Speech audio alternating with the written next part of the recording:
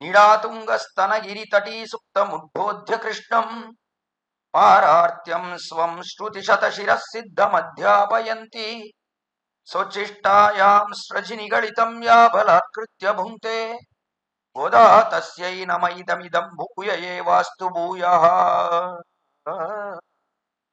அன்னவயல் புதுவையாண்டாளரங்கற்கு பன்னு திருப்பாவை பல்பதியம் இன்னிசையால் பாடிக் கொடுத்தாள் நற்பாமாலை பூமாலை சூடிக் கொடுத்தாளைச் சொல்லு சுடிக் கொடுத்த சுடற்கொடியே தொல்பாவை பாடி அருளவல்ல பல்வளையாய் நாடினீ வேங்கடவர்க்கென்ன விதியென்ன விம்மாத்தம் நாங்கடவா வண்ணமே நல்கு.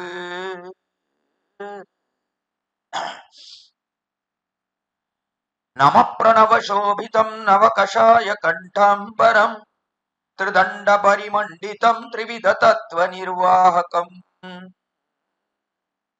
ದಯಾಂಜಿತ ದೃಗಂಜಲಂ ದಲಿತವಾದಿ ವಾಗ್ವೈಭವಂ ಶಮಾದಿ ಗುಣಸಾಗರಂ ಶರಣಮೇಮಿ ರಾಮಾನುಜಂ.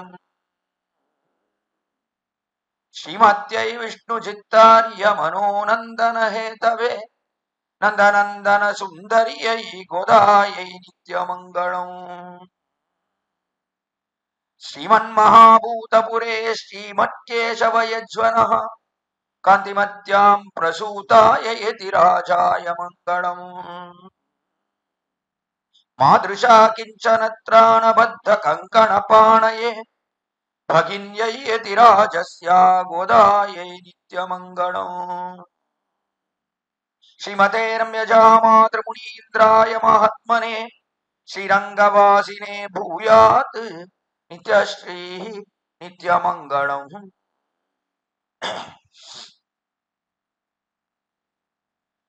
ಶೂಡಿಕೊಡುತ್ತ ಸುಡರ್ಕೊಡಿಯಾದ ಶ್ರೀ ಗೋದಾದೇವಿ ಅನುಗ್ರಹಿಸುವ ತಿರುಪಾವೆಯಲ್ಲಿ ಇವತ್ತು ನಾವು 21ನೇ ಪಾಶುರವನ್ನು ಅನುಭವಿಸಬೇಕು.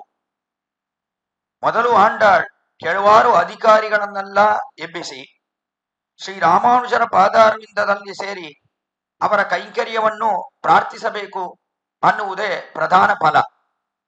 ಅದಕ್ಕನುಗುಣವಾಗಿ ಅಧಿಕಾರಿಗಳನ್ನು ಎಬ್ಬಿಸಿ ನಂದಗೋಪನುடைய ಕೋಯಿಲ್ ಕಾಪಾನ್ ತೋರಣವಾಸಲ್ ಕಾಪಾನ್ ಅನ್ನುವ ಸ್ಥಾನದಲ್ಲಿರುವ ಕಿಡಾಂಬಿಯಾಚಾನ್ ವಡುಗನಂಬಿ ಇವರುಗಳಲ್ಲಿ ಪ್ರಾರ್ಥಿಸಿ, ನಂದಗೋಪಾಸ್ಥಾನದಲ್ಲಿರುವ ವರದರಾಜ ಪೆರುಮಾಳ್ ಪೆರುಂದೇವಿತ್ತಾಯ ಶ್ರೀ ಇರವಲ್ಲಿಯಾಚಾನ್ ಇವರುಗಳನ್ನು ಪ್ರಾರ್ಥಿಸಿ, ಶ್ರೀ ಕುರತ್ತಾಳ್ವಾನ್ ಅವರ ಹತ್ರ ಬಂದು, ಕುರತ್ತಾಳ್ವಾನೆ ನೀವೇ ನಮಗೆ ಪುರುಷಕಾರ ಮಾಡಬೇಕು, ಕಾರಣ ನೀವೇ ಅತ್ಯಂತ ಅಂತರಂಗ ಶಿಷ್ಯರಾಗಿರುವವರು, ಅದರಿಂದ ನೀವು ನಮ್ಮನ್ನು ರಾಮಾನುಜರ ಜೊತೆ ಸೇರಿಸಬೇಕು ಅನ್ನುವ ಅಭಿಪ್ರಾಯದಲ್ಲಿ 18ನೇ ಪಾಶುರದಲ್ಲಿ ಆಂಡಾಳ್ ದುಮದಗಳಿತ್ತನ್ ಓಡಾದ ತೋಳ್ವಳಿಯನ್ ನಂದಗೋಪಾಲನ್ ಮರುಮಾಳೇ ನಪ್ಪಿನ್ನಾಯ್ ಅಂತ ಪ್ರಾರಂಭಿಸಿ ನಪ್ಪಿನ್ನಾಯ್ ಸ್ಥಾನದಲ್ಲಿರುವ ಶ್ರೀ ಕುರತ್ತಾಳ್ವಾನ್ ಅವರನ್ನು ಹೊಗಳುವ ಅದ್ಭುತವಾದ ಪಾಶುರ.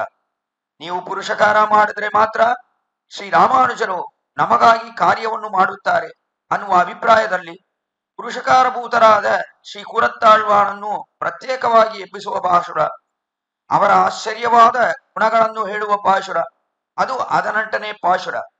ಆ ಪಾಶುರದಲ್ಲಿ ರಾಮಾನುಜ ರಹಸ್ಯತ್ರಯಕ್ಕೆ ಅನುಗುಣವಾಗಿ 2ನೇ ರಹಸ್ಯ ಅಂದ್ರೆ ರಾಮಾನುಜ ದ್ವಯಮಂತ್ರ, ಆ ದ್ವಯಮಂತ್ರದಲ್ಲಿರುವ ಶ್ರೀಮತ್ ಶಬ್ದಾರ್ಥವನ್ನು 18ನೇ ಪಾಶುರದಲ್ಲಿ ನಮಗಾಗಿ ಅದ್ಭುತವಾಗಿ ಹೇಳಿದ್ಲು ಆಂಡಾಳ್. ಅಂದ್ರೆ ರಾಮಾನುಜ ರಹಸ್ಯತ್ರಯದಲ್ಲಿರುವ ದ್ವಯಮಂತ್ರ ಅದು ಶ್ರೀಮದ್ ರಾಮಾನುಜ ಶರಣವು ಶರಣಂ ಪ್ರಪದ್ಯೆ ಅಂತ ಪೂರ್ವ ಖಂಡಾರ್ಥ, ಉತ್ತರ ಖಂಡಾರ್ಥ ಶ್ರೀಮತೆ ರಾಮಾನುಜಾಯ ನಮಃ ಅಂತ ನೋಡ್ತೀವಿ. ಈ ಒಂದು ಪೂರ್ವ ಉತ್ತರ ಖಂಡಾರ್ಥಗಳ ಅರ್ಥವೇ ಈ 3 ಪಾಶುರಗಳು 18, 19, 20ನೇ ಪಾಶುರ. ಅದರಲ್ಲಿ 18ನೇ ಪಾಶುರದಲ್ಲಿ ಶ್ರೀ ಕುರತ್ತಾಳ್ವಾನನ್ನು ಎಬ್ಬಿಸುವಾಗ ಅದು ನಮಗೆ ಶ್ರೀ ಶಬ್ದಾರ್ಥ ಅನ್ನುವ ಅಭಿಪ್ರಾಯದಲ್ಲಿ ಕೊಳ್ಳಬಹುದು. ಶ್ರೀ ಶಬ್ದಾರ್ಥ ಹೇಗೆ ಶ್ರೀದೇವಿ ಶ್ರೀಮಹಾಲಕ್ಷ್ಮಿ ಪುರುಷಕಾರ ಭೂತೆಯಾಗಿದ್ದಾಳು, ಆ ರೀತಿಯೇ ಇಲ್ಲಿ ಶ್ರೀ ಕುರತ್ತಾಳ್ವಾನ್ ಕೂಡ ಪುರುಷಕಾರ ಭೂತರಾಗಿದ್ದಾರೆ ಅನ್ನುವುದೇ ಅಭಿಪ್ರಾಯ.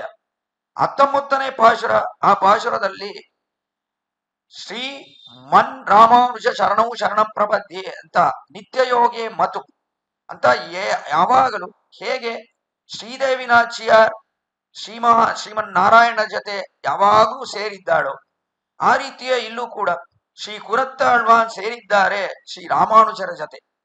ಅದರಿಂದ ಇಲ್ಲಿ ಸೇರಿರುವ ರಾಮಾನುಜರ ಪಾದಾರವಿಂದಗಳಲ್ಲಿ ನಮಸ್ಕರಿಸುತ್ತಿದ್ದೇವೆ ಅಂತ ಹೇಳುವಾಗ, ಕುರತ್ತಾಳ್ವಾನ್ ಅವರು ರಾಮಾನುಜರ ಜೊತೆ ಸೇರಿರುವ ಕಾರಣದಿಂದ ಇಬ್ಬರನ್ನೂ ಎಬ್ಬಿಸುವ ಅದ್ಭುತವಾದ ಪಾಶುರವೇ ಈ 19ನೇ ಪಾಶುರ. ಶ್ರೀ ಕುರತ್ತಾಳ್ವಾನನ್ನು ಪುರುಷಕಾರವಾಗಿಕೊಂಡು ಭಗವದ್ ರಾಮಾನುಜರ ಪಾದಾರವಿಂದಗಳೇ ನಮಗೆ ಉಪಾಯ ಅಂತ ಉಪಾಯ ಭಾವನೆಯಲ್ಲಿರುವ ಪಾಶುರವೇ 19ನೇ ಪಾಶುರ. ಅವರ ಪಾದಾರವಿಂದಗಳಲ್ಲಿ ಸೇವೆ ಮಾಡುವುದಕ್ಕೆ ಅವರ ಪಾದಾರವಿಂದಗಳೇ ಉಪಾಯ, ಅದೇ ನಮಗೆ ದಾರಿ. ಉಪೇಯ ಫಲ ಯಾವುದು ಅಂದ್ರೆ ಅವರ ಪಾದಾರವಿಂದಗಳಲ್ಲಿ ಮಾಡುವ ಕೈಂಕರ್ಯವೇ ಪರಮ ಪುರುಷೋತ್ತಮ, ಪರಮ ಪುರುಷಾರ್ಥ, ಅದೇ ನಮಗೆ ಫಲ ಅನ್ನುವುದನ್ನು ಹೇಳುವ ಅದ್ಭುತವಾದ ಪಾಶುರವೇ 20ನೇ ಪಾಶುರ. ಅದರಿಂದ 20ನೇ ಪಾಶುರಕ್ಕೆ ಯಾವುದರಲ್ಲಿ ನೋಟ ಅಂದ್ರೆ ಶ್ರೀಮತೆ ರಾಮಾನುಜಾಯ ನಮಃ ಅಂತ ಉತ್ತರ ಖಂಡಾರ್ಥ ಇದೆಯಲ್ಲ, ಆ ಉತ್ತರ ಖಂಡಾರ್ಥದಲ್ಲಿ ನೋಟ 20ನೇ ಪಾಶುರಕ್ಕೆ. ಅದಕ್ಕನುಗುಣವಾಗಿ ಶ್ರೀಮತೆ ರಾಮಾನುಜಾಯ ನಮಃ ಅಂತ ಇಬ್ಬರೂ ಸೇರಿರುವಾಗ, ಅಂದ್ರೆ ಶ್ರೀ ಕುರತ್ತಾಳ್ವಾನ್ ಶ್ರೀ ರಾಮಾನುಜರು ಇಬ್ಬರೂ ಸೇರಿರುವಾಗ ನಮಗೆ ಸೇವೆ ಮಾಡಬೇಕು, ಅದು ಇಲ್ಲಿ ಪ್ರಾರ್ಥನೆ. ಅದಕ್ಕನುಗುಣವಾಗಿ 20ನೇ ಪಾಶುರದಲ್ಲಿ ಇನ್ನೊಮ್ಮೆ ಶ್ರೀ ರಾಮಾನುಜರನ್ನು ಎಬ್ಬಿಸಿ ಶ್ರೀ ಕುರತ್ತಾಳ್ವಾನನ್ನು ಎಬ್ಬಿಸುತ್ತಿದ್ದಾಳೆ ಆಂಡಾಳನ್ನುವುದೇ ಇಲ್ಲಿ ರಹಸ್ಯವಾಗಿರುವ ಗೂಢಾರ್ಥ.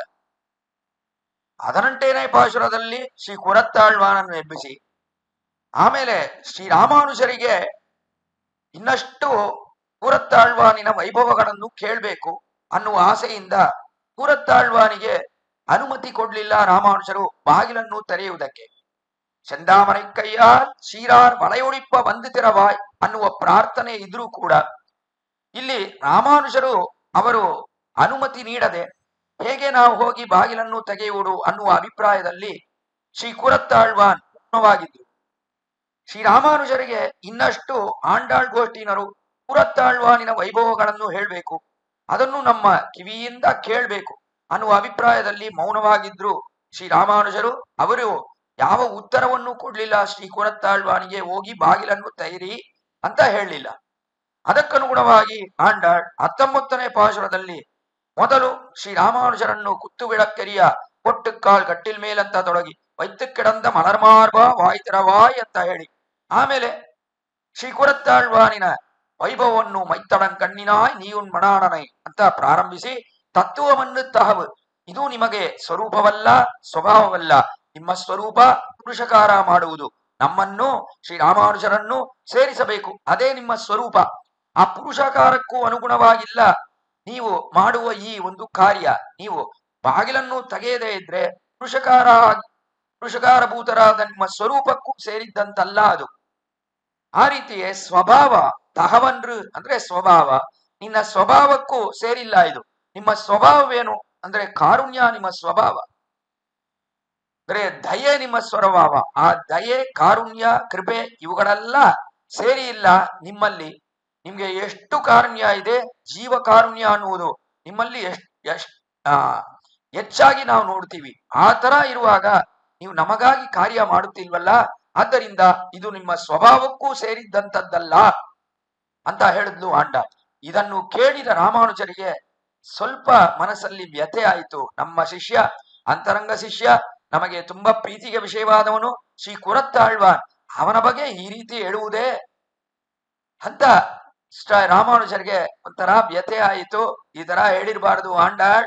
ಕಾರಣ ಏನಂದ್ರೆ ಕುರತ್ತಾಳ್ವಾನಿಗೆ ಸ್ವರೂಪ ಸ್ವಭಾವವಿಲ್ಲ ಅಂತ ಹೇಳುವುದು ಅದು ಮಾತಲ್ಲ, ಅದು ಆಂಡಾಳಂತ ವಿಶೇಷ ವ್ಯಕ್ತಿ ಹೇಳಿರಬಾರ್ದು ಅನ್ನುವುದು ಶ್ರೀ ರಾಮಾನುಜರಿಗೆ ಅಭಿಪ್ರಾಯ. ಅಭಿಪ್ರಾಯಕ್ಕೆ ಅನುಗುಣವಾಗಿಯೇ ಆಂಡಾಳ್ ಇಲ್ಲಿ ಕುರತ್ತಾಳ್ವಾನಿನ ಅತ್ಯದ್ಭುತವಾದ ಗುಣಗಳು ಅದನ್ನೆಲ್ಲ ಕೊಂಡಾಡುವಂತೆ 20ನೇ ಪಾಶುರದಲ್ಲಿ ಮೊದಲು ಶ್ರೀ ರಾಮಾನುಜರನ್ನು ಎಬ್ಬಿಸಿ ಅದರಲ್ಲಿ 33 ಅಮರಕ್ಕೆ ಮುಂಚೆಂಡು ಕಪ್ಪಂ ತವಿರ್ಕಂ ಕಲಿಯೇ ತುಯಿಲಡಾಯ್ ಶಪ್ಪಮುಡೆಯ ತಿರುಡೆಯ ಶಕ್ತಾರ್ಕು ವೆಪ್ಪಂ ಕೊಡುಕುಂ ವಿಮಲಾ ಅಂತ ಎಷ್ಟು ಪರಿಶುದ್ಧರಾಗಿದ್ದೀರಾ ಶ್ರೀರಾಮಾನುಜರೇ. ನೀವು ನಮಗಾಗಿ ಕಾರ್ಯ ಮಾಡೋದು ಬೇಡವೇ? ಶ್ರೀ ಕುರತ್ತಾಳ್ವನನ್ನು ನೀವು ತಡೆಯಬಾರದು, ಅವರು ಬಂದು ನಮಗಾಗಿ ಬಾಗಿಲನ್ನು ತೆಗೆಯಬೇಕು ಅನ್ನುವ ಅಭಿಪ್ರಾಯದಲ್ಲಿ ರಾಮಾನುಜರನ್ನು ಕೊಂಡಾಡಿ ಆಮೇಲೆ ಇನ್ನ ಎಷ್ಟು ಗುಣಗಳು ಕುರತ್ತಾಳ್ವಾನಿಗೆ ಇದೆ ಅಂತ ರಾಮಾನುಜರ ಮನಸ್ಸಿಗೆ ತುಂಬಾ ಆನಂದವಾಗಬೇಕು ಅನ್ನುವ ಆ ಒಂದು ಅಭಿಪ್ರಾಯಕ್ಕೆ ಅನುಗುಣವಾಗಿ ಆಂಡಾಳ್ ಇಲ್ಲಿ ಮೈತ್ತಣಂಕಣ್ಣಿನಾಯ್ ಅಂದ್ರೆ ಚೆವ್ವಾಯ್ ಶಿರುಮರುಂಗೋಳ್ ನಪ್ಪಿನ್ನರಂಗಾಯ್ ತಿರುವೇ ತುಯಿಲಡಾಯ್ ಅಂತ ತಿರುಗಾ ಕೊಂಡಾಡಲು ಪ್ರಾರಂಭಿಸಿದ್ದು ಶ್ರೀ ಕುರತ್ತಾಳ್ವಾನನ್ನು ವಿಲರಾಯ್ ಉಕ್ಕಮಂ ತಟ್ಟೊಳಿಯುಂ ತಂದುನ್ಮಣಾಣನೆ ಇಪ್ಪೋದೆ ಎಮ್ಮೈ ನೀರಾಟ್ ಅಂತ ಬೀಸಣಿಗೆ ಅದನ್ನು ಕೊಡಬೇಕು. ಅವ್ರಿಗೆ ಚೆನ್ನಾಗಿ ನಾವು ಗಾಳಿ ಬರುವಂತೆ ಬೀಸಣಿಗೆಯನ್ನು ಅವರ ಮೇಲೆ ಪ್ರಯೋಗಿಸಬೇಕು. ಆ ರೀತಿಯೇ ಕನ್ನಡಿ ಅದು ನಮಗೆ ಬೇಕು. ಕಮಂ ತಟ್ಟೊಳಿ, ತಟ್ಟೊಳಿ ಅಂದ್ರೆ ಕನ್ನಡಿ, ಕನ್ನಡಿ ಬೇಕು. ಕನ್ನಡಿಯನ್ನು ಅವರಿಗೆ ತೋರಿಸ್ಬೇಕು. ಅವರಿಗೆ ತೋರಿಸುವಾಗ ಏನಾಗತ್ತೆ ಅವರಿಗೆ ಅಂದ್ರೆ ಸರಿ ನಾವೆಲ್ಲ ಅಲಂಕಾರಗಳು ಸರಿಯಾಗಿ ಮಾಡ್ಕೊಂಡಿದೀವಿ, ಸಿದ್ಧಕ್ಕೆ ಅಂದ್ರೆ ದೇವಸ್ಥಾನಕ್ಕೆ ಹೋಗುವುದಕ್ಕೆ ಸಿದ್ಧವಾಗಿದ್ದೀವಿ ಅನ್ನುವ ಅಭಿಪ್ರಾಯ ಅವರಲ್ಲಿ ಬರಬೇಕು. ಅದು ಮಾತ್ರ ಅಲ್ಲ, ಅದಕ್ಕೂ ಮೇಲಾಗಿ ಇನ್ನ ಒಂದು ಇದೆ. ಯಾವ್ದದು ಅಂದ್ರೆ ಅದಕ್ಕೂ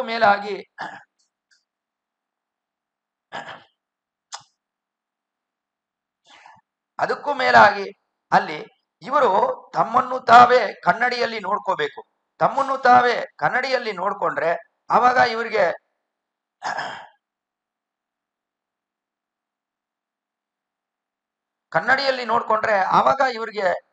ಓ ನಮ್ಮನ್ನು ಬಿಟ್ಟು ನಮ್ಮ ಅಡಿಯಾರುಗಳು ಎಷ್ಟು ಕಷ್ಟ ಪಡ್ತಾರೆ, ನಾವು ಇಷ್ಟು ಸುಂದರವಾಗಿದ್ದೀವ, ನಮ್ಮನ್ನು ಬಿಟ್ಟು ಅಡಿಯಾರುಗಳು ಎಷ್ಟು ಕಷ್ಟ ಪಡ್ತಾ ಇದ್ದಾರೆ ಅನ್ನುವ ಅಭಿಪ್ರಾಯ ಬರಬೇಕು ರಾಮಾನುಜರಿಗೆ. ಆದ್ದರಿಂದ ಇನ್ನ ಮುಂದೆ ಯಾವಾಗಲೂ ನಮ್ಮನ್ನು ಬಿಟ್ಟು ಅವರು ಇರಲೇಬಾರದು, ನಮ್ಮ ಜೊತೆಯಲ್ಲೇ ಸೇರಿರ್ಬೇಕು ಅವರು ಅನ್ನುವ ಅಭಿಪ್ರಾಯದಲ್ಲೂ ಆಂಡಾಳಿಲ್ಲಿ ಪಾಶುರ ಆಡುತ್ತಿದ್ದಾಳೆ. ಸಾಮಾನ್ಯವಾಗಿ ದೇವಸ್ಥಾನಗಳಲ್ಲಿ ಹೋದ್ರೆ ಅಲ್ಲಲ್ಲಿ ಕನ್ನಡಿ ಇದೆ, ಆ ಕನ್ನಡಿಯನ್ನು ಮುಚ್ಚಿರ್ತಾರೆ. ಅದ ಮೇಲೆ ಭಗವಂತನ ಹೊರಪಾಡಾದ್ರೆ ಅಂದ್ರೆ ಮೆರವಣಿಗೆ ಆದ್ರೆ ಆವಾಗ ಕನ್ನಡಿಯನ್ನು ತೆಗೆಯುತ್ತಾರೆ ದೇವಸ್ಥಾನಗಳಲ್ಲಿ. ಯಾಕೆ ಅಂದ್ರೆ ಕನ್ನಡಿ ಮುಂದೆ ನಿಂತ್ಕೊಂಡು ನೋಡ್ಬೇಕು ಭಗವಾನ್, ಅವನು ತನ್ನನ್ನು ತಾನೇ ನೋಡ್ಕೋಬೇಕು ಕನ್ನಡಿ ಮುಂದೆ ನಿಂತ್ಕೊಂಡು. ಅವಾಗ ನೋಡ್ಕೊಂಡ್ರೆ ಆವಾಗ ಗೊತ್ತಾಗತ್ತೆ, ಓ ನಾನು ಎಷ್ಟು ಸುಂದರನಾಗಿದ್ದೀನಿ, ಆದ್ದರಿಂದ ನನ್ನ ಅಡಿಯಾರುಗಳೆಲ್ಲ ಇಲ್ಲಿ ನನ್ನನ್ನು ಬಿಟ್ಟು ಇರಕ್ಕಾಗದಂತೆ ಇದ್ದಾರೆ, ಇದರಿಂದ ಅವರ ಜೊತೆನೇ ಯಾವಾಗ್ಲೂ ಇರಬೇಕು, ಅದರಿಂದಲೇ ಯಾವಾಗ್ಲೂ ಇಲ್ಲೇ ಬಂದು ಸೇರ್ತಾರೆ ದೇವಸ್ಥಾನದಲ್ಲಿ, ಕಾರಣ ನನ್ನ ಸೌಂದರ್ಯ.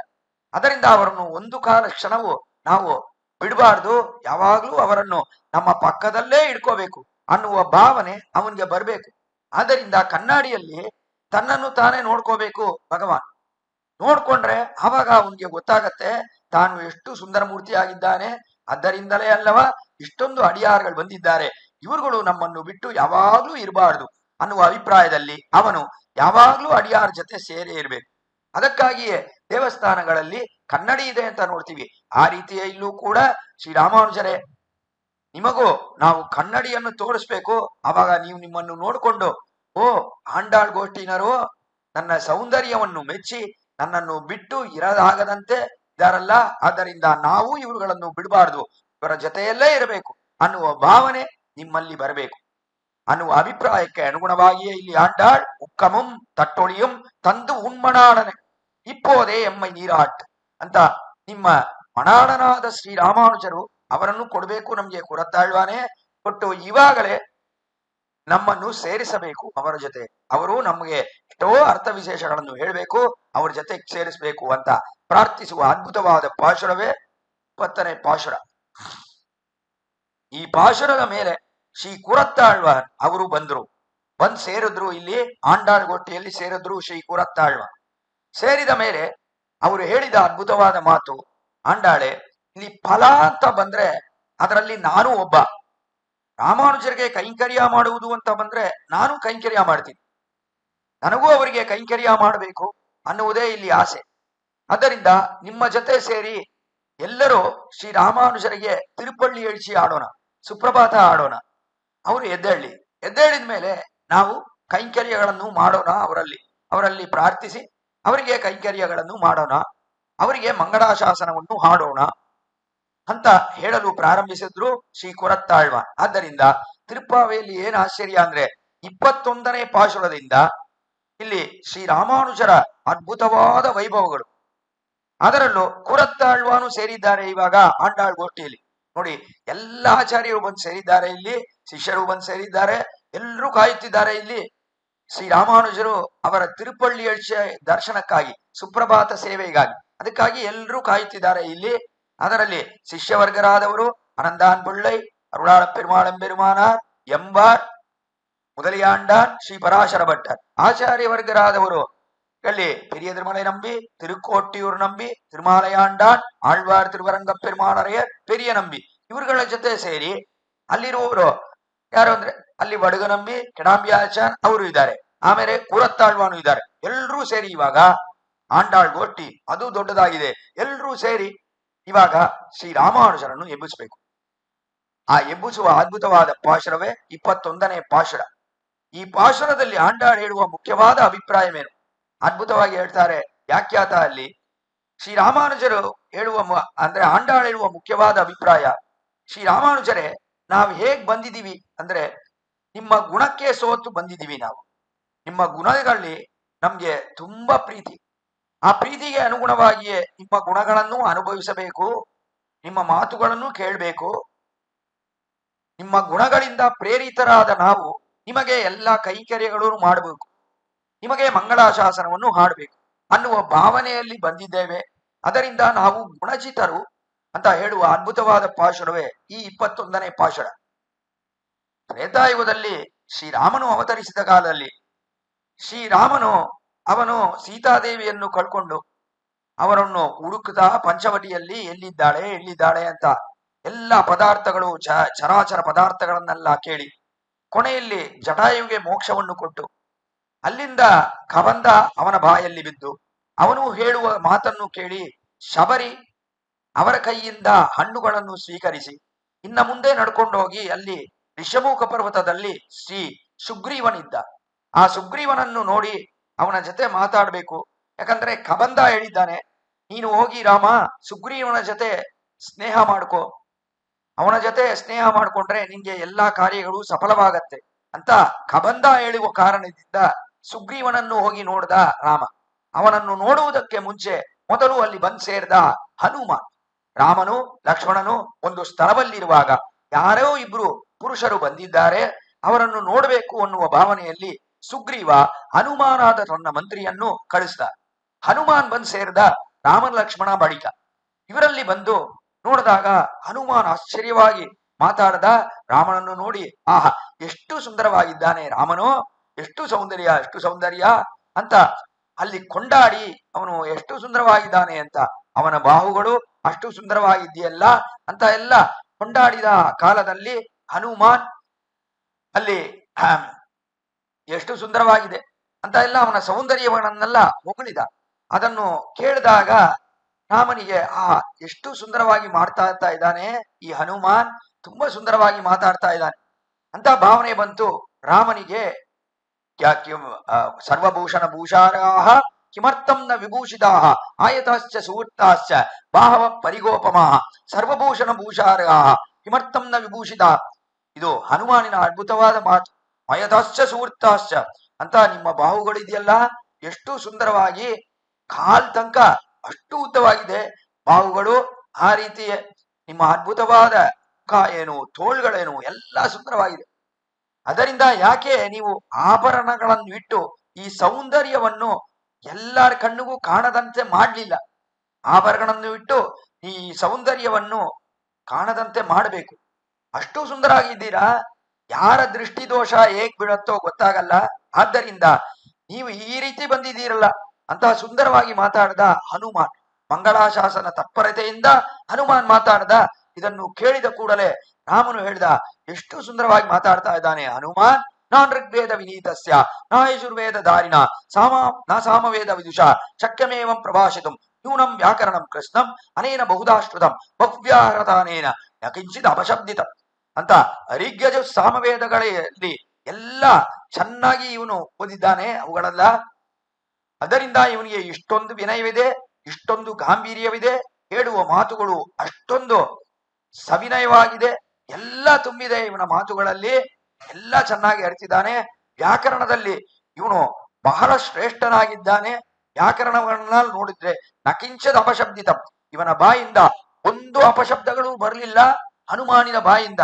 ಆದ್ದರಿಂದ ಇವನು ಬಹಳ ಶ್ರೇಷ್ಠನಾಗಿದ್ದಾನೆ ಅಂತ ಕೊಂಡಾಡಿ ಅವಾಗ ಶ್ರೀರಾಮ ಹೇಳ್ದ, ಲಕ್ಷ್ಮಣನೇ ನನಗೆ ಇವನಲ್ಲಿ ಮಾತಾಡುವುದು ಬಹಳ ಶ್ರಮವಾಗಿದೆ. ಆದ್ದರಿಂದ ನೀನೇ ಹೋಗಿ ಸುಗ್ರೀವನನ್ನು ನೋಡಿ ನೀನೇ ಮಾತಾಡ್ಬಿಟ್ಟು ಬಾ ಅಂತ ಹೇಳಿ ಲಕ್ಷ್ಮಣನನ್ನು ಕಳಿಸ್ತಾ ಶ್ರೀರಾಮನು. ಲಕ್ಷ್ಮಣ ಬಂದ. ಆವಾಗ ಅವನು ಹೇಳಿದ ಅದ್ಭುತವಾದ ಮಾತು, ಲಕ್ಷ್ಮಣ ತಮ್ಮ ಬಗ್ಗೆ ಹೇಳ್ಕೋಬೇಕಲ್ಲ, ತಾವ್ಯಾರು, ರಾಮನ್ ಯಾರು, ತಾನ್ ಯಾರು ಅನ್ನುವುದನ್ನು ಹೇಳ್ಕೋಬೇಕಲ್ಲ. ಆ ಕಾರಣದಿಂದ ಲಕ್ಷ್ಮಣ ತನ್ನ ಬಗ್ಗೆ ಹೇಳ್ದ. ಅಹಮಸ್ಯ ಅವರೋಭ್ರಾತ ಗುಣೈರ್ದಾಸ್ಯ ಮುಪಾಗತ. ಅಹಂ ಅಸ್ಯ ಅವರೋಭ್ರಾತ. ಅಹಂ ನಾನು ಯಾರಂದ್ರೆ ಅಸ್ಯ ಅಂದ್ರೆ ರಾಮನ ಅಭಿಪ್ರಾಯದಿಂದ ನಾನು, ಅಸ್ಯ ಅವರೋಭ್ರಾತ ಅವನಿಗೆ ನಾನು ತಮ್ಮನಾಗಿದ್ದೀನಿ. ಅದು ಅವರ ಅಭಿಪ್ರಾಯ. ಅಸ್ಯ ಅಂದ್ರೆ ಅವರ ಅಭಿಪ್ರಾಯದಿಂದ, ಅಸ್ಯ ಮತೆ ಅಂತ ಹೇಳುವುದುಂಟು. ಅಂದ್ರೆ ಮತೆ ಅಂದ್ರೆ ಅಭಿಪ್ರಾಯ. ಅವರ ಮತದಿಂದ ನಾನು ಅವರಿಗೆ ತಮ್ಮ ಆಗಿದ್ದೇನೆ. ಆಶ್ಚರ್ಯವಾದ ಒಂದು ವಿಚಾರ ಇದರಲ್ಲಿ. ಅಂದ್ರೆ ನೈಯಾಯಿಕಸ್ಯ ವಾಯು ಅಪ್ರತ್ಯಕ್ಷಂ ಅಂತ ಒಂದು ವಚನ. ನೈಯಾಯಿಕಸ್ಯ ವಾಯು ಅಪ್ರತ್ಯಕ್ಷಂ ಅಂದ್ರೆ ನೈಯಾಯಿಕ ಅಂತ ನಾಸ್ತಿಕವಾದ ಮಾಡುವ ಒಂದು ಮತ. ಅದರಲ್ಲಿ ನೈಯಾಯಿಕಸ್ಯ ವಾಯು ಅಪ್ರತ್ಯಕ್ಷ ಅಂದ್ರೆ ನೈಯಾಯಿಕನಿಗೆ ವಾಯು ಗಾಳಿ ಇದೆಯಲ್ಲ ಅದು ಅಪ್ರತ್ಯಕ್ಷ, ಅವನ್ ಕಣ್ಣಿಗೆ ಕಾಣಲ್ಲ. ಇದೇನಿದು ನೈಯಾಯಿಕಸ್ಯ ವಾಯು ಅಪ್ರತ್ಯಕ್ಷ ಅಂದ್ರೆ ಏನು? ನೈಯಾಯಿಕನಿಗೆ ವಾಯು ಕಣ್ಣಿಗೆ ಕಾಣಲ್ಲ ಅಂದ್ರೆ ನಮಗ್ ಕಣ್ಣು ಕಾಣಿಸತ್ತ? ಯಾರಿಗ್ ಕಣ್ಣು ಕಾಣಿಸತ್ತೆ? ಯಾರಿಗೂ ಕಣ್ಣಿಗೆ ಕಾಣಿಸಲ್ಲ. ವಾಯು ಗಾಳಿ ಇದೆಯಲ್ಲ ಅದು ಯಾರ ಕಣ್ಣಿಗೂ ಕಾಣಿಸಲ್ಲ. ಅದು ನಮ್ಮ ದೇಹದ ಮೇಲೆ ಬಂದು ಸ್ಪರ್ಶ ಆದ್ರೆ ಓ ಗಾಳಿ ಬೀಳ್ತಾ ಇದೆ ಅಂತ ಗೊತ್ತಾಗತ್ತೆ ನಮ್ಗೆ, ಅಷ್ಟೇ ವಿನಗ ಕಣ್ಣಿಂದ ನೋಡಕ್ ಸಾಧ್ಯವೇ? ಗಾಳಿಯನ್ನು ನೋಡಕ್ಕಾಗಲ್ಲ. ಅದರಿಂದ ನಮಗೂ ಅದು ಅಪ್ರತ್ಯಕ್ಷವೇ. ಆದರೆ ಅವನ ಹೇಳುವ ಅಭಿಪ್ರಾಯವೇನು? ನೈಯಾಯಿಕಸ್ಯ ಅಂದ್ರೆ ಅಸ್ಯ ಮತೆ ಅಂತ ಅರ್ಥ. ಅವನ ಅಭಿಪ್ರಾಯದಲ್ಲಿ, ಅವನ ಮತದಲ್ಲಿ ವಾಯು ಅನ್ನುವುದು ಅಪ್ರತ್ಯಕ್ಷ ಅಂತ ಅವ್ರು ಹೇಳ್ತಾರೆ. ಆ ರೀತಿಯ ಇಲ್ಲೂ ಕೂಡ ಅಹಂ ಅಸ್ಯ ಅವರೋಭ್ರಾತ ಅಂದ್ರೆ ಅವರ ಅಭಿಪ್ರಾಯದಲ್ಲಿ, ಅಸ್ಯ ಅಂದ್ರೆ ಅಸ್ಯ ಮತೆ ಅಂತ ಅರ್ಥ. ಹೇಗೆ ನೈಯಾಯಿಕಸ್ಯ ಅಂದ್ರೆ ಅವನ ಮತದಲ್ಲಿ ಅಂತ ಅರ್ಥವೋ ಆ ರೀತಿಯೇ ರಾಮನ ಮತ ಅವನ ಅಭಿಪ್ರಾಯದಿಂದ ನಾನು ಅವನ ತಮ್ಮ. ಆದರೆ ನಾನು ಹೇಗ್ ಬಂದಿದ್ದೀನಿ ಗೊತ್ತಾ? ಗುಣೈರ್ದಾಸ್ಯ ಮುಪಾಗತ. ಅವರ ಗುಣಗಳಿಗೆ ಸೋತು ಅವರಿಗೆ ಎಲ್ಲ ಕೈಂಕರ್ಯಗಳು ಮಾಡಬೇಕು, ದಾಸವೃತ್ತಿಗಳನ್ನು ಮಾಡಬೇಕು ಅನ್ನುವ ಅಭಿಪ್ರಾಯದಲ್ಲಿ ನಾನು ಕಾಡಿಗೆ ಅವರ ಜೊತೆ ಬಂದಿದ್ದೇನೆ. ಇದು ಲಕ್ಷ್ಮಣನ ಅದ್ಭುತವಾದ ಮಾತು. ಅದರಿಂದ ನಾನು ಬಂದಿರುವುದು ಅವರ ಗುಣಗಳಿಗೆ ಸೋತು ಬಂದಿದ್ದೇನೆ ಅಂತ ಹೇಳ್ತಾನೆ ಲಕ್ಷ್ಮಣ. ಅಲ್ಲಿ ಒಂದು ವಿಚಾರ ಮಾಡಿದ್ರು ನಮ್ಮ ಪೂರ್ವರು. ಅಂದ್ರೆ ಗುಣಗಳಿಗೆ ಸೋತ್ ಬಂದಿದ್ದಾನೆ ಅಂದ್ರೆ ಇವನಿಗೆ ಸ್ವರೂಪ ಪ್ರಯುಕ್ತ ದಾಸ್ಯವಿಲ್ಲವೇ ಅಂತ ಒಂದು ವಿಚಾರ. ಗುಣಕೃತ ದಾಸ್ಯವ, ಸ್ವರೂಪ ಪ್ರಯುಕ್ತ ದಾಸ್ಯವ. ಯಾವುದು ಜೀವಾತ್ಮಾವಿಗೆ ಇರುವ ದಾಸ್ಯ ಅಂದ್ರೆ ಜೀವಾತ್ಮ ಭಗವಾನಿಗೆ ಶೇಷಭೂತ. ಈ ಶೇಷಭೂತನಾಗಿರುವ ಜೀವಾತ್ಮ ಭಗವಾನಿಗೆ ಎಲ್ಲ ಕೈಂಕರ್ಯಗಳನ್ನು ಮಾಡಬೇಕು. ದಾಸಭೂತ ಶೇಷಭೂತ ಅಂದ್ರೆ ಅವನಿಗೆ ಕೈಂಕರ್ಯಗಳನ್ನು ಮಾಡಬೇಕು. ಈ ಕೈಂಕರ್ಯಗಳನ್ನು ಮಾಡುವುದು ಯಾವ ಕಾರಣಕ್ಕಿಂದ ಮಾಡ್ತಾನೆ? ಕೈಂಕರ್ಯಗಳು ದಾಸವೃತ್ತಿಯನ್ನು ಯಾವ ಕಾರಣದಿಂದ ಮಾಡ್ತಾನೆ ಅಂದ್ರೆ ಒಂದು ಸ್ವರೂಪ ಪ್ರಯುಕ್ತ, ಸ್ವರೂಪಕ್ಕೆ ಹೊಂದಿದೆ ಈ ದಾಸವೃತ್ತಿ. ಇವನ ಸ್ವರೂಪ ಏನು? ಜೀವಾತ್ಮ ಸ್ವರೂಪ ಭಗವದ್ ಅನನ್ಯಾರ್ಗ ಶೇಷಭೂತ. ಅವನು ಒಬ್ಬನಿಗೆ ಜೀವಾತ್ಮ ಶೇಷಭೂತನಾಗಿದ್ದಾನೆ. ಇದು ಜೀವಾತ್ಮ ಸ್ವರೂಪ. ಈ ಜೀವಾತ್ಮ ಸ್ವರೂಪಕ್ಕೆ ಅನುಗುಣವಾಗಿ ಇಲ್ಲಿ ಇವನು ಎಲ್ಲ ದಾಸವೃತ್ತಿಗಳನ್ನು ಕೈಂಕರ್ಯಗಳನ್ನು ಮಾಡಬೇಕು.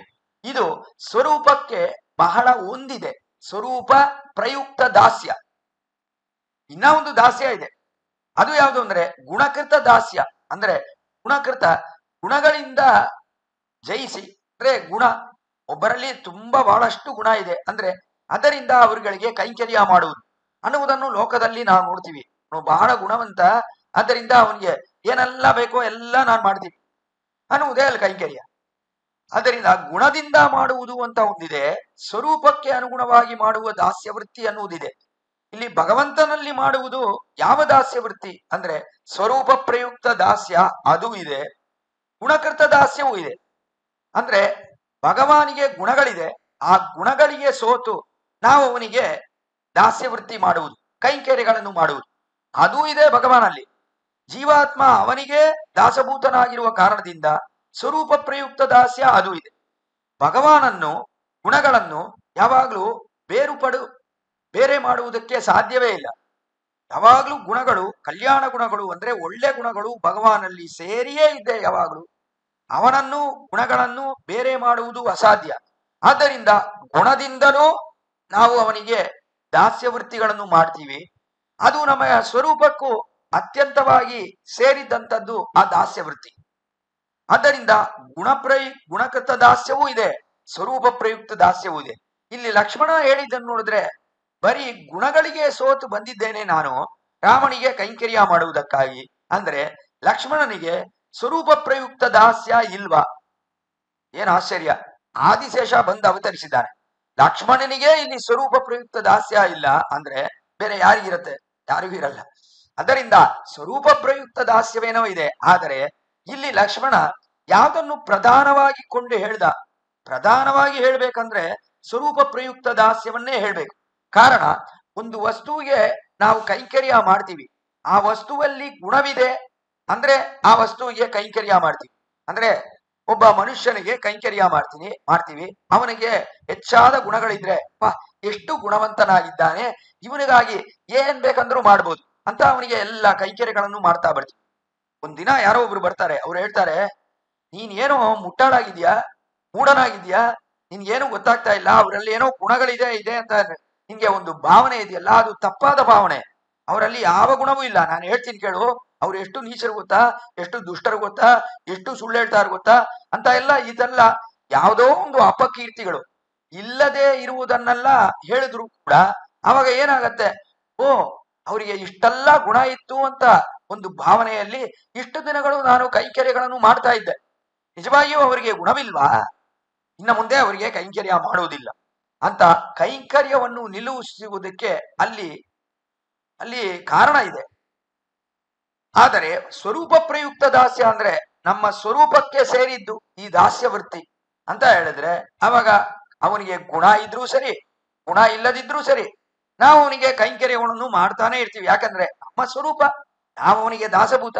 ಅವನಲ್ಲಿ ಗುಣ ಇದೆಯೋ ಇಲ್ವೋ ಈ ಒಂದು ಆರೈಕೆ ಎಲ್ಲ ನಮ್ಮಲ್ಲಿ ಬೇಡ, ನಾವು ಅವನಿಗೆ ಕೈಂಕರ್ಯ ಮಾಡ್ತಾ ಇರ್ಬೇಕು ಅನ್ನುವುದು ಯಾವಾಗ ಬರುತ್ತೆ? ಸ್ವರೂಪ ಪ್ರಯುಕ್ತ ದಾಸ್ಯವಾಗಿದ್ರೆ ಮಾತ್ರ ಈ ತರ ಒಂದು ಅಭಿಪ್ರಾಯ ಬರುತ್ತೆ. ಅದಿಲ್ಲದೆ ಗುಣಗಿರಿಗೆ ನಾವು ಸೋತು ಒಬ್ಬನಿಗೆ ನಾವು ಕೈಂಕರ್ಯ ಮಾಡಿದ್ರೆ ಅವಾಗ ಏನಾಗತ್ತೆ ಅಂದ್ರೆ ಅವನಲ್ಲಿ ಗುಣ ಇಲ್ಲ ಅಂತ ಒಂದು ಅಭಿಪ್ರಾಯ ನಮ್ಮಲ್ಲಿ ಬಂದ್ಬಿಟ್ರೆ ಕೈಂಕರ್ಯ ಮಾಡುವುದನ್ನು ಬಿಟ್ಬಿಡ್ತೀವಿ ಅವನಿಗೆ. ಆ ರೀತಿ ಭಗವಾನಲ್ಲೂ ನಾವು ಕೈಂಕರ್ಯ ಮಾಡುವಾಗ ಒಂದು ವೇಳೆ ಅವನಿಗೆ ಗುಣ ಇಲ್ಲ ಅನ್ನುವ ಅಭಿಪ್ರಾಯ ನಮಗ್ ಬಂದರೂ ಕೂಡ, ಅಥವಾ ಯಾರೋ ಒಬ್ರು ಹೇಳ್ತಾರೆ ಅವನಿಗೆ ಗುಣ ಇಲ್ಲ, ಗುಣಗಳೇ ಇಲ್ಲ, ನೀನು ಭ್ರಮೆಯಿಂದ ಅವನಿಗೆ ಗುಣ ಇದೆ ಎನ್ನುವ ಭ್ರಮೆಯಿಂದ ಅವನಿಗೆ ಎಲ್ಲ ಕೈಂಕರ್ಯಗಳನ್ನು ಮಾಡುತ್ತಿದ್ದೀಯಾ ಅಂತ ಯಾರೋ ಒಬ್ರು ನಮಗೆ ಹೇಳಿದ್ರೆ ಕೂಡಲೇ ಇಲ್ಲ ಅವನಿಗೆ ಗುಣ ಇದೆಯೋ ಇಲ್ವೋ ನಾನು ಅವನಿಗೆ ಕೈಂಕರ್ಯ ಮಾಡ್ತೀನಿ, ಅದು ನನ್ನ ಸ್ವರೂಪಕ್ಕೆ ಸೇರಿದ್ದಂಥದ್ದು ಈ ಕೈಂಕರ್ಯ, ಆದ್ದರಿಂದ ಅವನಿಗೆ ಕೈಂಕರ್ಯ ಮಾಡ್ತೀನಿ. ಅವನಿಗೆ ಗುಣ ಇರ್ಲಿ ಗುಣ ಇಲ್ಲದಿರ್ಲಿ ಏನಿದ್ರು ಅವನನ್ನು ಬಿಡಕ್ಕಾಗಲ್ಲ. ಕಡಿಯನ್ ಕೊಡಿಯನ್ ನೆಡಿಯಮಾನ್ ಉಲಹಂ ಕೊಂಡ ವಡಿಯನ್ ಅರಿವರುಮೇನಿ ಮಾಯತ್ತನ್ ಆಗಿಲುಂ ಕೊಡಿಯವೆನ್ನಂಜಂ ಅವನನ್ನೇ ಕಿಡಕ್ಕುಮೆಲ್ಲೆ. ಸ್ವಾಮಿ ನಮ್ಮಾಳ್ವಾರಿನ ಅದ್ಭುತವಾದ ಪಾಶುರ. ಕಡಿಯನ್ ಕೊಡಿಯನ್ ನೆಡಿಯಮಾನ್, ಅವನಿಗೆ ಹೇಗಾದ್ರೂ ಇರ್ಲಿ ಭಗವಾನ್, ಕಡಿಯನಾಗಿರ್ಲಿ ಕೊಡಿಯನಾಗಿರ್ಲಿ, ಬಹಳ ದೊಡ್ಡವನಾಗಿರ್ಲಿ, ಬಹಳ ಶ್ರೇಷ್ಠನಾಗಿರ್ಲಿ, ಸರ್ವಸ್ಮಾತ್ ಪರನಾಗಿರ್ಲಿ, ಎಲ್ಲರನ್ನೂ ಹಿಂಸಿಸುತ್ತಾನೆ ಎನ್ನುವ ಒಂದಿರ್ಲಿ ಅವನಲ್ಲಿ, ಎಲ್ಲ ಇದ್ರೂ ಕೂಡ ಅವನನ್ನು ಬಿಡಕ್ಕಾಗಲ್ಲ ಅಂತ ಹೇಳ್ತಾರೆ ಅಲ್ವಾ. ಅದೇ ಇಲ್ಲಿ ಸ್ವರೂಪ ಪ್ರಯುಕ್ತ ದಾಸ್ಯ. ಸ್ವರೂಪ ಜೀವಾತ್ಮ ಸ್ವರೂಪ ಅವನಿಗೆ ದಾಸಭೂತ, ಶೇಷತ್ವಮೇ ಆತ್ಮಾವುಕ್ ಸ್ವರೂಪಂ, ಶೇಷತ್ವ ಆತ್ಮಾವಿಗೆ ಸ್ವರೂಪ. ಆ ಸ್ವರೂಪಕ್ಕೆ ಅನುಗುಣವಾಗಿ ಬಹಳ ಹೊಂದಿರುವುದು ಯಾವುದು ಅಂದ್ರೆ ಅವನು ದಾಸಭೂತ ಅಂದ್ರೆ ಅವನಿಗೆ ಕೈಂಕರ್ಯಗಳನ್ನು ಮಾಡಬೇಕು. ಆದ್ದರಿಂದ ಇದು ಸ್ವರೂಪ ಪ್ರಯುಕ್ತ ದಾಸ್ಯ ಇದೆಯಲ್ಲ, ಇದು ಅಂತರಂಗವಾಗಿದೆ. ಬಹಿರಂಗವಾಗಿರುವುದು ಅದು ಗುಣಕೃತ ದಾಸ್ಯ. ಅದರಿಂದ ಈ ಬಹಿರಂಗವಾಗಿರುವ ಗುಣಕೃತ ದಾಸ್ಯ ಅದನ್ನು ಹೇಳುತ್ತಿದ್ದಾನಲ್ಲ ಲಕ್ಷ್ಮಣ, ಇವನಿಗೆ ಅಂತರಂಗವಾಗಿರುವ ಸ್ವರೂಪ ಪ್ರಯುಕ್ತ ದಾಸ್ಯ ಇಲ್ಲವೇ ಅಂತ ಒಂದು ಪ್ರಶ್ನೆ. ಇಲ್ಲ, ಇವನಿಗೆ ಸ್ವರೂಪ ಪ್ರಯುಕ್ತ ದಾಸ್ಯ ಇದೆ. ಆದಿಶೇಷ ಲಕ್ಷ್ಮಣನಾಗಿ ಅವತರಿಸಿದ್ದಾನೆ, ಹೇಗೆ ಇವನಿಗೆ ಸ್ವರೂಪ ಪ್ರಯುಕ್ತ ದಾಸ್ಯ ಇಲ್ಲದೆ ಹೋಗತ್ತೆ? ಖಂಡಿತ ಇವನಿಗೆ ಸ್ವರೂಪ ಪ್ರಯುಕ್ತ ದಾಸ್ಯ ಇದೆ. ಆದರೂ ಇಲ್ಲಿ ಹೇಳುವುದು ಗುಣಕೃತ ದಾಸ್ಯವನ್ನು. ಕಾರಣ ಏನಂದ್ರೆ ಇಲ್ಲಿ ಭಗವಾನಿನ ಗುಣ, ಶ್ರೀರಾಮನ ಗುಣಗಳು ಅವುಗಳು ಹನುಮಾನಿಗೂ ಸುಗ್ರೀವನಿಗೂ ಗೊತ್ತಾಗ್ಬೇಕು.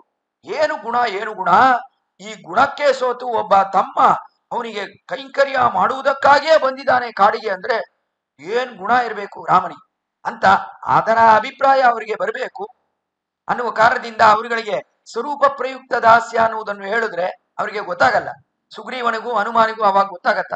ಆ ಒಂದು ಸ್ಥಿತಿಯಲ್ಲಿ ಹನುಮಾನಿಗೂ ಗೊತ್ತಾಗ್ತಾ ಇರಲಿಲ್ಲ. ಆ ಒಂದು ಸ್ಥಿತಿಯಲ್ಲಿ ಆಮೇಲೆ ಹನುಮಾನ್ ದಾಸನು ನಾನು, ರಾಮನಿಗೆ ದಾಸನು ಅಂತ ಆಮೇಲೆ ಹೇಳ್ದ. ಮೊದಲು ಹೇಗಿದ್ದ ಹನುಮಾನ್, ದೂತನಾಗಿದ್ದೀನಿ ನಾನು, ರಾಮದೂತ ರಾಮದೂತ ತಾನೇ ಹೇಳಿ ಲಂಕೆಗೆ ಹೋದ. ಲಂಕೆಗೆ ಓದಿ ಅಲ್ಲಿಂದ ಸೀತಾದೇವಿಯಿಂದ ಶಿಕ್ಷಿಸಲು ಪಟ್ಟ ಹನುಮ ತಿರ್ಗಾ ಬರುವಾಗ ರಾಮನಿಗೆ ನಾನು ದಾಸಭೂತ ಅಂತ ಆವಾಗ ಹೇಳ್ಕೊಂಡು ಬಂದ ಅಷ್ಟೇ ವಿನಃ ಮೊದಲು ಅವನು ದೂತನಾಗಿಯೇ ಇದ್ದ ರಾಮನಿಗೆ ಅನ್ನುವುದೇ ಆಶ್ಚರ್ಯವಾದ ವಿಷಯ. ಆದ್ದರಿಂದ ಅವರುಗಳಿಗೆ ಈ ಸ್ವರೂಪ ಪ್ರಯುಕ್ತ ದಾಸ್ಯವನ್ನು ಹೇಳಿದ್ರೆ ಅದು ಉಪಯೋಗವಾಗಲ್ಲ. ಆದ್ದರಿಂದ ಗುಣಕೃತ ದಾಸ್ಯವನ್ನು ಹೇಳ್ದ ಲಕ್ಷ್ಮಣ. ಅದಕ್ಕೂ ಮೇಲಾಗಿ ಇಲ್ಲಿ ರಾಮ ಇದನ್ನಲ್ಲ, ಅವನ ವಿಷಯದಲ್ಲಿ, ಭಗವಾನಿನ ವಿಷಯದಲ್ಲಿ ನಮಗೆ ಸ್ವರೂಪ ಪ್ರಯುಕ್ತ ದಾಸ್ಯವೂ ಇದೆ, ಗುಣಕೃತ ದಾಸ್ಯವೂ ಇದೆ. ಕಾರಣ ಏನಂದ್ರೆ ಅವನನ್ನು ಕಲ್ಯಾಣ ಗುಣಗಳನ್ನು ಬೇರುಪಡಿಸುವುದು ಅನ್ನುವುದು ಅಸಾಧ್ಯ. ಯಾವಾಗಲೂ ಅವನು ಕಲ್ಯಾಣ ಗುಣಗಳ ಜೊತೆ ಸೇರಿಯೇ ಇದ್ದಾನೆ ಭಗವಾನ್. ಆ ಕಾರಣದಿಂದ ಗುಣಕೃತ ದಾಸ್ಯವು ಖಂಡಿತ ನಮ್ಮಲ್ಲಿ ಇದೆ, ಎರಡೂ ಇದೆ. ಆ ಒಂದು ವಿಷಯವನ್ನು ಹೇಳುವ ಅದ್ಭುತವಾದ ಪಾಶುರ ಇಲ್ಲಿ ಆಂಡಾಳು ಹೇಳುವುದು ಯಾವುದು ಅಂದ್ರೆ, ಲಕ್ಷ್ಮಣ ಹೇಗೆ ಹೇಳಿದ್ನೋ ಗುಣಕೃತ ದಾಸ್ಯ ಅಂತ ಹೇಳಿದ್ನಲ್ಲ, ಆಮಸ್ಯ ಅವರೋಭ್ರಾತ ಗುಣೈರ್ದಾಸ್ಯ ಮುಪಾಗತಃ ಅಂತ ಗುಣಗಳಿಗೆ ಸೋತು ಅವನಿಗೆ ನಾನು ಎಲ್ಲ ಕೈಂಕರ್ಯಗಳನ್ನು ಮಾಡಬೇಕು ಅಂತ ಬಂದಿದ್ದೇನೆ ಅಂತ ಲಕ್ಷ್ಮಣ ಹೇಳಿದ್ನಲ್ಲ, ಆ ರೀತಿ ಆಂಡಾಳು ಕೂಡ ಈ 21ನೇ ಪಾಶುರದಲ್ಲಿ ನಾವು ರಾಮಾನುಜರ ಗುಣಗಳಿಗೆ ಸೋತು ಬಂದಿದ್ದೇವೆ, ಇಲ್ಲಿ ಅವರಿಗೆ ಎಲ್ಲ ಕೈಂಕರ್ಯಗಳನ್ನು ಮಾಡಬೇಕು ಅಂತ ಸಿದ್ಧವಾಗಿದ್ದೇವೆ ಅಂತ ಹೇಳುವ ಅದ್ಭುತವಾದ ಪಾಶುರ 21ನೇ ಪಾಶುರ. ಎತ್ತಕಳಂಗಳ್ ಎದುರು பொங்கி மீதளிப்ப மாத்தாதே பால் சொரியும் வல்லள் பெரும் பசுக்கள் ஆற்றப்படைத்தான் மகனே அறிவுராய் குற்றமுடையாய் பெடியாய் உலகினில் தோற்றமாய் நின்ன சுடரே துயிலடாய் மாற்றார் உனக்கு வழி தொலைந்து உன் வாசக்கண் மாற்றாது வந்து உன் அடிபணியுமா போலே ஒற்றியாம் வந்தோம் புகழ்ந்து ಅನ್ನುವ ಅದ್ಭುತವಾದ ಪಾಶುರ. ಶ್ರೀರಾಮಾನುಜರ ಅತ್ಯಾಶ್ಚರ್ಯವಾದ ಗುಣಗಳು. ಏನು ಗುಣಗಳು? ರಾಮಾನುಜರ ಗುಣಗಳು. ಅಂತ ರಾಮಾನುಜರ ಗುಣಗಳನ್ನು ಕೊಂಡಾಡುವ ಅತ್ಯದ್ಭುತವಾದ ಪ್ರತ್ಯೇಕವಾದ ಪಾಶುರ ಈ ಪಾಶುರ. ಇನ್ನು ಮುಂದೆ 22ನೇ ಪಾಶುರದಿಂದ ರಾಮಾನುಜರಿಗೆ ಸುಪ್ರಭಾತ ಹಾಡುತ್ತಿದ್ದಾಳೆ ಆಂಡಾಳ್. ಈ ಪಾಶುರದಲ್ಲಿ ಮುಖ್ಯವಾಗಿ ರಾಮಾನುಜರ ಗುಣಗಳನ್ನು ಹೇಳಿ ಅವರನ್ನು ಎಬ್ಬಿಸುತ್ತಿದ್ದಾಳೆ. ಮೇಲೆ ಇರುವ ಪಾಶುರ ನಮಗೆ ಶಾಪ ಎಲ್ಲ ಹೋಗ್ಬೇಕು, ರಾಮಾನುಜರೇ ನೀವು ಬಂದು ಸಿಂಹಾಸನಸ್ಥರಾಗಿರ್ಬೇಕು ಅಂತ ಎಲ್ಲ ಪ್ರಾರ್ಥನೆ ಮಾಡುವ ಪಾಶುರಗಳು. ಈ ಪಾಶುರದಲ್ಲಿ ರಾಮಾನುಜರೇ ನಿಮ್ಮ ಸುಪ್ರಭಾತ ಸೇವೆಯನ್ನು ನಾವು ಕಾಣಬೇಕು, ಅದರಲ್ಲೂ ನಾವು ಹೇಗ್ ಬಂದಿದ್ದೇವೆ, ನಿಮ್ಮ ಗುಣಗಳೇನು ಅಂತ ಯಾವಾಗ್ಲೂ ಸುಪ್ರಭಾತ ಸೇವೆ ಅಂತ ಅಂದ್ರೆ, ಒಬ್ಬ ದೊಡ್ಡ ರಾಜ ಇದ್ದಾನೆ ಅಂದ್ರೆ ಅವನಿಗೆ ಸುಪ್ರಭಾತ ಅಂದ್ರೆ ಅವನಿಗೆ ಎಷ್ಟೋ ಸ್ತುತಿ ಪಾಠಕರುಗಳಿರ್ತಾರೆ, ಅಂದ್ರೆ ಚೆನ್ನಾಗಿ ಅವನ ಗುಣಗಳನ್ನು ಹೇಳಿ ಹಾಡುವವರು ಅಂತ. ಅವರು ಬೆಳಗ್ಗೆ 4 ಗಂಟೆಗೆ ಬರಬೇಕು, ಬಂದು ಅವರೆಲ್ಲ ಚೆನ್ನಾಗಿ ಹಾಡ್ತಾರೆ, ಇವನ ಗುಣಗಳನ್ನೆಲ್ಲ ಹೇಳಿ ಹೇಳಿ ಹಾಡ್ತಾರೆ. ಆಮೇಲೆ ನೀವ್ ಎದ್ದೇಳ್ಬೇಕು, ಮೊದಲು ಗುಣಗಳನ್ನು ಹೇಳ್ಬೇಕು, ಆಮೇಲೆ ನೀವ್ ಎದ್ದೇಳ್ಬೇಕು ಅಂತ ಅವನಲ್ಲಿ ಪ್ರಾರ್ಥನೆ, ರಾಜನಲ್ಲಿ ಪ್ರಾರ್ಥನೆ, ಆಮೇಲೆ ಅವನು ಎದ್ದು ಬರ್ತಾನೆ. ಇದೇ ಕ್ರಮ. ಆ ರೀತಿಯೇ ಇಲ್ಲೂ ಕೂಡ ರಾಜರಾಗಿರುವವರು, ಯುವರಾಜವಾಗಿರುವವರು, ಯತಿ ರಾಜರಾಗಿರುವವರು ಅವರಲ್ಲಿ ಪ್ರಾರ್ಥನೆ ಮಾಡುತ್ತಿದ್ದಾಳೆ ಆಂಡಾಳ್. ಅವರ ಗುಣಗಳನ್ನು ಹೇಳಿ ಮೊದಲು ಏತ್ತ ಕಳಂಗಳ್ ಎದುರು பொங்கி மீதளிப்ப மாத்தாதே பால் சொரியும் வள்ளல் பெரும் பசுக்கள் ஆற்றப்படைத்தான் ಮಗನ್. ಮೊದಲು ಹೇಗೆ ಹೇಳ್ಬೇಕು ಅಂದ್ರೆ ಕೊಂಡಾಡಬೇಕು ರಾಮಾನುಜರು. ಕೊಂಡಾಡುವುದು ಹೇಗಿರ್ಬೇಕು ಅಂದ್ರೆ, ನಿಮಗೆ ಈ ವೈಭವಗಳೆಲ್ಲ ಇದೆ ಅಂತ ಹೇಳುವಾಗ, ರಾಮಾನುಜರೇ ನಿಮಗೆ ಈ ವೈಭವಗಳೆಲ್ಲ ಇದೆ ಅಂತ ಸಾಧಾರಣವಾಗಿ ಹೇಳಿದ್ರೆ ರಾಮಾನುಜರು ಏನು ಹೇಳ್ತಾರೆ, ನನಗೆ ಈ ವೈಭವಗಳೆಲ್ಲ ಯಾವುದೂ ಇಲ್ಲ, ನೀವು ಹೇಳುವ ವೈಭವಗಳಲ್ಲಿ ಯಾವುದೂ ಇಲ್ಲ, ನಾನು ದಾಸಭೂತ, ನನಗೇನಿದೆ ವೈಭವಗಳು, ಎಲ್ಲ ವೈಭವಗಳು ಭಗವಾನಿಗಿದೆ, ನನ್ನ ಆಚಾರ್ಯರುಗಳಿಗೆ ಅಷ್ಟೇ ವಿನಃ ನನಗೆ ಯಾವ ವೈಭವವೂ ಇಲ್ಲ ಅಂತ ಹೇಳ್ಬಿಡ್ತಾರೆ ರಾಮಾನುಜ. ಅದರಿಂದ ಆಂಡಾಳ್ ಈ ರಾಮಾನುಜರ ಸ್ವಭಾವ ಅದು ಚೆನ್ನಾಗಿ ಗೊತ್ತು ಆಂಡಾಳಿಗೆ.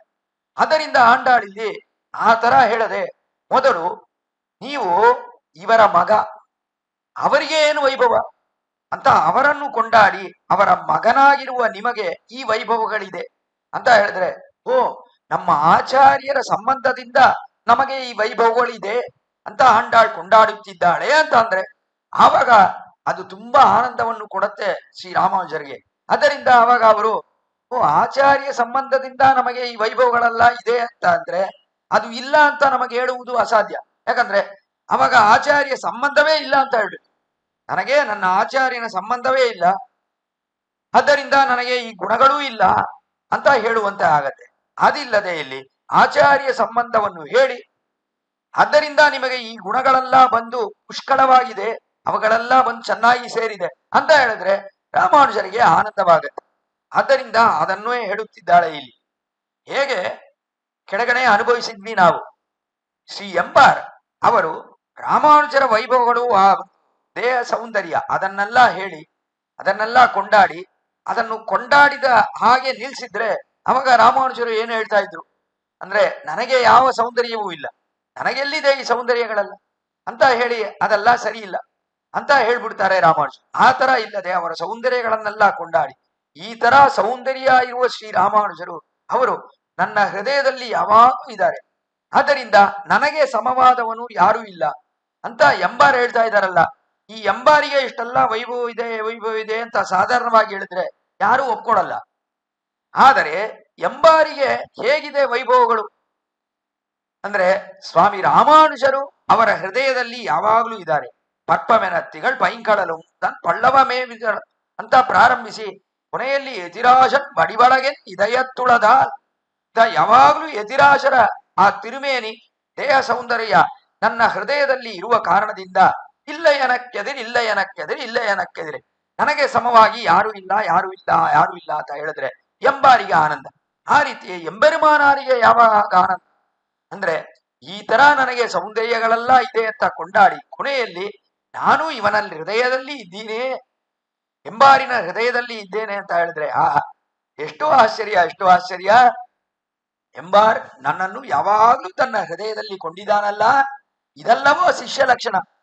ಆಚಾರ್ಯನ ಒಂದು ದೇಹ ಸೌಂದರ್ಯವನ್ನು ಶಿಷ್ಯ ಯಾವಾಗ್ಲೂ ತನ್ನ ಮನಸ್ಸಲ್ಲಿ ಕೊಂಡಿರ್ಬೇಕು, ಅದು ಶಿಷ್ಯ ಲಕ್ಷಣ. ಆ ಶಿಷ್ಯ ಲಕ್ಷಣಕ್ಕೆ ಅನುಗುಣವಾಗಿ ಎಂಬಾರಿದಾನಲ್ಲ, ಆದ್ದರಿಂದ ಆನಂದ ಶ್ರೀರಾಮಾನುಜರಿಗೆ. ಅದು ಮಾತ್ರ ಅಲ್ಲ, ರಾಮಾನುಜರನ್ನು ಹೇಳುವಾಗ ತುಂಬಾ ಅದ್ಭುತವಾದ ಒಂದು ವೈಭವ. ತಿರುವರಂಗತ್ತ ಮುದನ ರಾಮಾನುಜನುತ್ತಂದಾದಿಯನ್ನು ಬರೆಯುವಾಗ ಮೊದಲು ಒಂದು ಬರೆದ್ರು, ಅದನ್ನು ತಗೊಂಡೋಗಿ ರಾಮಾನುಜರಲ್ಲಿ ತೋರಿಸಿದಾಗ ರಾಮಾನುಜರು ಇದೇನು ತಿರುವರಂಗತ್ತ ಮುದನ, ನನಗೆ ಈ ವೈಭವ ಇದೆ ಆ ವೈಭವ ಇದೆ ಅಂತ ಬರ್ತಿದ್ದೀರಾ, ನನಗೆ ಯಾವ ವೈಭವವೂ ಇಲ್ಲ ಅಂತ ಹೇಳಿ ಇದೆಲ್ಲ ಸರಿ ಇಲ್ಲ ಅಂತ ಹೇಳ್ಬಿಟ್ರು. ತಿರ್ಗಾ ಇನ್ನೊಂದು ಬರೆದ್ರು, ತಿರುವರಂಗತ್ತ ಮುದನ ಇನ್ನೂ ಒಮ್ಮೆ ರಾಮಾನುಜನುತ್ತಂದಾದಿಯನ್ನು ರಚನೆ ಮಾಡಿ ಅವಾಗ ಅದರಲ್ಲಿ ಆಳ್ವಾರ್ಗಳನ್ನೆಲ್ಲ ಹೇಳಿ, ಆಳ್ವಾರ್ಗಳಲ್ಲಿ ಇಷ್ಟೊಂದು ಭಕ್ತಿ ಇದೆ ರಾಮಾನುಜರಿಗೆ, ಪರಮಾಚಾರ್ಯರು ಆಳವಂತಹರಲ್ಲಿ ಇಷ್ಟೊಂದು ಭಕ್ತಿ ಇದೆ ರಾಮಾನುಜರಿಗೆ, ಭಗವಾನ್ ಇಷ್ಟೆಲ್ಲ ಮಾಡಿದಾನಲ್ಲ, ಎಷ್ಟೋ ಅವನಿಗೆ ಉಪಕಾರಗಳು ಮಾಡಿದ್ದಾನಲ್ಲ, ಅವರಲ್ಲಿ ಇಷ್ಟೆಲ್ಲ ಭಕ್ತಿ ಇದೆ ರಾಮಾನುಜರಿಗೆ ಅಂತ ಎಲ್ಲ ಹೇಳಿದಾಗ ರಾಮಾನುಜರಿಗೆ ಅದು ಇಲ್ಲ ಅಂತ ಹೇಗೆ ಹೇಳುವುದು, ಸರಿ ಅದೆಲ್ಲ ಇದೆ ಒಪ್ಕೋತೀನಿ ಅಂತ ಹೇಳಿದ್ರು ಶ್ರೀರಾಮಾನುಜರು. ಆ ರೀತಿಯೇ ಇಲ್ಲೂ ಕೂಡ ಈ ಪಾಶುರದಲ್ಲಿ ಯಾಮುನಾಚಾರ್ಯರ ಮಗ ನೀವು ಅಂತ ಹೇಳಿದ್ರೆ ರಾಮಾನುಜರು ಅದು ಇಲ್ಲ ಅಂತ ಹೇಳಕ್ ಸಾಧ್ಯವೇ ಇಲ್ಲ, ಅದು ಹೇಳಲೇಬೇಕು.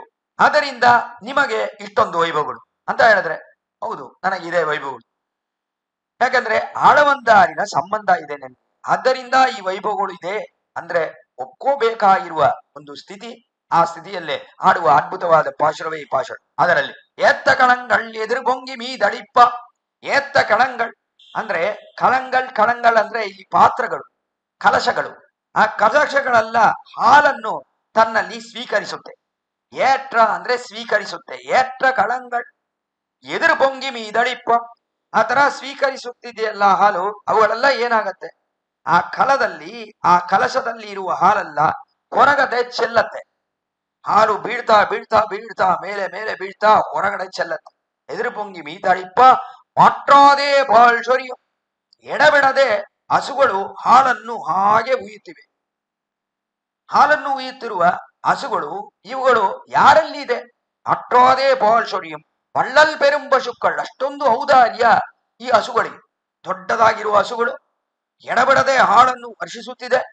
ಕಲಶಗಳನ್ನು ಕೆಳಗಡೆ ಇಡ್ತಾ ಒಂದೊಂದು ಕಲಶವು ತುಂಬಿ ತುಂಬಿ ಹಾಲು ಅದೆಲ್ಲ ಹೊರಗಡೆ ಬಂದು ಚೆಲ್ತಾ ಇದೆ.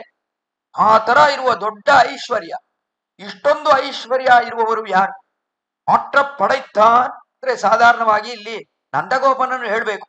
ಇಷ್ಟೆಲ್ಲ ಧನ ಇತ್ತು ಅಂದ್ರೆ ಐಶ್ವರ್ಯವಿತ್ತು ಅಂದ್ರೆ ಹಸುಗಳೇ ಅವರುಗಳಿಗೆ ಐಶ್ವರ್ಯ, ಗೋ ಧನರು ಅವರೆಲ್ಲ. ಆ ತರ ಇರುವ ನಂದಗೋಪನನ್ನು ಹೇಳಿ ಅವನ ಮಗ ಕೃಷ್ಣ ಅಂತ ಹೇಳ್ಬೇಕು. ಆದರೆ ಇದು ಸಾಧಾರಣವಾಗಿ ಮೇಲೆ ಇರುವ ಅರ್ಥ, ಒಳಗಡೆ ಇರುವ ಅರ್ಥವೇನು?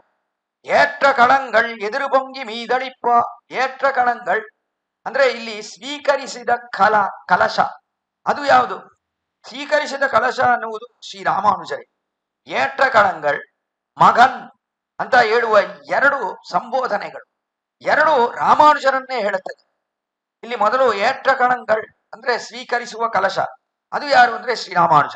ರಾಮಾನುಜರನ್ನು ಹೇಳುವಾಗ ಏಟ್ರ ಕಲಂಗಳ್ ಕಲಶಗಳು ಅಂತ ಇದೆಯಲ್ಲ, ಅಂದ್ರೆ ಬಹುವಚನ ಪ್ರಯೋಗದಲ್ಲಿದೆ. ಹೇಗೆ ಏಕವಚನ ಪ್ರಯೋಗದಲ್ಲಿ ಶ್ರೀರಾಮಾನುಜರನ್ನು ಹೇಳುವುದಕ್ಕೆ ಸಾಧ್ಯ ಅಂತ ವಿಚಾರಣೆ ಮಾಡಿದ್ರೆ, ಸ್ವಾಮಿ ಅನ್ನುವರನ್ನು ನಾವು ಸ್ವಾಮಿಗಳು ಅಂತ ಹೇಳ್ತೀವಿ. ಸುಮಾರು ಕಡೆಯಲ್ಲಿ ಹೇಳುವಾಗ ಹೇಗೆ ಹೇಳ್ತೀವಿ? ಸ್ವಾಮಿ ಅನ್ನುವರನ್ನು ಸ್ವಾಮಿಗಳು ಅಂತ ಹೇಳ್ತೀವಿ. ಅಂದ್ರೆ ಸ್ವಾಮಿಗಳು ಅಂದ್ರೆ 10 ಸ್ವಾಮಿಗಳು ಬಂದಿದ್ದಾರ, 3 ಸ್ವಾಮಿಗಳು ಬಂದಿದ್ದಾರ, ಎಷ್ಟು ಸ್ವಾಮಿಗಳು ಬಂದಿದ್ದಾರೆ ಅಂದ್ರೆ ಇಲ್ಲ ಒಬ್ಬರೇ ಬಂದಿದ್ದಾರೆ. ಮತ್ತೆ ಸ್ವಾಮಿಗಳು ಅಂದ್ರಲ್ಲ, ಅಂದ್ರೆ ತುಂಬಾ ಕೆಳಗೆ ಅಂತ ಹೇಳಿದ್ರು ಕೂಡ 2 ಸ್ವಾಮಿಗಳು ಹೇಳ್ಬೇಕು. ಆದರೂ ಕೂಡ ಇಲ್ಲಿ ಬಂದಿರುವವರು ಒಂದೇ ಸ್ವಾಮಿ ಅಂತ ಇದ್ದೀರಲ್ಲ, ಅಂದ್ರೆ ಏನರ್ಥ? ಆತ್ಮನಿ ಬಹುವಚನ ಅಂತ ಹೇಳುವ ಒಂದು ಕ್ರಮ. ಅಂದ್ರೆ ಒಂದೇ ಸ್ವಾಮಿ ಇದ್ರೂ ಕೂಡ ಬಹುವಚನ ಪ್ರಯೋಗ ಅಲ್ಲಿ ನೋಡ್ಬೋದು. ಕಾರಣ ಗೌರವ ಬುದ್ಧಿಯಿಂದ ಸ್ವಾಮಿಯನ್ನು ಸ್ವಾಮಿಗಳು ಅಂತ ಗೌರವ ಬುದ್ಧಿಯಿಂದ ಹೇಳುವುದು ಉಂಟು. ಆ ರೀತಿಯ ಇಲ್ಲೂ ಕೂಡ ಶ್ರೀರಾಮಾನುಜರನ್ನು ಹೇಳುವಾಗ ಸ್ವಾಮಿ ಅಂತ ಹೇಳದೆ ಸ್ವಾಮಿಗಳು ಅಂತ ಹೇಳುವ ಒಂದು ಕ್ರಮಕ್ಕೆ ಅನುಗುಣವಾಗಿ ಆಂಡಾಳು ಕೂಡ ಇಲ್ಲಿ ಏಟ್ರ ಕಳಂಗಳ್ ಕಲಶಗಳು ಅಂತ ಶ್ರೀರಾಮಾನುಜರನ್ನೇ ಹೇಳುತ್ತೆ. ಏಟ್ರ ಕಳಂಗಳ್ ಎದುರುಬೊಂಗಿ ಮೀದಳಿಪ್ಪ. ಎದುರುಬೊಂಗಿ ಮೀದಳಿಪ್ಪ ಅಂದ್ರೆ ರಾಮಾನುಜರು ಎಲ್ಲ ಅರ್ಥಗಳನ್ನು ಗ್ರಹಿಸಿ ಅರ್ಥ ವಿಶೇಷಗಳೆಲ್ಲ ಹೇಗಿದೆ ಅಂದ್ರೆ ಆ ಅರ್ಥ ವಿಶೇಷಗಳೆಲ್ಲ ಇವರಲ್ಲಿ ಇರದಂತೆ ಎಲ್ಲ ಅರ್ಥ ವಿಶೇಷಗಳನ್ನು ತಮ್ಮ ಶಿಷ್ಯರುಗಳಿಗೆ ಅಂತ ಹೇಳಿದ್ರು ಶ್ರೀರಾಮಾನುಜರು. ಎದುರು ಬೊಂಗಿ ಮೀದಳಿಪ್ಪ ಅಂತ ಆಚಾರ್ಯರುಗಳು ಹೇಳಿದ ಅರ್ಥಗಳಿಗಿಂತ ಶ್ರೀರಾಮಾನುಜರು ಹೇಳುವ ಅರ್ಥಗಳಿದೆಯಲ್ಲ, ಅದು ಇನ್ನಷ್ಟು ವಿಶೇಷವಾಗಿದೆ. ಅದನ್ನೇ ಇಲ್ಲಿ ಎದುರು ಬೊಂಗಿ ಮೀದಳಿಪ್ಪ ಅಂತ ಕಳಶಗಳಲ್ಲಿ ತುಂಬಿರುವ ಹಾಳು ಅವುಗಳೆಲ್ಲ ಕಳಶದಿಂದ ಆಚೆ ಬರುವಂತೆ ಶ್ರೀರಾಮಾನುಜರೇ ಇಲ್ಲಿರುವ ಕಳಶ, ಆ ಕಳಶದಲ್ಲಿ ಇರುವ ಹಾಲು ಅರ್ಥ ವಿಶೇಷಗಳು ಅವುಗಳೆಲ್ಲ ಆಚೆ ಬರುವಂತೆ ರಾಮಾನುಜರು ಎಲ್ರಿಗೂ ಹೇಳಿದ್ರಲ್ಲ ಅರ್ಥ ವಿಶೇಷಗಳನ್ನು. ಅದನ್ನೇ ಇಲ್ಲಿ ಆಂಡಾಳ್ ಅದ್ಭುತವಾಗಿ ಏಟ್ರಗಳಂಗಳ್ ಎದುರು ಬೊಂಗಿ ಮೀದಳಿಪ್ಪ ಮಾಟ್ರಾದೇ ಬಾಳ್ಶೊರಿಯಂ, ಎಡಬಿಡದೆ ಹಾಲನ್ನು ವರ್ಷಿಸುವ வள்ளல் பெரும் பசுக்கள் ஆற்றப்படைத்தான் ಯಾರು ಅಂದ್ರೆ ಪರಮಾಚಾರ್ಯರು ಶ್ರೀ ಆಳವಂದಾರ್ வள்ளல் பெரும் பசுக்கள் ஆற்றப்படைத்தான். வள்ளல் பெரும் ಪಶುಕ್கள் ಎಷ್ಟು ಔದಾರ್ಯ ಕೊಂಡಿರುವ ಹಸುಗಳು ಅವರು ಯಾರು ಅಂದ್ರೆ ಶ್ರೀ ಆಳವಂದಾರಿನ ಶಿಷ್ಯರು. ಅವರಲ್ಲಿ ಅಷ್ಟೊಂದು ಔದಾರ್ಯವಿದೆ. ಅರ್ಥ ವಿಶೇಷಗಳನ್ನೆಲ್ಲ ಹೇಳಿದ್ರು ಶ್ರೀ ರಾಮಾನುಜರಿಗೆ. ರಾಮಾನುಜರೇ ಇಲ್ಲಿ ಕಲಶ ಅರ್ಥ ವಿಶೇಷಗಳನ್ನ ಹೇಳಿದ ಆಚಾರ್ಯರು ಆಳವಂದಾರಿನ ಶಿಷ್ಯರು. ಅವರುಗಳೆಲ್ಲ ಅರ್ಥ ವಿಶೇಷಗಳನ್ನೆಲ್ಲ ಕೊಂಡ್ರಲ್ಲ, ಆ ಹಾಳಿನಂತೆ ಇರುವ ಅರ್ಥ ವಿಶೇಷಗಳು ಅದನ್ನೆಲ್ಲ ಕೊಂಡವರು, ತಮ್ಮ ಹೃದಯದಲ್ಲಿ ಕೊಂಡವರು ಶ್ರೀ ರಾಮಾನುಜರು. ಆದ್ದರಿಂದ ಇವರೇ ಒಂದು ಕಲಶ. ಈ ಕಲಶದಲ್ಲಿ ತುಂಬಿರುವ ಹಾಲಿದೆಯಲ್ಲ, ಅದು ಅಲ್ಲಿ ಮಾತ್ರ ಇರದೆ ಹೊರಗಡೆ ಎಲ್ಲ ಚೆಲ್ಲಿ ತಮ್ಮ ಶಿಷ್ಯವರ್ಗಗಳಿಗೆಲ್ಲ ಹೇಳಿದ್ರು ಶ್ರೀರಾಮಾನುಜರು. ಅದನ್ನೇ ಆಂಡಾಳಿಲ್ಲಿ ಏಟ್ರ ಕಳಂಗಳ್ ಎದುರು ಬೊಂಗಿ ಮೀದಳಿಪ್ಪ ಅಂತ ಕೊಂಡಾಡುತ್ತಿದ್ದಾಳೆ. ವಿಶೇಷವಾಗಿ ಹೇಳ್ಬೇಕಂದ್ರೆ ಏಟ್ರ ಕಳಂಗಳ್ ಎದುರು ಬೊಂಗಿ ಮೀದಳಿಪ್ಪ ಮಾಟ್ರಾದೇ ಪಾಲ್ ಶೊರಿಯಂ. ಹಾಲು ಅಂದ್ರೆ ಏನು? ಪಾಲ್ ಶೊರಿಯಂ வள்ளல் பெரும் பசுக்கள் ಆಟ್ರಪ್ಪಡೈತಾನ್ ಅಂದ್ರೆ ಇಲ್ಲಿ ಯಾಮುನಾಚಾರ್ಯರು ಆಳವಂದ, ಅವರ ಮಗನಾಗಿರುವವರು ಶ್ರೀರಾಮಾನುಜರು. ಆಳವಂದಾರ್ ಆಟ್ರಪ್ಪಡೈತಾನ್ ಅಂದ್ರೆ ಎಷ್ಟೋ ಶಿಷ್ಯರು ಅವರಲ್ಲಿದ್ರು. ಆ ಶಿಷ್ಯರು ಹೊಂದಿರುವ ಶ್ರೀ ಯಾಮುನಾಚಾರ್ಯರು ಅವರೇ ಇಲ್ಲಿ ರಾಮಾನುಜರಿಗೆ ತಂದೆಯಾದವರು. ಗುರುಪಿತಾ ಮಂತ್ರೋಮಾತ ಗುರುಪಿತ ಅನ್ನುವ ಕ್ರಮಕ್ಕೆ ಅನುಗುಣವಾಗಿ ಗುರುವಾಗಿರುವವರು, ಮಾನಸಿಕ ಗುರುವಾಗಿರುವವರು ಪರಮಾಚಾರ್ಯರು ಆಳವಂದಾರ್ ಸ್ವಾಮಿ ರಾಮಾನುಜರಿಗೆ. ರಾಮಾನುಜರು ಅವರಿಗೆ ಶಿಷ್ಯರಾಗಿರುವರು. ಅಂದ್ರೆ ಶಿಷ್ಯರಾಗಿದ್ರು ಕೂಡ ಗುರುಪಿತ ಅನ್ನುವ ಕ್ರಮದಲ್ಲಿ ಗುರುವಾಗಿರುವನು ತಂದೆ ಸ್ಥಾನದಲ್ಲಿದ್ದಾನೆ. ಕಾರಣ ಏನಂದ್ರೆ ಹಿತೋಪದೇಶಗಳನ್ನು ಮಾಡುತ್ತಾನೆ. ತಂದೆ ಹೇಗೆ ಹಿತೋಪದೇಶಗಳನ್ನು ಮಾಡುತ್ತಾನೋ ಆ ರೀತಿಯ ಆಚಾರ್ಯನು ಕೂಡ ಸದ್ವಿಷಯಗಳನ್ನು ಹೇಳಿ ಈ ಜೀವಾತ್ಮ ಹಿತೈಷಿಯಾಗಿರುವವನು ಆಚಾರ್ಯನು. ಆದ್ದರಿಂದ ಹಿತೋಪದೇಶಗಳನ್ನು ಮಾಡುವ ಆಚಾರ್ಯನು ಅವನು ತಂದೆ. ಮಗನಿಗೆ ತಂದೆ ಆದವನು ಹಿತೋಪದೇಶಗಳನ್ನು ಮಾಡ್ತಾನೆ. ಆಚಾರ್ಯನು ತನ್ನ ಶಿಷ್ಯನಾದವನಿಗೆ ಹಿತೋಪದೇಶಗಳನ್ನು ಮಾಡ್ತಾನೆ. ಆದ್ದರಿಂದ ಆಚಾರ್ಯನಿಗೆ ಶಿಷ್ಯ ಮಗ, ಶಿಷ್ಯನಿಗೆ ಆಚಾರ್ಯ ತಂದೆ. ಅದನ್ನೇ ಇಲ್ಲಿ மாற்றாதே பால் சொரியும் வள்ளல் பெரும் பசுக்கள் ஆற்றப்படைத்தான் ಯಾಮುನಾಚಾರ್ಯರು, ಅವರ ಮಗನಾಗಿರುವವರು ಶ್ರೀ ರಾಮಾನುಜರು ಅಂತ ಇದನ್ನು ಕೊಂಡಾಡಿ, ಈ ಮಗನಾಗಿರುವ ರಾಮಾನುಜನಿದ್ದಾನಲ್ಲ, ಅವನು ಹೇಗಿದ್ದಾನೆ? ಅವನು ಏತ್ರ ಕಳಂಗಳ್, ಅವನೇ ಏತ್ರ ಕಳಂಗಳ್, ಹಾಲನ್ನು ಕೊಳ್ಳುವ ಒಂದು ಸತ್ಪಾತ್ರ ಶ್ರೀ ರಾಮಾನುಜರು, ಸತ್ಕಲಶ ಶ್ರೀ ರಾಮಾನುಜರು, ಏತ್ರ ಕಳಂಗಳ್. ಇವಾಗ ಇಲ್ಲಿ ಹಾಲು ಅನ್ನುವುದು ಯಾವುದು? ಹಾಲು ಅನ್ನುವುದು ಅದು ಸಾಧಾರಣವಾಗಿರುವ ಹಾಲಲ್ಲ. ಉಣದು ಪಾಲೇ ಬೋಲ್ ಶೀರಿಲ್ ಪಳು ತೊಡಿಂದೆ ಅಂತ ಸ್ವಾಮಿ ನಮ್ಮಾಳ್ವಾರ್ ಕೊಂಡಾಡುತ್ತಾರಲ್ಲ. ಪಾಲೇ ಬೋಲ್ ಶೀರ್ ಅಂದ್ರೆ ಹಾಲಿನಂತೆ ಇರುವ ಕಲ್ಯಾಣ ಗುಣಗಳು, ಭಗವಾನಿನ ಕಲ್ಯಾಣ ಗುಣಗಳೇ ಇಲ್ಲಿ ಹಾಲಿನಂತ ಇರುವ ಕಲ್ಯಾಣ ಗುಣಗಳು. ಆ ಕಲ್ಯಾಣ ಗುಣಗಳನ್ನು ಎಲ್ಲ ಆಚಾರ್ಯರು ಅಂದ್ರೆ ಯಾಮುನಾಚಾರ್ಯರ ಶಿಷ್ಯರಾದವರು ಯಾರು ಅಂದ್ರೆ ಯಾಮುನಾಚಾರ್ಯ ಶಿಷ್ಯರಾದವರೇ ಇಲ್ಲಿ ವಳ್ಳಲ್ ಪೆರುಂ ಪಶುಕ್ಕಳು ಅಂತ ತುಂಬಾ ಔದಾರ್ಯ ಹಾಕೊಂಡಿರುವ ಹಸುಗಳು.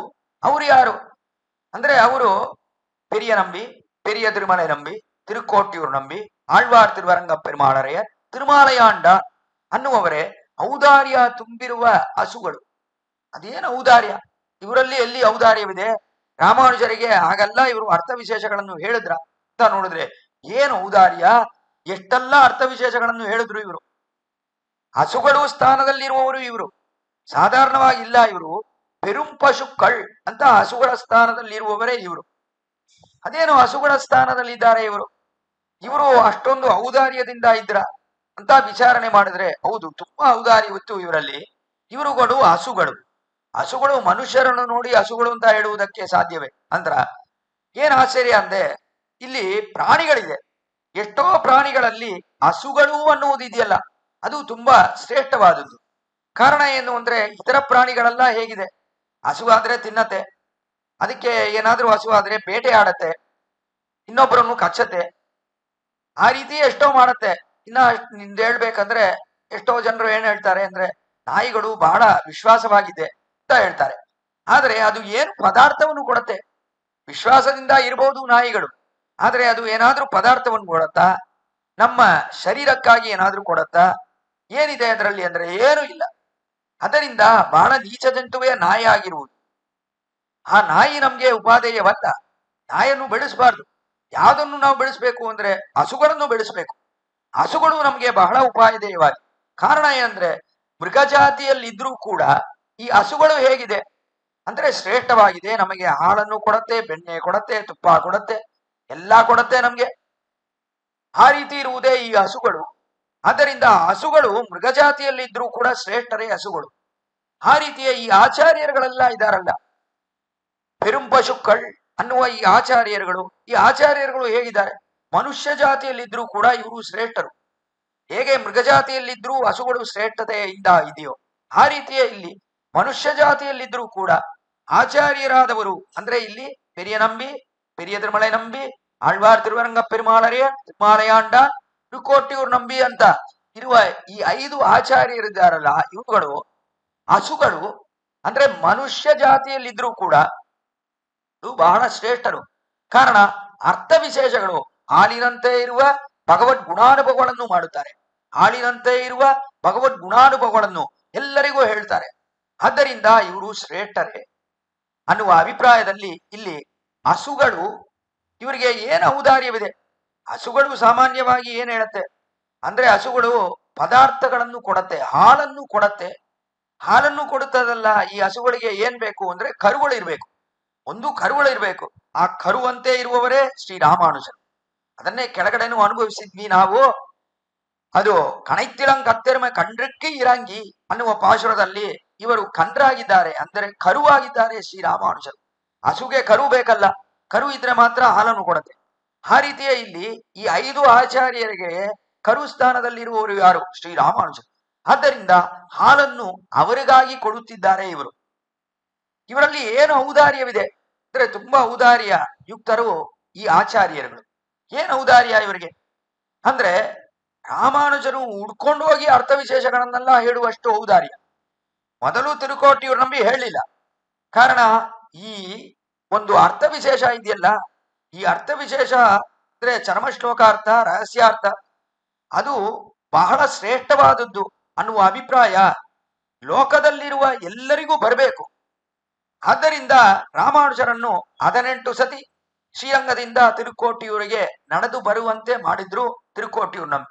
ಆದರೆ ಒಮ್ಮೆ ಅವರಿಗೆ ಅರ್ಥ ವಿಶೇಷಗಳನ್ನೆಲ್ಲ ಹೇಳಿದ ಮೇಲೆ ಎಷ್ಟು ಸತಿ ರಾಮಾನುಜರ ಚೆನ್ನಾಗಿದ್ದಾರ ಯಾವುದೋ ಒಂದು ಅರ್ಥ ಹೇಳ್ಬೇಕಂದ್ರೆ ಅಲ್ಲಿಂದ ಶ್ರೀರಂಗಕ್ಕೆ ಓಡೋಡಿ ಬಂದ್ಬಿಡ್ತಾರೆ ತಿರುಕೋಟಿಯೂರು ನಂಬಿ. ರಾಮಾನುಜರಿಗೆ ಅರ್ಥವನ್ನು ಹೇಳ್ಬೇಕು ಅಂತ ಅಷ್ಟೊಂದು ಔದಾರ್ಯವಿತ್ತು ತಿರುಕೋಟಿಯೂರು ನಂಬಿಯಲ್ಲಿ. ಆ ರೀತಿಯೇ ಶ್ರೀರಾಮಾಯಣವನ್ನು ಪೂರ್ಣವಾಗಿ ಹೇಳಿದ್ರಲ್ಲ ಪೆರಿಯ ತಿರುಮಲೈ ನಂಬಿ. ರಾಮಾನುಜರಿಗೆ ಎಷ್ಟು ಔದಾರ್ಯ! ಅದು ಮಾತ್ರ ಅಲ್ಲ, ಏನು ಔದಾರ್ಯ ಅಂದ್ರೆ ತಮ್ಮ ಶಿಷ್ಯನಾದ ಅವರನ್ನೇ ಕೊಟ್ಬಿಟ್ರು. ಎಷ್ಟು ಔದಾರ್ಯ! ಶಿಷ್ಯನನ್ನೇ ಸ್ವಾಮಿ ರಾಮಾನುಜರಿಗೆ ಕೊಟ್ಟರು, ಆಮೇಲೆ ಬಂದು ರಾಮಾನುಜರಲ್ಲಿ ಸೇರಿದ್ರು ಅಂತ ಈ ಒಂದು ಚರಿತ್ರವನ್ನು ಕೀಡೆ ನಾವು ಅನುಭವಿಸಿದ್ವಿ ಎಂಬಾರ್ ವೈಭವದಲ್ಲಿ.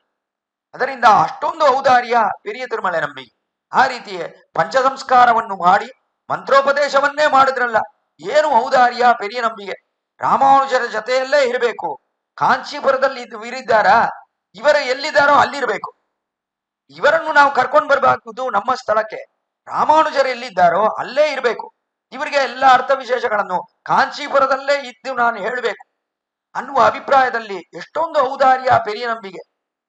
ಔದಾರ್ಯವನ್ನು ಪೆರಿಯ ನಂಬಿಯಲ್ಲಿ ನೋಡ್ತೀವಿ, ಪೆರಿಯ ತಿರುಮಲೈ ನಂಬಿಯಲ್ಲಿ ನೋಡ್ತೀವಿ, ತಿರುಕೋಟಿಯೂರು ನಂಬಿಯಲ್ಲೂ ನೋಡಿ. ಆಮೇಲೆ ತಿರುಮಾಲಯಾಂಡ ಕಾಲಕ್ಷೇಪ ಹೇಳ್ತಾ ಇದ್ದಾರಲ್ಲ, ಏನು ಔದಾರ್ಯ ಅವರಿಗೆ! ಪೂರ್ಣವಾಗಿ ತಿರುವಾಯಿಮುಳಿ ಅರ್ಥ ವಿಶೇಷಗಳನ್ನು ರಾಮಾನುಜರಿಗೆ ಹೇಳ್ತಾ ಇದ್ದಾರೆ, ಅಷ್ಟೊಂದು ಔದಾರ್ಯ. ಅದು ಮಾತ್ರ ಅಲ್ಲ, ಕಾಲಕ್ಷೇಪ ಮಧ್ಯದಲ್ಲಿ ಇಂಥೋದ ಮೇಲೂ ಕೂಡ ತಿರುಕೋಟಿಯೂರು ನಂಬಿ ಬಂದು ನೀವು ಇನ್ನ ಮುಂದೆ ಕಾಲಕ್ಷೇಪವನ್ನು ಪ್ರಾರಂಭಿಸಿ ಇವರಿಗೆ ಎಲ್ಲ ಅರ್ಥ ವಿಶೇಷಗಳನ್ನು ಹೇಳಬೇಕು ಅಂದ ಕೂಡಲೇ ತಿರುಗಾ ಹೇಳಿದ್ರಲ್ಲ, ಅದು ಅವರ ಔದಾರ್ಯ. ಆ ರೀತಿಯೇ ಆಳ್ವಾರ್ ತಿರುವರಂಗ ಪೆರುಮಾಳರಯ್ಯ ಅವರು ಕೂಡ ಪಂಚಮೋಪಾಯವನ್ನು ಉಪದೇಶ ಮಾಡಿದ್ರಲ್ಲ, ಎಷ್ಟು ಔದಾರ್ಯ! ಅದೇನು ಸಾಧಾರಣವಾದ ಅರ್ಥವೇ? ಆಚಾರ್ಯನೇ ಉಪಾಯ ಅಂತ ಹೇಳುವ ಅರ್ಥವನ್ನು ಒಬ್ಬರು ವ್ಯಕ್ತಿಗೆ ಹೇಳ್ಬೇಕಂದ್ರೆ ಎಷ್ಟೊಂದು ಔದಾರ್ಯ ಇರಬೇಕು ಅವರಿಗೆ. ಆದ್ದರಿಂದ ಇವರುಗಳೆಲ್ಲ ಔದಾರ್ಯ ಕೊಂಡಿರುವ ವಳ್ಳಲ್ ಪೆರುಂ ಪಶುಕ್ಕಳ್. ಏನಿವರಿಗೆ ಒಂದು ಪೆರುಂ ಪಶುಕ್ಕಳ್ ಅಂದ್ರೆ ಇವರು ಬಹಳ ಶ್ರೇಷ್ಠವಾಗಿದ್ದಾರೆ. ಏನು ಶ್ರೇಷ್ಠತೆ ಇವರದು! ಇವರ ಶ್ರೇಷ್ಠತೆ ಅನ್ನುವುದಿದೆಲ್ಲ ಸಾಧಾರಣವಾಗಿರುವುದು ಅಲ್ಲ, ಭಗವಾನಿಗಿಂತ ಇವರು ಶ್ರೇಷ್ಠವಾದವರು. ಭಗವಾನ್ ಏನ್ ಮಾಡ್ತಾನೆ ಅಂದ್ರೆ ಅವನು ಶಾಸ್ತ್ರಗಳನ್ನೆಲ್ಲ ಕೊಡ್ತಾನೆ, ತಾನೇ ನೇರವಾಗಿ ಹೇಳುವುದಿಲ್ಲ, ಇನ್ನೊಬ್ಬರ ಮೂಲಕ ಶಾಸ್ತ್ರಗಳನ್ನು ಕೊಡುತ್ತಾನೆ ಅಷ್ಟೇ ಅವನು.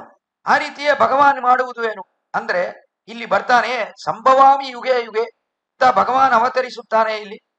ಯದಾ ಯದಾ ಈ ಧರ್ಮಸ್ಯ ಗ್ಲಾನಿರ್ಭವತಿ ಭಾರತ ಅಭ್ಯುತ್ಥಾನಂ ಅಧರ್ಮಸ್ಯ ತದಾತ್ಮಾನಂ ಸೃಜಾಮ್ಯಹಂ ಅನ್ನುವುದು ಶ್ರೀ ಗೀತಾಶಾಸ್ತ್ರದಲ್ಲಿ ಶ್ರೀ ಕೃಷ್ಣ ಪರಮಾತ್ಮ ಹೇಳುವ ಅದ್ಭುತವಾದ ಶ್ಲೋಕ. ಯದಾ ಯದಾ ಹಿ ಧರ್ಮಸ್ಯ ಗ್ಲಾನಿರ್ಭವತಿ ಭಾರತ. ಅರ್ಜುನನೇ, ಯಾವಾಗಲ್ಲ ಇಲ್ಲಿ ಧರ್ಮಕ್ಕೆ ಒಂದು ಗ್ಲಾನಿ ಭವತೋ ಅಂದ್ರೆ, ಗ್ಲಾನಿ ಅಂದ್ರೆ ಏನು ಅಂದ್ರೆ ಧರ್ಮದಲ್ಲಿ ಯಾವಾಗಲ್ಲ ಸ್ವಲ್ಪ ಧರ್ಮ ಕಡಿಮೆ ಆಯ್ತು ಅನ್ನುವ ಅಭಿಪ್ರಾಯ ಬರುತ್ತೋ ಆವಾಗಲ್ಲ ತದಾತ್ಮಾನಂ ಸೃಜಾಮ್ಯಹಂ. ಯದಾ ಯದಾ ಹಿ ಧರ್ಮಸ್ಯ ಗ್ಲಾನಿರ್ಭವತಿ ಭಾರತ ಅಭ್ಯುತ್ಥಾನಂ ಅಧರ್ಮಸ್ಯ ತದಾತ್ಮಾನಂ ಸೃಜಾಮ್ಯಹಂ. ಅಭ್ಯುತ್ಥಾನಂ ಅಧರ್ಮಸ್ಯ, ಅಧರ್ಮಗಳಿದೆಯಲ್ಲ ಆ ಅಧರ್ಮ ಚೆನ್ನಾಗಿ ಹೋಗ್ಬೇಕು, ಧರ್ಮವಾಗಿರುವುದು ಸ್ಥಾಪನೆ ಆಗ್ಬೇಕು ಈ ಲೋಕದಲ್ಲಿ ಅನ್ನುವ ಕಾರಣದಿಂದ ನಾನು ಬಂದು ಅವತರಿಸುತ್ತೇನೆ.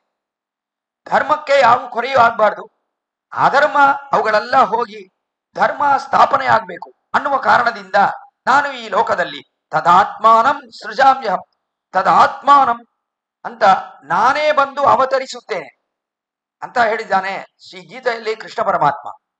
ಇದನ್ನು ಹೇಳಿದ ಕೃಷ್ಣ ಆಮೇಲೆ ಇನ್ನ ಒಂದು ಶ್ಲೋಕದಲ್ಲಿ ಜ್ಞಾನೀತು ಆತ್ಮೈವ ಮೇ ಮತಂ ಅಂತ ಹೇಳ್ತಾನೆ. ಇನ್ನೂ ಒಂದು ಶ್ಲೋಕದಲ್ಲಿ ಜ್ಞಾನೀತು ಆತ್ಮೈವ ಮೇ ಮತಂ ಅನ್ನುವ ಕಾರಣದಿಂದ ಜ್ಞಾನಿಗಳೇ ನನಗೆ ಆತ್ಮ ಅನ್ನುವ ಅಭಿಪ್ರಾಯ ಶ್ರೀ ಕೃಷ್ಣನದು. ಜ್ಞಾನಿಗಳೇ ಇವನಿಗೆ ಆತ್ಮ ಅಂದ ಮೇಲೆ ಈ ನಾನೇ ಬಂದು ಅವತರಿಸುತ್ತೇನೆ, ಧರ್ಮಕ್ಕೆ ಗ್ಲಾನಿ ಬಂದ್ರೆ ನಾನೇ ಬಂದು ಅವತರಿಸುತ್ತೇನೆ ಅಂತ ಹೇಳಿದ್ರೆ ಇವನೇ ಬಂದು ಅವತರಿಸುತ್ತಾನ ಅಂದ್ರೆ ಇಲ್ಲ. ಅದಕ್ಕೇನು ಅಭಿಪ್ರಾಯ? ತದಾತ್ಮಾನಂ ಸೃಜಾಮ್ಯಹಂ ಅಂತ ಹೇಳಿದ್ರೆ, ತದಾತ್ಮಾನಂ ಅಂತ ಹೇಳಿದ್ರೆ ನನಗೆ ಆತ್ಮಸ್ಥಾನದಲ್ಲಿರುವವರು ಜ್ಞಾನಿಗಳು ಅಂತವರನ್ನು ಈ ಲೋಕದಲ್ಲಿ ಅವತರಿಸುತ್ತೇನೆ, ಅವತರಿಸುವಂತೆ ಮಾಡ್ತೇನೆ. ಆ ತರ ಇರುವ ಕೆಲವೊಂದು ಜೀವಾತ್ಮಗಳಿಗೆ ವಿಶೇಷ ಕಟಾಕ್ಷ ಮಾಡಿ ಆಳ್ವಾರ್ಗಳು ಅಂತಾನು ಆಚಾರ್ಯಗಳು ಅಂತಾನು ನಾನು ಅವತರಿಸುತ್ತೇನೆ. ನಾನೇ ಅವತರಿಸುತ್ತೇನೆ, ಆದ್ರೆ ನೇರವಾಗಿ ಅಲ್ಲ. ಈ ಆಳ್ವಾರ್ಗಳ ಮೂಲಕ, ಆಚಾರ್ಯರ ಮೂಲಕ ಧರ್ಮವನ್ನು ಸ್ಥಾಪಿಸಬೇಕು ಅನ್ನುವ ಅಭಿಪ್ರಾಯದಲ್ಲಿ ಅವರ ಮೂಲಕ ನಾನು ಅವತರಿಸುತ್ತೇನೆ ಅನ್ನುವುದೇ ಶ್ರೀಕೃಷ್ಣನ ಅದ್ಭುತವಾದ ಅಭಿಪ್ರಾಯ ಅಂತ ಗೀತಾ ಭಾಷ್ಯದಲ್ಲಿ ಆಶ್ಚರ್ಯವಾಗಿ ಶ್ರೀ ಭಾಷ್ಯಕಾರರು ಈ ಅರ್ಥ ವಿಶೇಷವನ್ನು ಹೇಳಿದ್ದಾರೆ. ಅದರಿಂದ ಭಗವಾನ್ ಇಲ್ಲಿ ನೇರವಾಗಿ ಅವತರಿಸುವುದು ಅಂತಹದ್ದು ಅಲ್ಲ. ಧರ್ಮಕ್ಕೆ ಯಾವಾಗಲ್ಲ ಗ್ಲಾನಿ ಬರುತ್ತೋ ಅವಾಗಲ್ಲ ಭಗವಾನ್ ನೇರವಾಗಿ ಅವತರಿಸುವುದಿಲ್ಲ. ಈ ತರ ಮಹನೀಯರು, ಈ ತರ ಶ್ರೇಷ್ಠವಾದವರು ಅಂತವರನ್ನು ತನಗೆ ಆತ್ಮವಾಗಿ ಕೊಂಡಿದ್ದಾನಲ್ಲ, ಅವರನ್ನು ಅವತರಿಸುವಂತೆ ಮಾಡ್ತಾನೆ ಭಗವಾನ್. ಅದನ್ನೇ ಇಲ್ಲಿ ಆಶ್ಚರ್ಯವಾಗಿ ನೋಡ್ತೀವಿ. ವಳ್ಳಲ್ ಪೆರುಂ ಪಶುಕ್ಕಳ್ ಅಂದ್ರೆ ಭಗವಾನ್ ಇಲ್ಲಿ ಯಾವಾಗೋ ಒಮ್ಮೆ ಅವತರಿಸಿ ಒಂದು ಶಾಸ್ತ್ರ, ಗೀತಾಶಾಸ್ತ್ರವನ್ನು ಕೊಟ್ಬಿಟ್ಟು ಹೋದ. ಆದರೆ ಈ ಆಚಾರ್ಯರುಗಳು ಹೇಗಿದ್ದಾರೆ ಅಂದ್ರೆ ಇವರುಗಳೇ ಪೆರುಂ ಪಶುಕ್ಕಳ್ ಅಂದ್ರೆ ಬಹಳ ಶ್ರೇಷ್ಠವಾದ ಹಸುಗಳು. ಭಗವಾನೂ ಒಬ್ಬ ಹಸುವೆ. ಕಾರಣ ಏನಂದ್ರೆ ನಮಗೆ ಆಶ್ಚರ್ಯವಾದ ಒಂದು ಗೀತಾಶಾಸ್ತ್ರವನ್ನು ಕೊಡ್ತ. ದುಗ್ಧಂ ಗೀತಾಮೃತಂ ಮಹತ್ ಪಾರ್ಥೋ ವತ್ಸಃ ಸುಧಿ ಭೋಕ್ತ ದುಗ್ಧಂ ಗೀತಾಮೃತಂ ಮಹತ್ ಸರ್ವೋ ಗಾವಃ ಸರ್ವೋಪನಿಷದಃ ಗಾವಃ ಸುಧಿ ಗೋಪ ದೋಗ್ಧ ಗೋಪಾಲನಂದನ ಪಾರ್ಥೋ ವತ್ಸಃ ಸುಧಿ ಭೋಕ್ತ ದುಗ್ಧಂ ಗೀತಾಮೃತಂ ಮಹತ್ ಎಂಬುದು ಪರಮಾಚಾರ್ಯರಾದ ಆಳವಂದಾರಿನ ಅದ್ಭುತವಾದ ಶ್ರೀ ಸೂಕ್ತ. ಅದರಲ್ಲಿ ಭಗವಾನ್ ಅವನು ಸರ್ವೋಪನಿಷದ ಗಾವಹ, ಎಲ್ಲ ಉಪನಿಷತ್ ಅವುಗಳೆಲ್ಲ ಹಸುಗಳು. ಆ ಸ್ಥಾನದಲ್ಲಿ ಹಸುಗಳಿಂದ ಹಾಲನ್ನು ಕರೆಯಬೇಕಲ್ಲ, ಅದಕ್ಕೆ ಒಬ್ಬ ಗೋಪಾಲ ಬೇಕು. ಆ ಗೋಪಾಲ ಯಾರು? ಕೃಷ್ಣನು. ದೋಗ್ಧ ಗೋಪಾಲನಂದನ ಪಾರ್ಥೋ ವತ್ಸ, ಅಲ್ಲಿ ಒಂದು ಕರು ಇರಬೇಕಲ್ಲ, ಆ ಕರು ಯಾವುದು? ವತ್ಸ ಆಗಿರುವುದು, ಆ ಕರು ಆಗಿರುವುದು ಅದು ಯಾವುದು ಅಂದ್ರೆ ಪಾರ್ಥ ಶ್ರೀ ಅರ್ಜುನನು. ಸುಧಿ ಭೋಕ್ತ, ಇದನ್ನು ಅನುಭವಿಸುವರು ಯಾರು? ಅನುಭವಿಸುವರು ಅಲ್ಲಿ ಇರುವ ಸುಧಿ ಅನ್ನುವ ಜ್ಞಾನಿಗಳು, ಸ್ವಾಮಿ ನಮ್ಮಾಳ್ವ ಹಾಗೆ ಇರುವ ಜ್ಞಾನಿಗಳು. ಯಾವುದನ್ನು ಅನುಭವಿಸುತ್ತಾರೆ? ಹಾಲು ಎಲ್ಲಿಂದ ಬಂತು? ಯಾವುದು ಹಾಲು? ಅಲ್ಲೇ ದುಗ್ಧಂ ಗೀತಾಮೃತಂ, ಗೀತಾ ಅನ್ನುವ ಅದ್ಭುತವಾದ ಅಮೃತ, ಅದೇ ಅಲ್ಲಿ ಹಾಲು. ಆ ಹಾಲನ್ನು ಕರೆದವನು ಗೋಪಾಲನಾದ ಪಾರ್ಥಸಾರಥಿ ಭಗವಾನ್. ಗೀತಾಚಾರ್ಯನು ಹಾಲನ್ನು ಕರೆದವನು. ಕರು ಯಾವುದು ಅಂದ್ರೆ ನಮ್ಮಾಳ್ವಾರ್ ಹಾಗೆ ಇರುವ ಎಷ್ಟೋ ಅಧಿಕಾರಿಗಳು ಕರುಗಳು ಅಂತ ಹೇಳುವ ಕ್ರಮದಲ್ಲಿ ಇಲ್ಲೂ ಕೂಡ ಹೇಗಿದೆ? ಭಗವಾನ್ ಅವನು ಈ ಒಂದು ಹಾಲನ್ನು ಕರೆದ ಅಂದ್ರೆ ಶಾಸ್ತ್ರದಿಂದ ಅದರಲ್ಲಿ ಹೇಳುವ ಅರ್ಥ ವಿಶೇಷಗಳನ್ನೆಲ್ಲ ಶ್ರೀ ಗೀತೆ ಆಗಿರುವ ಅಮೃತ ಅದನ್ನು ಕೊಟ್ಟ. ಆ ರೀತಿಯೇ ಇಲ್ಲೂ ಕೂಡ ಇವರುಗಳೆಲ್ಲ ಸ್ವಾಮಿ ಆಳವಂದಾರಿನ ಶಿಷ್ಯರು. ಅಲ್ಲಿ ಅವನು ಕೊಟ್ಟಿದ್ದು ಒಂದೇ ಒಂದು ಶಾಸ್ತ್ರ, ಗೀತಾಶಾಸ್ತ್ರ. ಆ ರೀತಿಯೇ ಭಗವಾನ್ ಅಲ್ಲಿ ಒಂದು ಕೊಟ್ಟ, ಅವನು ಒಬ್ಬನಾಗಿದ್ದ. ಇಲ್ಲಿ ಹೇಗಿದ್ದಾರೆ ಅಂದ್ರೆ ಇಲ್ಲಿ ಇಲ್ಲಿ 5 ಮಹನೀಯರು, ಅವರು ಆಳವಂದಾರಿಕ ಶಿಷ್ಯರು. ಇವರುಗಳು ಕೊಡುತ್ತಿದ್ದಾರೆ, ಹಾಲನ್ನು ಕೊಡುತ್ತಿದ್ದಾರೆ. ಹಾಲಾಗೆ ಇರುವ ಆಶ್ಚರ್ಯವಾದ ಅರ್ಥ ವಿಶೇಷಗಳು ಅದನ್ನೆಲ್ಲ ಕೊಡುತ್ತಿದ್ದಾರೆ. ಯಾರಿಗೆ? ಶ್ರೀರಾಮಾನುಜರಿಗೆ. ಅದರಿಂದ ಇವರ ಔದಾರ್ಯ ಗುಣದಿಂದ ಹಾಲಿನಂತೆ ಇರುವ ಭಗವತ್ ಗುಣಾನುಭವಗಳು, ಆ ಗುಣಾನುಭವಗಳನ್ನು ಶ್ರೀರಾಮಾನುಜರು ಅವರೇ ಇಲ್ಲಿ ಕಲಶ, ಆ ಕಲಶಕ್ಕೆ ಕೊಡುತ್ತಿದ್ದಾರೆ. ಇಲ್ಲಿ ಈ ಹಸುಗಳಾದ ಶ್ರೇಷ್ಠವಾದ ಹಸುಗಳಾದ ಪೆರಿಯನಂಬಿ ಪ್ರಾರಂಭಿಸಿ ಆಳ್ವಾರ್ ತಿರುವರಂಗ ಪೆರುಮಾಳ್ ಅರೆಯರ್ ತನಕ ಇವರು ಆ ಒಂದು ಹಾಲನ್ನು ಕೊಡುತ್ತಿದ್ದಾರೆ ಶ್ರೀರಾಮಾನುಜರಿಗೆ. ಅವರೇ ಆ ಕಲಶ ಆಗಿದ್ದು ಆ ಹಾಲನ್ನು ಸ್ವೀಕರಿಸುತ್ತಿದ್ದಾರೆ. ಅದನ್ನೇ ಇಲ್ಲಿ ಏಟ್ರಕಲಂಗಳ್ ಅಂದ್ರೆ ಏಟ್ರಕಲಂಗಳ್ ಅನ್ನುವುದಕ್ಕೆ ಕೆಡುವಾರು ಅರ್ಥಗಳನ್ನು ಹೇಳ್ಬೋದು. ಈ ರಾಮಾನುಜರು ಆ ಹಾಲನ್ನೆಲ್ಲ ಸ್ವೀಕರಿಸಿದ್ರಲ್ಲ, ಏಟ್ರಕಲಂಗಳ್ ಎದುರು ಪೊಂಗಿ ಮೀದಳಿಪ್ಪ ಇದನ್ನೆಲ್ಲ ಸ್ವೀಕರಿಸಿ ಆಮೇಲೆ ಏಟ್ರಕಲಂಗಳ್ ಅಂದ್ರೆ ಈ ರಾಮಾನುಜರು ತಮ್ಮಲ್ಲಿ ಸ್ವೀಕರಿಸಿದಾಗ ಆ ಹಾಲನ್ನು ಅಂದ್ರೆ ಅರ್ಥ ವಿಶೇಷಗಳನ್ನು ಹೇಗೆ ಕೊಂಡ್ರು ಅಂದ್ರೆ ತಮ್ಮ ಮನಸ್ಸಲ್ಲಿ ಎಲ್ಲವನ್ನೂ ಧರಿಸುವಂತೆ ಅದನ್ನೆಲ್ಲ ಕೊಂಡ್ರು. ಅದನ್ನೆಲ್ಲ ಕೊಂಡು ಆಮೇಲೆ ಅವರು ಆ ಅರ್ಥ ವಿಶೇಷಗಳನ್ನು ಹೇಳುವಾಗ ಹೇಗೆ ಹೇಳಿದ್ರು ಅಂದ್ರೆ ಎಲ್ಲರಿಗೂ ಹೇಳಿದ್ರು. ಏಟ್ರಕಲಂಗಳ್ ಎದುರು ಪೊಂಗಿ ಮೀದಳಿಪ್ಪ, ಇವರು ಹೇಳಿದ ಅರ್ಥ ವಿಶೇಷಗಳೆಲ್ಲ ಎಲ್ಲಿ ಬಂದು ಸೇರಿತು ಅಂದ್ರೆ ಅವರ ಶಿಷ್ಯರುಗಳಲ್ಲಿ ಬಂದು ಸೇರಿತು. ಆ ಶಿಷ್ಯರುಗಳಲ್ಲಿ ಅಂದ್ರೆ ಶ್ರೀರಾಮಾನುಜರ ಶಿಷ್ಯರಾದ ತಿರುಕುರುವೆ ಪಿರಾನ್ ಬಿಳ್ಳಾನ್ ಎಂಬಾರೇನು, ಮೊದಲಿಯಾಂಡಾನಿಯೇನು, ಇಳೆಯವಿಲ್ಲಿಯಾಚಾನೇನು, ಅರುಳಾಳ ಪೆರುಮಾಳೆಂಬೆರುಮಾನಾರೆ, ಆಮೇಲೆ ಅನಂತಾನ್ ಪಿಳ್ಳೆಯೇನು, ಈ ತರ ಇರುವ ಶಿಷ್ಯ ವರ್ಗಗಳಲ್ಲಿ ಬಂದ್ ಸೇರಿತು ಈ ಅರ್ಥ ವಿಶೇಷಗಳು ಆಮೇಲೆ ಇರುವ ಶಿಷ್ಯರುಗಳಿಗೂ ಅದು ಹೋಗಿ ಸೇರಿತು. ಪರಾಶರ ಭಟ್ಟರ್, ನಂಜೀಯರ್, ನಂಬುಳ್ಳೈ, ವಡಕ್ಕೆ ತಿರುವೀದಿ ಪಿಳ್ಳೈ, ಮಣವಾಳ ಮಾಮಣಿಗಳ ತನಕ ಎಲ್ಲ ಅರ್ಥ ವಿಶೇಷಗಳು ಸೇರಿತು. ಆ ಕಾಲದಲ್ಲಿ ರಾಮಾನುಜರು ಒಬ್ಬರು ಅಲ್ಲಿ ಕಲಶರಾಗಿದ್ರು. ಅವರು ಎಲ್ಲ ಅರ್ಥಗಳನ್ನು ಸ್ವೀಕರಿಸಿ ಹಾಲಿನಂತೆ ಇರುವ ಭಗವದ್ ಗುಣಾನುಭವಗಳನ್ನು ಸ್ವೀಕರಿಸಿ ಎಲ್ಲರಿಗೂ ಕೊಟ್ರು. ಅದೇ ಎತ್ತಗಳಂಗಳ್ ಎದುರು ಪೊಂಗಿ ಮೀದಳಿಪ್ಪ ಅಂತ. ಎದುರು ಪೊಂಗಿ ಮೀದಳಿಪ್ಪ ಅಂದ್ರೆ ಸ್ವಾಮಿ ರಾಮಾನುಜರು ಹೇಳಿದ ಅರ್ಥಗಳಿದೆಯಲ್ಲ, ಅದಕ್ಕಿಂತ ಆಶ್ಚರ್ಯವಾದ ಅರ್ಥಗಳನ್ನು ಹೇಳುವ ಒಂದು ಸಮರ್ಥರು. ಅಂದ್ರೆ ರಾಮಾನುಜರು ಹೇಳಿದ ಅರ್ಥಗಳೇ ಅವುಗಳು. ಅದಕ್ಕಿಂತ ಆಶ್ಚರ್ಯವಾದ ಅರ್ಥಗಳು ಅಂದ್ರೆ ಏನು? ಆ ಅರ್ಥಗಳಿಗೆ ಇನ್ನಷ್ಟು ಕಣ್ಣು, ಮೂಗು, ಬಾವಿ, ಕಿವಿ ಎಲ್ಲ ಇಟ್ಟು ಅದನ್ನು ಇನ್ನ ಆಶ್ಚರ್ಯವಾದಿ ಅಲಂಕಾರ ಮಾಡಿ ಹೇಳುವ ಒಂದು ಶಕ್ತಿ ವಿಶೇಷಗಳು ಅವರ ಶಿಷ್ಯರುಗಳಲ್ಲಿತ್ತು. ಅದನ್ನೇ ಇಲ್ಲಿ ಆಂಡಾಳ್ ಅದ್ಭುತವಾಗಿ ಏற்றಗಳಂಗಳ್ ಎದುರು ಪೊಂಗಿ ಮೀದಳಿಪ್ಪ ಮಾಟ್ರಾದೆ ಬಾಳ್ ಶೌರ್ಯ. ಮಾಟ್ರಾದೆ ಅಂದ್ರೆ ಎಷ್ಟೋ ಅರ್ಥಗಳಿದೆ. ಮಾಟ್ರಾದೆ ಅಂದ್ರೆ ಏನು? ಮಾಟ್ರಾದೆ ಅಂದ್ರೆ ಎಡಬಿಡದೆ. ಮೊದಲನೇ ಅರ್ಥ ಏನು? ಅವಿಚ್ಛಿನ್ನವಾಗಿ ಅರ್ಥ ವಿಶೇಷಗಳನ್ನು ಹೇಳುವುದು. ಮಾಟ್ರಾದೆ ಅವಿಚ್ಛಿನ್ನವಾಗಿ ಅರ್ಥ ವಿಶೇಷಗಳನ್ನು ಎಲ್ಲ ಶಿಷ್ಯರಿಗೂ ಹೋಗಿ ಸೇರುವಂತೆ ಹೇಳುವವರು ಆಚಾರ್ಯರು. ಅದು ಮಾಟ್ರಾದೆ. ಮಾಟ್ರಾದೆ ಅಂದ್ರೆ ಏಮಾಟ್ರಾದೆ ಅಂದ್ರೆ ಇನ್ನೊಬ್ಬರನ್ನು ವಂಚನೆ ಮಾಡದೆ, ವಂಚಿಸದೆ ಹೇಳುವುದು ಅನ್ನುವುದು ಅದು ಒಂದು ಅರ್ಥ. ಅಂದ್ರೆ ಏನು ನಮ್ಮ ಪೂರ್ವಾಚಾರ್ಯರುಗಳು ಹೇಳಿದಾರೋ ಆ ಅರ್ಥಗಳನ್ನೇ ಹೇಳುವುದು. ವಂಚನೆಗಾಗಿ ಸ್ತುತಿ ಮಾಡಬೇಕು ಅನ್ನುವ ಕಾರಣಕ್ಕಾಗಿ ಹೇಳುವ ಅರ್ಥಗಳಲ್ಲ. ಆದ್ದರಿಂದ ಏಮಾಟ್ರಾದೆ. ಇನ್ನ ಒಂದು ಅರ್ಥವಿದೆ. ಮಾಟ್ರಾದೆ ಅಂದ್ರೆ ಏನು ಅಂದ್ರೆ ಮೊದಲನೇ ದಿವಸ ಒಂದು ಅರ್ಥವನ್ನು ಹೇಳುವುದು. ಹೇಳ್ಬಿಟ್ಟು ನಮ್ಮ ಆಚಾರ್ಯರುಗಳಿಗೆಲ್ಲ ಅದೇ ಪ್ರಭಾವ. ಮೊದಲನೇ ದಿವಸ ಒಂದು ಅರ್ಥವನ್ನು ಹೇಳುವುದು, ಹೇಳ್ಬಿಟ್ಟು ಮಾರನೇ ದಿವಸ ಬಂದ್ಬಿಟ್ಟು ಇಲ್ಲ ನಿನ್ನೆ ಹೇಳಿದ್ನಲ್ಲ ಆ ಅರ್ಥ ಏನೋ ಸರಿ ಇಲ್ಲ, ಚೆನ್ನಾಗಿ ಆಲೋಚನೆ ಮಾಡಿ ನೋಡಿದೆ, ಆ ಅರ್ಥ ಸರಿ ಇಲ್ಲ. ಅದರಿಂದ ಇವತ್ತು ನಾನು ಯಾವ ಅರ್ಥವನ್ನು ಹೇಳ್ತೀನೋ ಆ ಅರ್ಥವನ್ನೇ ನೀವು ಕೊಡ್ಬೇಕು ಅಂತ ಮಾರನೇ ದಿವಸ ಇನ್ನೂ ಒಂದು ಅರ್ಥವನ್ನು ಹೇಳು. ಮೂರನೇ ದಿವಸ ಬಂದ್ಬಿಟ್ಟು 2 ದಿವಸ ಹೇಳಿದ್ನಲ್ಲ ಆ ಅರ್ಥಗಳು ಎರಡೂ ಸರಿ ಇಲ್ಲ, ಇವತ್ತು ನಾನು ಯಾವ ಅರ್ಥವನ್ನು ಹೇಳ್ತೀನೋ ಅದೇ ಸರಿಯಾಗತ್ತೆ ಅಂತ ಹೇಳೋದು. ಈ ತರ ಹೇಳಿದ್ರೆ ಏನ್ ಪ್ರಯೋಜನ? ಅವಾಗ ಶಿಷ್ಯರು ಏನ್ ಹೇಳ್ತಾರೆ, ಸ್ವಾಮಿ ನೋಡಿ, ನೀವು ಮೊದಲು ನಿಮ್ಗೆ ಯಾವ ಅರ್ಥ ಸರಿ ಅನ್ನುವುದನ್ನು ನಿಮ್ಮ ಮನಸ್ಸಲ್ಲಿ ಚೆನ್ನಾಗಿ ಕೊಂಡು ಆಮೇಲೆ ಬಂದು ನಮ್ಗೆ ಉಪದೇಶ ಮಾಡಿ, ನಾವು ಹೋಗಿ ಬರ್ತೀವಿ. ಒಂದೊಂದು ದಿವಸ ಒಂದೊಂದು ಅರ್ಥ ಹೇಳ್ತಾ ಇದ್ದೀರಾ, ಇದು ಸರಿ ಇಲ್ಲ, ನಿನ್ನೆ ಹೇಳಿದ್ ಸರಿ ಇಲ್ಲ, ಮೊನ್ನೆ ಹೇಳಿದ್ ಸರಿ ಇಲ್ಲ, ಇವತ್ತು ಒಂದು ಅರ್ಥ ಹೇಳ್ತೀನಿ, ನಾಳೆ ತಿರ್ಗಾ ಬಂದ್ಬಿಟ್ಟು ಇವತ್ತು ಹೇಳಿದ್ ಸರಿ ಇಲ್ಲ ಅಂತ ನಾಲ್ಕನೇ ದಿವಸ ಹೇಳಿದ್ದೆ ಸರಿ, ಈ ತರ ಎಲ್ಲ ಹೇಳ್ತಾ ಇದ್ರೆ ಅದು ಪ್ರಯೋಜನ ಆಗಲ್ಲ ಅಂತ ಶಿಷ್ಯರೆಲ್ಲ ಹೋಗ್ಬಿಡ್ತಾರೆ.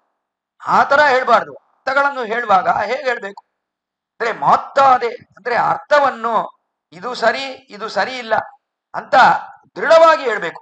ಒಂದ್ ದಿವಸ ಹೇಳಿದ್ದನ್ನು ಮಾರನೇ ದಿವಸ ಇದು ಸರಿ ಇಲ್ಲ ಅಂತ ಹೇಳ್ಬಾರ್ದು. ಅದು ಮಾತಾದೆ ಅನ್ನುವುದಕ್ಕೆ ಅಭಿಪ್ರಾಯ. ಇನ್ನ ಒಂದು ಅರ್ಥವೂ ಇದೆ.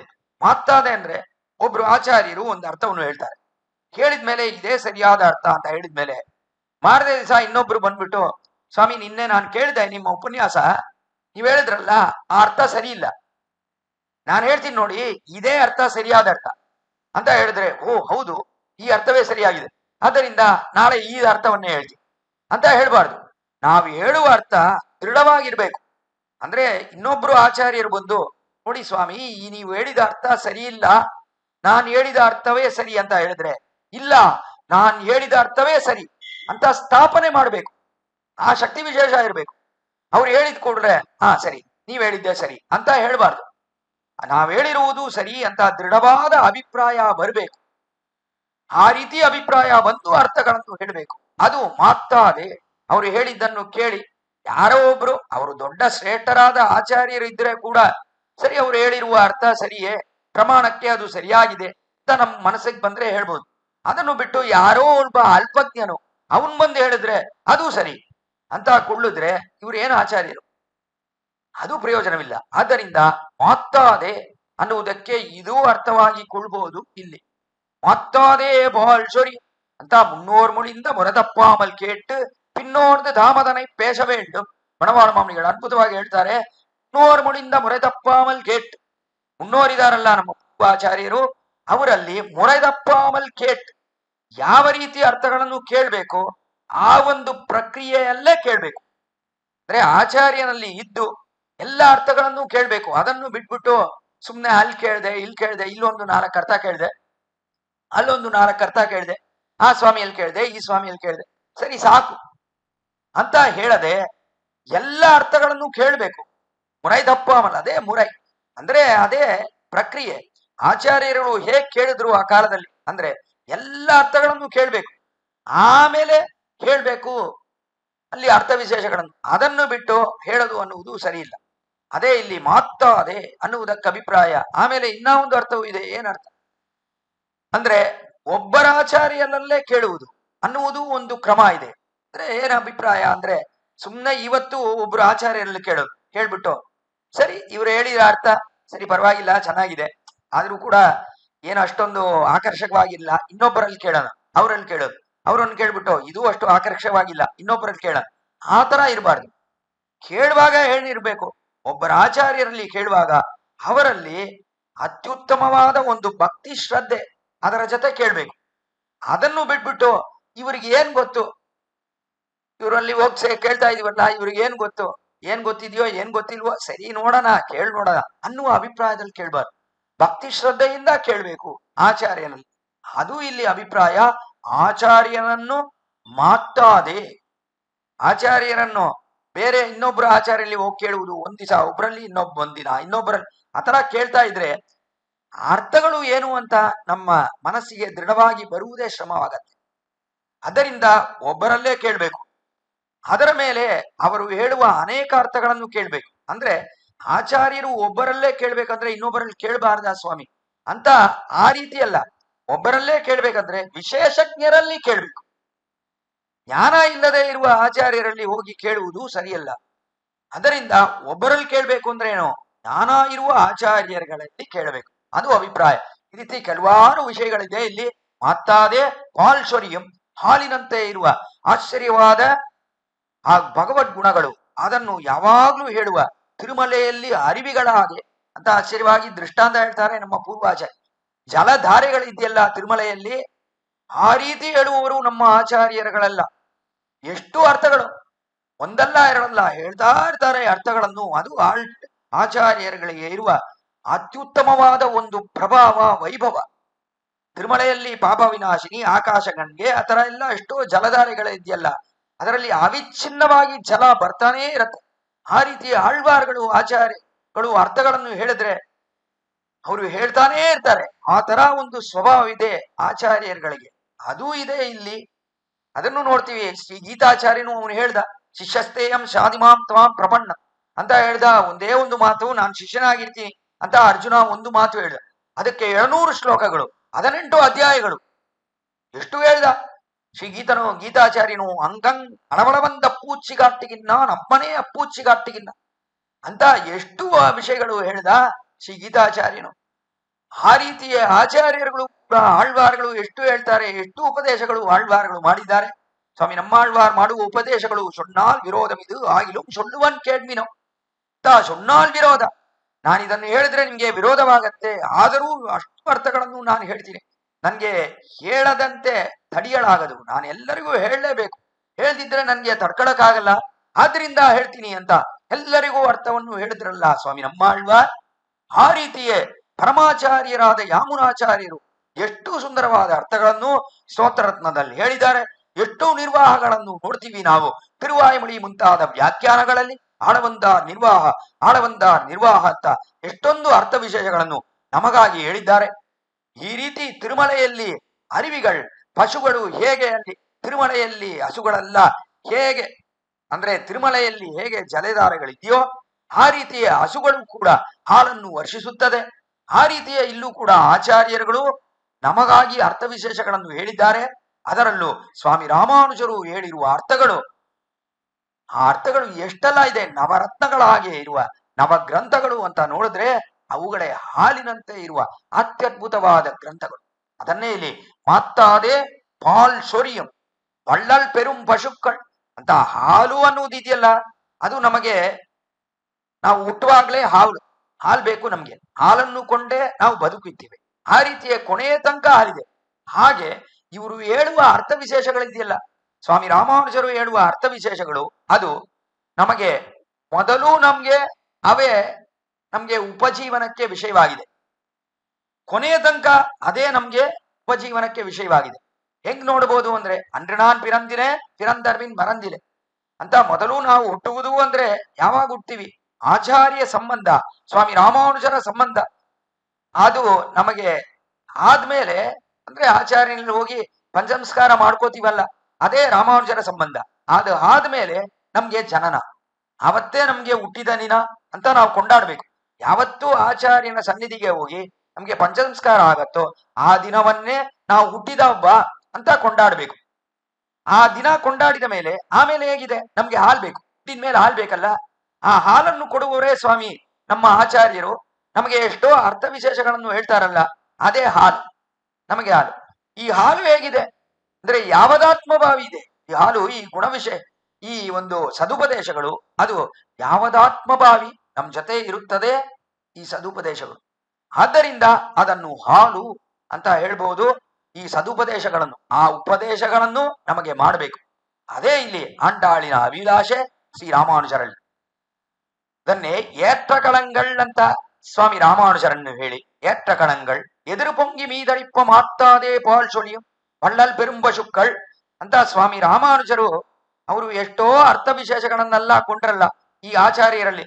ತಿರುಕೋಟಿಯೂರ್ ನಂಬಿಯಲ್ಲಿ ಚರ್ಮ ಶ್ಲೋಕಾರ್ಥ, ಪೆರಿಯ ತಿರುಮಲ ನಂಬಿಯಲ್ಲಿ ಶ್ರೀರಾಮಾಯಣಾರ್ಥ, ತಿರುಮಾಲಯಾಂಡನಲ್ಲಿ ತಿರುವಾಯ್ಮೊಳಿಯಿನ ಅರ್ಥ, ಆಳ್ವಾರ್ ತಿರುವರಂಗ ಪೆರುಮಾಳರೆಯರಲ್ಲಿ ಅಲ್ಲಿ ಅವರಲ್ಲಿ ಪಂಚಮೋಪಾಯಾರ್ಥ, ಕೊನೆಯಲ್ಲಿ ಪೆರಿಯ ನಂಬಿ ಅವರಲ್ಲಿ ಆಶ್ಚರ್ಯವಾಗಿರುವ ಮಂತ್ರೋಪದೇಶ. ಈ ಅರ್ಥಗಳನ್ನೆಲ್ಲ ಕೊಂಡ್ರಲ್ಲ ತಿರುವಾಯ್ಮೊಳಿ ಮುಂತಾದ ದಿವ್ಯ ಪ್ರಬಂಧಗಳ ಅರ್ಥ. ಅದನ್ನೆಲ್ಲಾನು ಕೇಳಿದ್ರು ಪೆರಿಯ ನಂಬಿಯಲ್ಲಿ. ಸಾಮಾನ್ಯವಾಗಿರುವ ದಿವ್ಯ ಪ್ರಬಂಧದ ಅರ್ಥಗಳನ್ನೆಲ್ಲ ಕೇಳಿದ್ರು ಪೆರಿಯ ನಂಬಿಯಲ್ಲಿ. ಆತರ ಇಷ್ಟೆಲ್ಲ ಅರ್ಥಗಳನ್ನೆಲ್ಲ ಸ್ವೀಕರಿಸಿದ್ಲಲ್ಲ ಸ್ವಾಮಿ ರಾಮಾನುಜರು. ಅವರನ್ನೇ ಇಲ್ಲಿ ಏತ್ರಕಳಂಗಳ್ ಅವರು ಏನ್ ಮಾಡಿದ್ರು ಅಂದ್ರೆ, ಒಬ್ಬ ಆಚಾರ್ಯರು ಒಬ್ಬ ಶಿಷ್ಯರಿಗೆ ಹೇಳುವುದು ಅನ್ನುವ ಕ್ರಮ ಇಲ್ಲದೆ ಎದುರು ಪೊಂಗಿ ಮೀದಳಿಪ್ಪ, ಯಾರಿಗೆಲ್ಲ ಆಸೆ ಇದೆಯೋ ಅವ್ರ ಎಲ್ರಿಗೂ ಹೇಳ್ಬೇಕು ಅನ್ನುವ ಅಭಿಪ್ರಾಯದಲ್ಲಿದ್ರು ಶ್ರೀರಾಮಾನುಜರು.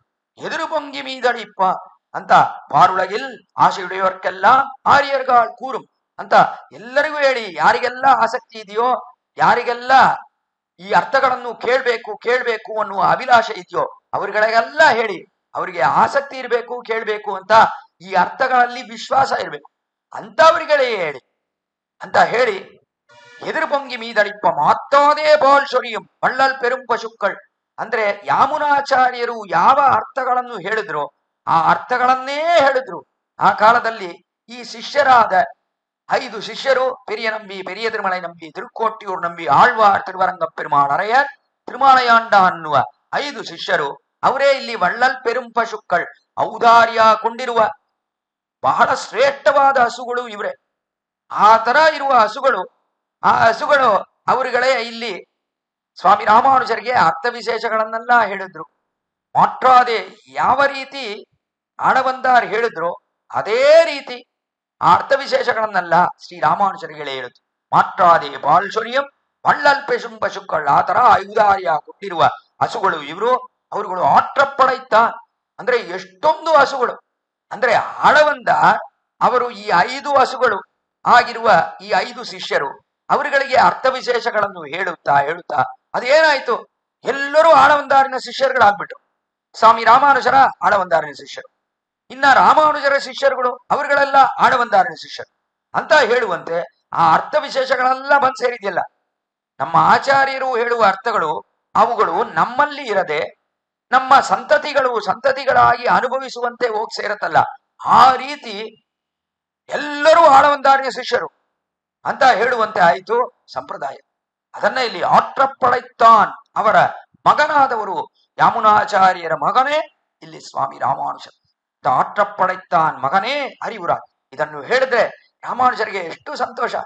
ಆಹಾ, ಯಾಮುನಾಚಾರ್ಯರ ವೈಭವ, ಏನು ವೈಭವ, ಎಲ್ಲರೂ ಅವರ ಶಿಷ್ಯರು ಅಂತ ಹೇಳ್ತಾ ಇದ್ದಾಳಲ್ಲ ಆಂಡಾಳು.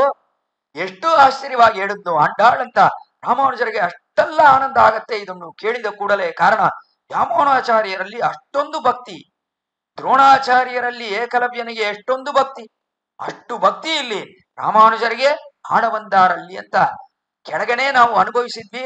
ಆದ್ದರಿಂದ ಅಷ್ಟೊಂದು ಭಕ್ತಿ ಕೊಂಡಿರುವ ಈ ರಾಮಾನುಜರು ಆಳವಂದಾರಿಗೆ ಅವರ ವೈಭವವನ್ನು ಇಷ್ಟೆಲ್ಲ ಕೊಂಡಾಡಿದ್ರೆ ಎಷ್ಟೊಂದು ಆನಂದ ಆಗತ್ತೆ ಶ್ರೀರಾಮಾನುಜರಿಗೆ. ಆ ಆನಂದವನ್ನೇ ಇಲ್ಲಿ ಕೊಡುತ್ತಿದ್ದಾಳೆ ರಾಮಾನುಜರಿಗೆ ಶ್ರೀ ಆಂಡಾಳ್ ಅಂತ ನೋಡ್ಬೋದು. ಅದನ್ನೇ ಇಲ್ಲಿ மற்றாதே பால் சொரியும் வள்ளல் பெரும் பசுக்கள் ஆற்றப்படைத்தான் ಮಗನೇ ಅರಿವುರಾಯ್. ನೀವೆದ್ದೇಳ್ಬೇಕು, ಮಗನೇ ಅರಿವುರಾಯ್ ಉತ್ತಮುಡೆಯಾಯ್ ಪೆರಿಯ. ನೀವ್ ಹೇಗಿದ್ದೀರಾ ಗೊತ್ತಾ? ಸ್ವಾಮಿ ರಾಮಾನುಜರನ್ನು ಕೊಂಡಾಡುವ ಅದ್ಭುತವಾದ ಇಲ್ಲಿ ಮಾತುಗಳು ಆಂಡಾಳಿನದು. ಉಟ್ರಮುಡೆಯಾಯ್. ಉಟ್ರಮುಡೆಯಾಯ್ ಅಂದ್ರೇನು? ಸುದೃಢ ಪ್ರಮಾಣ ಸಿದ್ಧರು. ನೀ ಸುದೃಢ ಪ್ರಮಾಣ ಯಾವುದು? ವೇದ, ವೇದಾಂತ, ಪುರಾಣಗಳು ಇವುಗಳೆಲ್ಲ ಸುದೃಢ ಪ್ರಮಾಣವಾಗಿದೆ. ಸುದೃಢ ಪ್ರಮಾಣ ಸಿದ್ಧರಾಗಿರುವವರು ರಾಮಾನುಜರೇ ನೀವು.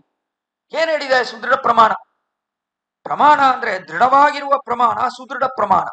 ಆ ಪ್ರಮಾಣವನ್ನು ಕೊಂಡೆ ನಾವು ಎಲ್ಲ ಪದಾರ್ಥಗಳು ಹೀಗಿದೆ ಅಂತ ನಾವು ಅರಿಯಬಹುದು. ಆ ತರ ಇರುವ ಸುದೃಢ ಪ್ರಮಾಣ ಸಿದ್ಧರಾಗಿರುವುದು ಸ್ವಾಮಿ ರಾಮಾನುಜ. ಅಂದ್ರೆ ಏನು? ರಾಮಾನುಜರು ಯಾರು? ಆದಿಶೇಷನ್. ಆದಿಶೇಷನನ್ನು ಹೇಳುವಾಗ ಪುರಾಣಗಳು ಹೇಗೆ ಹೇಳುತ್ತೆ? ಅನಂತ ಪ್ರಥಮಂ ರೂಪಂ ಲಕ್ಷ್ಮಣಸ್ತು ತದಪ್ಪರಂ ಬಲಭದ್ರ ತೃತೀಯಸ್ತು ಕಲವು ಕಶ್ಚಿತ್ ಭವಿಷ್ಯತೆ. ಇದು ಭವಿಷ್ಯತ್ ಪುರಾಣ ವಚನ. ಆ ಪುರಾಣದಲ್ಲಿ ಹೇಳುವುದು ಅನಂತ ಪ್ರಥಮಂ ರೂಪಂ. ಅನಂತ ಅನ್ನುವನು ಆದಿಶೇಷ. ಅವನು ಅದು ಮೊದಲ ರೂಪ. ಅವನಿಗೆ ಪರಮಪದದಲ್ಲಿದ್ದಾನೆ. ಒಂದು ಜೀವಾತ್ಮ ಭಗವಾನಿಗೆ ಕೈಕರ್ಯಗಳನ್ನು ಮಾಡಬೇಕು ಅಂತ ಒಂದು ಆದಿಶೇಷ ಅಂತ ಒಂದು ಹಾವಿನ ರೂಪವನ್ನು ಕೊಂಡಿದ್ದಾನೆ ಅಲ್ಲಿ. ಆದ್ದರಿಂದ ಅನಂತ ಅನ್ನುವ ಹಾವು ಅವನ ಪ್ರಥಮ ರೂಪ, ಹಾವಿನ ರೂಪ ಜೀವಾತ್ಮ ಅಂತ. ಅವನೇ ಈ ಲೋಕದಲ್ಲಿ ಭಗವಾನ್ ರಾಮನಾಗಿ ಅವತರಿಸಿದಾಗ ಲಕ್ಷ್ಮಣನಾಗಿ ಬಂದು ಅವತರಿಸಿದ. ಲಕ್ಷ್ಮಣಸ್ತು ತತಃಪರಂ. ಆಮೇಲೆ ಭಗವಾನ್ ಶ್ರೀ ಕೃಷ್ಣನಾಗಿ ಅವತರಿಸಿದಾಗ ಅವನೇ ಬಲರಾಮನಾಗಿ ಅವತರಿಸಿದ. ಬಲಭದ್ರ ತೃತೀಯಸ್ತು ಕಲವು ಕಶ್ಚಿತ್ ಭವಿಷ್ಯತಿ. ಕಲಿಯುಗದಲ್ಲಿ ಒಬ್ಬರಾಗಿ ಬಂದು ಅವತರಿಸುತ್ತಾರೆ. ಒಂದೊಂದು ಯುಗದಲ್ಲಿ ಆದಿಶೇಷ ಭಗವಾನಿಗೆ ಕೈಂಕರ್ಯ ಮಾಡಬೇಕು ಅಂತ ಒಬ್ಬೊಬ್ಬನಾಗಿ ಬಂದು ಅವತರಿಸಿದ. ತ್ರೇತಾಯುಗದಲ್ಲಿ ರಾಮನಿಗೆ ಕೈಂಕರ್ಯ ಲಕ್ಷ್ಮಣನಾಗಿ ಅವತರಿಸಿದ. ದ್ವಾಪರ ಯುಗದಲ್ಲಿ ಕೃಷ್ಣನಿಗೆ ಕೈಂಕರ್ಯ ಮಾಡಬೇಕು ಅಂತ ಬಲರಾಮನಿಗಾಗಿ ಅವತರಿಸಿದ. ಕಲಿಯುಗದಲ್ಲಿ ನಮ್ಮಾಳ್ವಾರಿಗೆ ಕೈಂಕರ್ಯ ಮಾಡಬೇಕು ಅಂತ ಅದೇ ಆದಿಶೇಷನು ಇಲ್ಲಿ ಆಶ್ಚರ್ಯವಾಗಿ ರಾಮಾನುಜರಾಗಿ ಬಂದು ಅವತರಿಸಿದ ಅನ್ನುವುದೇ ಅದ್ಭುತವಾದ ವಿಷಯ. ಇಲ್ಲಿ ಅದನ್ನೇ ಆಶ್ಚರ್ಯವಾಗಿ ನೋಡ್ತೀವಿ. ಇಲ್ಲಿ ಭಗವಾನಿಗೂ ಕೈಂಕರ್ಯ, ಸ್ವಾಮಿ ಆಳ್ವಾರಿಗೂ ಕೈಂಕರ್ಯ. ಭಗವಾನಿಗೆ ಕೈಂಕರ್ಯ. ಭಗವಾನ್ ಹೇಳಿದ್ದಾನೆ ಆದಿಶೇಷನಿಗೆ, ನೀನು ಭೂಲೋಕಕ್ಕೆ ಹೋಗಿ 200 ಸಂವತ್ಸರ ಇದ್ದು ಎಲ್ಲರನ್ನೂ ಪರಮಪದಕ್ಕೆ ಬರುವಂತೆ ಮಾಡಬೇಕು. ಇದು ಭಗವಾನಿನ ಆಜ್ಞೆ ಆದಿಶೇಷನಿಗೆ. ಆದ್ದರಿಂದ ಭಗವತ್ ಕೈಂಕರ್ಯ ಅದು, ಆಜ್ಞಾ ಕೈಂಕರ್ಯ ಅದು. ಇಲ್ಲಿ ಬಂದ ಮೇಲೆ ಆಳ್ವಾರಿಗೆ ಕೈಂಕರ್ಯ. ಆಳ್ವಾರ್ ಪಾಶುರಗಳನ್ನು ಹಾಡಿದ್ದಾರಲ್ಲ, ಆ ಪಾಶುರ ಅರ್ಥಗಳನ್ನು ಕೊಂಡು ಅದನ್ನೇ ಕೊಂಡು ಉಪಜೀವನ ಮಾಡಬೇಕು ಲೋಕದಲ್ಲಿರುವವರು. ಮಾರನ್ ಅಡಿಪಣಿಂದು ಇಂದವನ್ ಸ್ವಾಮಿ ರಾಮಾನುಜ.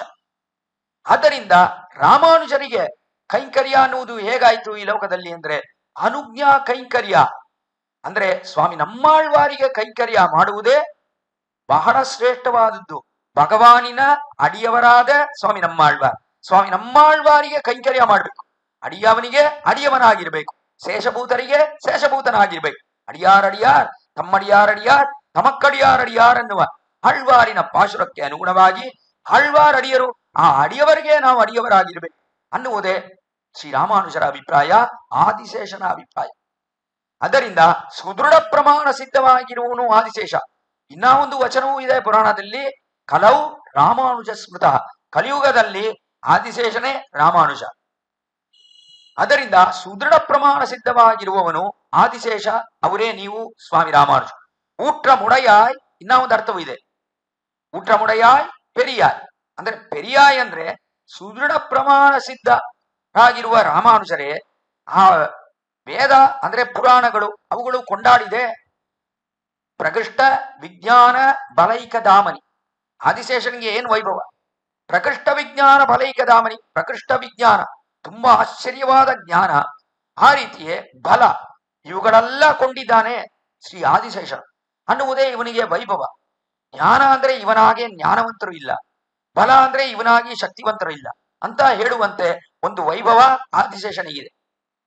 ಅದನ್ನು ಕೊಂಡಾಡಿದೆಯಲ್ಲ, ಆ ಕೊಂಡಾಟ ಅಷ್ಟೇನಾ? ಈ ಆದಿಶೇಷನ್ಗೆ ಅಷ್ಟೇ ವೈಭವ? ತುಂಬಾ ಜ್ಞಾನವಿದೆ, ಆಶ್ಚರ್ಯವಾದ ಬಲವಿದೆ, ಅಷ್ಟೇನಾ ವೈಭವ ಅಂದ್ರೆ? ಅದಕ್ಕೂ ಹೇಳಲು ಅಸಾಧ್ಯ. ವೇದಶಾಸ್ತ್ರ ಅದು ಕೂಡ ರಾಮಾನುಜರ ವೈಭವವನ್ನು ಹೇಳಬೇಕು ಅಂದ್ರೆ ಹೇಳುವುದು ಅಸಾಧ್ಯವೇ. ಪೆರಿಯಾಯ್, ಆ ಶಾಸ್ತ್ರಕ್ಕಿಂತ ತುಂಬಾ ವೈಭವ ಕೊಂಡಿರುವವರೇ ಶ್ರೀ ರಾಮಾನುಜರು. ಉಟ್ರಮುಡಯಾಯ್ ಪೆರಿಯಾಯ್ ಅಂತ ಪೆರಿಯಾಯ್ ಅಂತ ಅಷ್ಟೊಂದು ಆಶ್ಚರ್ಯ ವೈಭವ ಕೊಂಡಿದ್ದಾರೆ ಶ್ರೀರಾಮಾನುಜ. ಪೆರಿಯಾಯ್ ಉಳಗಿನಿಲ್ ತೋற்றಮಾಯ್ ನಿನ್ನ ಸುಡರೆ. ಈ ವೈಭವಗಳೆಲ್ಲ ಎಲ್ಲೋ ಪರಮಪದದಲ್ಲಿ ಅಥವಾ ಕ್ಷೀರಾಬ್ದಿಯಲ್ಲಿ ಇದೆ ಅಂದ್ರೆ ಯಾರು ಅನುಭವಿಸುತ್ತಾರೆ? ಯಾರು ಅನುಭವಿಸೋಕೆ ಅಲ್ಲಿಲ್ಲ. ಆ ಒಂದು ವೈಭವಗಳೆಲ್ಲ ಅನುಭವಿಸಬೇಕು ಅಂದ್ರೆ ಭೂಲೋಕಕ್ಕೆ ಬರಬೇಕು.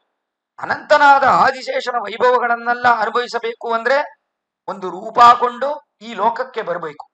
ಆವಾಗಲೇ ಅವನ ವೈಭವಗಳನ್ನೆಲ್ಲ ನಾವು ಅನುಭವಿಸಬಹುದು. ಆದ್ದರಿಂದ ಈ ಲೋಕಕ್ಕೆ ಬಂದು ಸೇರಿದ್ರು ಶ್ರೀರಾಮಾನುಜರು. ಆವಾಗ ಉಳಗಿನಿಲ್ ತೋற்றಮಾಯ್ ನಿನ್ನ, ಈ ವೈಭವಗಳೆಲ್ಲ ಲೋಕದಲ್ಲಿ ಲೌಕಿಕರು ಕೂಡ ಅನುಭವಿಸುವಂತೆ ಆಯ್ತಲ್ಲ. ಆದ್ದರಿಂದ ಆ ತರ ಒಂದು ವೈಭವ ಉಳಗಿನಿಲ್ ತೋற்றಮಾಯ್ ನಿನ್ನ ಶುಡರ್. ಇದು ವೈಭವ ಕೇವಲ ಲೋಕದಲ್ಲಿರುವವರು ಅವರೆಲ್ಲ ನೋಡುವಂತೆ ಇಲ್ಲ, ಅವರುಗಳೆಲ್ಲ ಕೊಂಡಾಡುವಂತೆ ಇದೆ. ಅಷ್ಟೊಂದು ಪ್ರಕಾಶ ಕೊಂಡಿದೆ ಈ ವೈಭವಗಳು. ಅದರಿಂದ ಶುಡರ್ ಶುಡರ್ ಅಂದ್ರೆ ಏನು? ದೀಪದಲ್ಲಿರುವ ಜ್ವಾಲೆ, ಜ್ವಾಲೆಯಂತೆ ಪ್ರಕಾಶಿಸುತ್ತಿದೆ ಸ್ವಾಮಿ ರಾಮಾನುಜರ ವೈಭವಗಳು. ಅದನ್ನೇ ಇಲ್ಲಿ ಅದ್ಭುತವಾಗಿ ಶುಡರೇ ತುಯಿಲಡಾಯ್ ಅಂತ ಕೊಂಡಾಡುತ್ತಿದ್ದಾಳೆ ಆಂಡ. ಇನ್ನ ಒಂದು ಅರ್ಥವೂ ಕೊಡ್ಬೋದು ಇಲ್ಲಿ. ಊಟ್ರಮುಡಯ, ಊಟ್ರಮಿದೆಯ ಅಂದ್ರೆ ಏನು? ಯಾರಾದ್ರೂ ಒಬ್ರು ಶಿಷ್ಯರು ಬಂದ್ರೆ ಬಿಡುವುದೇ ಇಲ್ಲ ಸ್ವಾಮಿ ರಾಮಾನುಜ. ಅವನು ಹೇಗಾಗಿರ್ಲಿ, ಯಾವ ರೀತಿ ಬೇಕಂದ್ರೂ ನಡ್ಕೊಳ್ಳಿ, ಹೇಗಿದ್ರು ಕೂಡ ಅವನನ್ನು ಶಿಕ್ಷಿಸಿ ಅವನಿಗೆ ಸದರ್ಥಗಳನ್ನು ಹೇಳಬೇಕು ಅನ್ನುವ ಒಂದೇ ಒಂದು ಗುರಿ ರಾಮಾನುಜರ ಗುರಿ. ಆದ್ದರಿಂದ ಎಲ್ಲರನ್ನೂ ಕೊಳ್ಳುವ ಒಂದು ವೈಭವ ರಾಮಾನುಜರಲ್ಲಿದೆ. ಇನ್ನೇನೆ ನಾವು ಅನುಭವಿಸಿದ್ವಿ ಅಲ್ಲಿ ಪಿಲ್ಲ ಮುರಂಕಾವಲ್ಲಿದಾಸ, ಯಾರೋ ಒಬ್ಬರು ಮಲ್ಲಯುದ್ಧ ಮಾಡುವರು ಅಂತವರನ್ನು ಕೂಡ ಸಂಪ್ರದಾಯಕ್ಕೆ ಕರ್ಕೊಂಡು ಬಂದ್ರಲ್ಲ, ಬಿಡದೆ ಅವರನ್ನು ಊಟ್ರಮುಡಯಾಯ್ ಬಿಡೋಲಿಲ್ಲ ಅಂತ ಸಂಕಲ್ಪ. ಊಟ್ರಮುಡಯಾಯ್ ಪೆರಿಯಾಯ್ ಅಂತ, ಊಟ್ರಮುಡಯಾಯ್ ಪೆರಿಯಾಯ್ ಅಂದ್ರೆ ಇವರ ವೈಭವ ಇದೆಯಲ್ಲ ಅದು ಅನುಭವಿಸಿದ್ರೆ ಏನು ವೈಭವ, ಏನು ವೈಭವ, ಆಶ್ಚರ್ಯ ವೈಭವ. ಇವರು ಸಾಧಾರಣವಾಗಿ ಅನುಭವಿಸಲು ಅದು ಸಾಧ್ಯವೇ ಇಲ್ಲ. ಆ ತರ ಇರುವ ವೈಭವವೇ ಇವರು. ಅದ್ಭುತವಾಗಿ ತಿರುವರಂಗ ತಮುದನಾರ್ ಅವರನ್ನು ಬಿಡದೆ ಹೇಗಾದ್ರೂ ಮಾಡಿ ಅವರಿಂದ ಈ ಒಂದು ತಿರುವರಂಗಂ ಪೆರಿಯ ಗೋವಿಲ್ ಶ್ರೀರಂಗದ ಚಾವಿ ಅದನ್ನು ನಾವು ಕೊಡ್ಬೇಕು ಅಂತ ಅದರಲ್ಲಿ ದೃಢವಾಗಿದ್ರು ಶ್ರೀರಾಮಾನುಜರು. ಯಾಕಂದ್ರೆ ಕೋವಿಲಲ್ಲಿ ಸರಿಯಾಗಿ ನಡೆಯುತ್ತಿದ್ದಿಲ್ಲ. ಈ ದೇವಸ್ಥಾನದಲ್ಲಿ, ಶ್ರೀರಂಗ ದೇವಸ್ಥಾನದಲ್ಲಿ ಸರಿಯಾಗಿ ಭಗವಾನಿಗೆ ಪೂಜೆ ಕ್ರಮಗಳು ಅದು ಸರಿಯಾದ ಕಾಲಾವಕಾಶಗಳಲ್ಲಿ ನಡೆಯುತ್ತಿಲ್ಲ, ಸರಿಯಾಗಿ ನಡೆಯುತ್ತಿಲ್ಲ ಅನ್ನುವ ಅಭಿಪ್ರಾಯಕ್ಕೆ ಬಂದ್ರು ಶ್ರೀರಾಮಾನುಜರು.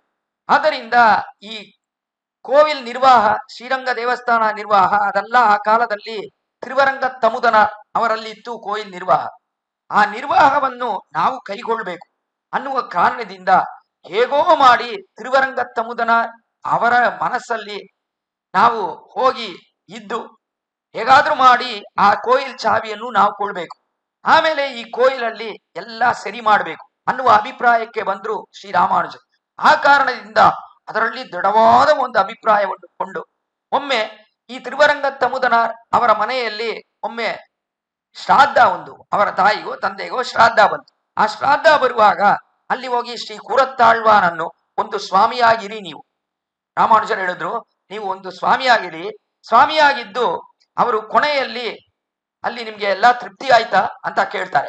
ಶ್ರಾದ್ದ ಮುಗಿಯುವಾಗ ಸ್ವಾಮಿಗಳನ್ನು ಯಾರೆಲ್ಲ ಊಟ ಮಾಡಕ್ ಬಂದಿರ್ತಾರೋ ಆ ಸ್ವಾಮಿಗಳಲ್ಲಿ ಕೇಳ್ಬೇಕು ಕರ್ತ, ನಿಮ್ಗೆ ತೃಪ್ತಿ ಆದ್ದ ಅಂತ ಕೇಳ್ಬೇಕು. ತೃಪ್ತ ಅಸ್ಮಿ ಅಂತ ಇವನು ಹೇಳ್ಬೇಕು. ಆ ರೀತಿ ಅವರು ಕೇಳ್ತಾರೆ. ಕೇಳುವಾಗ ಕೂರತ್ತಾಳ್ವಾನೆ ನೀವು ಮೌನವಾಗಿರಿ. ಅವಾಗ ತಿರುವರಂಗ ತಮುದರ, ಏನು ನಿಮ್ಗಿನ್ನೂ ತೃಪ್ತಿ ಆಗ್ಲಿಲ್ವಾ, ಏನಾದ್ರೂ ಇನ್ನ ಬೇಕಾ, ಅಂದ್ರೆ ಫಲಹಾರಗಳು ಇನ್ನ ಬೇಕಾ, ಇನ್ನಷ್ಟು ಪ್ರಸಾದಗಳು ಬೇಕಾ, ಪಣಿಹಾರಗಳು ಬೇಕಾ ಅಂತ ಏನಾದ್ರೂ ಕೇಳ್ತಾರೆ. ಕೇಳುವಾಗ ಅದೆಲ್ಲ ಏನು ಬೇಡ, ನನಗೆ ಬೇಕಾಗಿರುವುದು ಕೋವಿಲ್ ಚಾವಿ, ಅದು ಬೇಕು ಅಂತ ಹೇಳ್ಬಿಡಿ ಅಂತ ಹೇಳಿ ಅವರಲ್ಲಿ ಈ ದೇವಸ್ಥಾನದ ಚಾವಿಯನ್ನು ತಗೊಂಡ್ ಬನ್ನಿ, ಈ ನಿರ್ವಾಹ ನಮ್ಮ ಕೈಗೆ ಬರಬೇಕು, ಈ ನಿರ್ವಾಹದಲ್ಲಿ ಯಾವೆಲ್ಲ ಕೊರೆಗಳಿದೆಯೋ ಅವುಗಳನ್ನೆಲ್ಲ ಸರಿ ಮಾಡಬೇಕು ಅನ್ನುವ ಅಭಿಪ್ರಾಯಕ್ಕೆ ಬಂದ್ರು ಸ್ವಾಮಿ ರಾಮಾನುಜರು. ಆದ್ದರಿಂದ ಕೂರತ್ತಾಳ್ವಾನನ್ನು ಹೇಳಿ ಅವರಿಂದ ತಿರುವರಂಗ ತಮುದನಾರಿಂದ ಆ ರೀತಿಯೇ ಚಾವಿಯನ್ನು ತಗೊಂಡ್ರು, ಕೋವಿಲ್ ಚಾವಿಯನ್ನು ತಗೊಂಡ್ರು ಸ್ವಾಮಿ ರಾಮಾನುಜರು. ತಗೊಂಡು ಆಮೇಲೆ ನಿರ್ವಾಹಗಳನ್ನೆಲ್ಲ ಮಾಡುದು. ಈ ತರ ದೃಢವಾದ ಒಂದು ಅಭಿಪ್ರಾಯ, ಕೋವಿಲಲ್ಲಿ ಯಾವ ಕೈಂಕರ್ಯಗಳೆಲ್ಲ ಭಗವಾನಿಗೆ ನಡೆಯುತ್ತಿದೆಯೋ ಅವುಗಳೆಲ್ಲ ಸರಿಯಾಗಿ ನಡೆಯಬೇಕು ಅನ್ನುವ ಅಭಿಪ್ರಾಯಕ್ಕೆ ಬಂದ್ರು ತಿರುವರಂಗ ತಮುದನಾರು. ಆಮೇಲೆ ಬಂದು ರಾಮಾನುಜರ ಪಾದಾರಂಭಗಳಲ್ಲಿ ಆಶ್ರಯಿಸಿ ಶ್ರೀ ಕೂರತ್ತಾಳ್ವಾನಿನ ಶಿಷ್ಯರಾಗಾದ್ರು. ಆ ತಿರುವರಂಗತ್ತಮುದನಾರ್ ಆಮೇಲೆ ಆಶ್ಚರ್ಯವಾದ ರಾಮಾನುಜ ನೂತಂದಾದಿಯನ್ನು ರಚನೆ ಮಾಡಿದ್ರು ರಾಮಾನುಜರ ವಿಷಯವಾಗಿ ಅಂತ ಮೇಲೆ ಅನುಭವಿಸುತ್ತೇವೆ.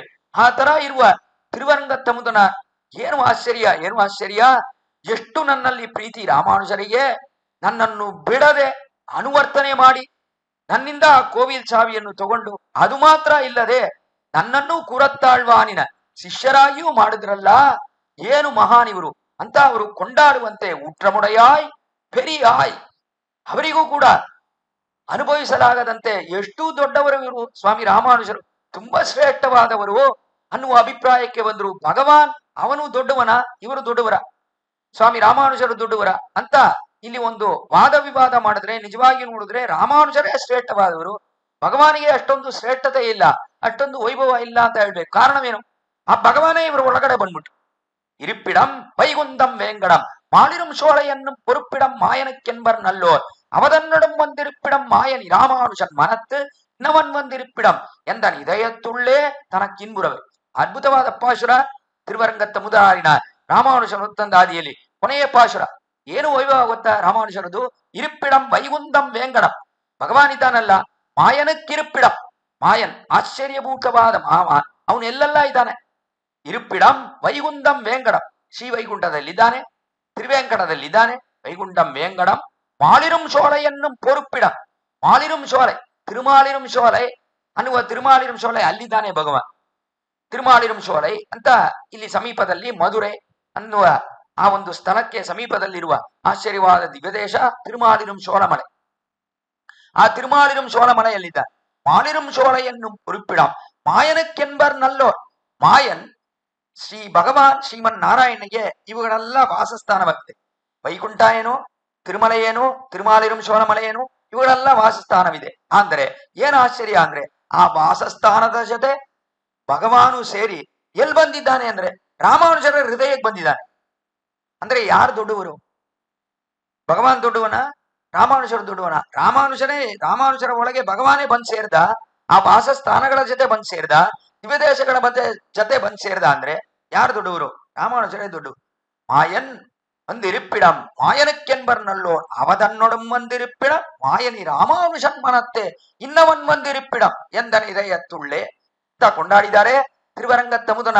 ಮಾಯನಿ ರಾಮಾನುಷನ್ ಮನತ್ತೆ, ಮಾಯನಿ ರಾಮಾನುಷನ್ ಮನಸ್ಸಲ್ಲಿ ಎಲ್ಲರೂ ಬಂದ್ ಸೇರ್ಬಿಟ್ರು. ಅವಾಗ ಯಾರು ದೊಡ್ಡವರು? ರಾಮಾನುಷರೇ ದೊಡ್ಡವರು. பெரியாய் ஊற்றமுடையாய் பெரிಯಾಯ್ ಉಳಗಿನಿಲ್ ತೋற்றಮಾಯ್ ನಿನ್ನ ಶುಡರೇ ಅಂತ ಆಶ್ಚರ್ಯವಾಗಿ ಇವರ ವೈಭವಗಳೆಲ್ಲ ಚೆನ್ನಾಗಿ ಪ್ರಕಾಶವಾಗುವಂತೆ ಏನ್ ಮಾಡಿದ್ರು ರಾಮಾನುಜರು ಅಂದ್ರೆ, ರಾಮಾನುಜರು ತಿರುವರಂಗತ್ತಮುದನಾರಿದಾರಲ್ಲ ಅವರ ಒಳಗಡೆ ಬಂದು ಸೇರ್ಬಿಟ್ರು.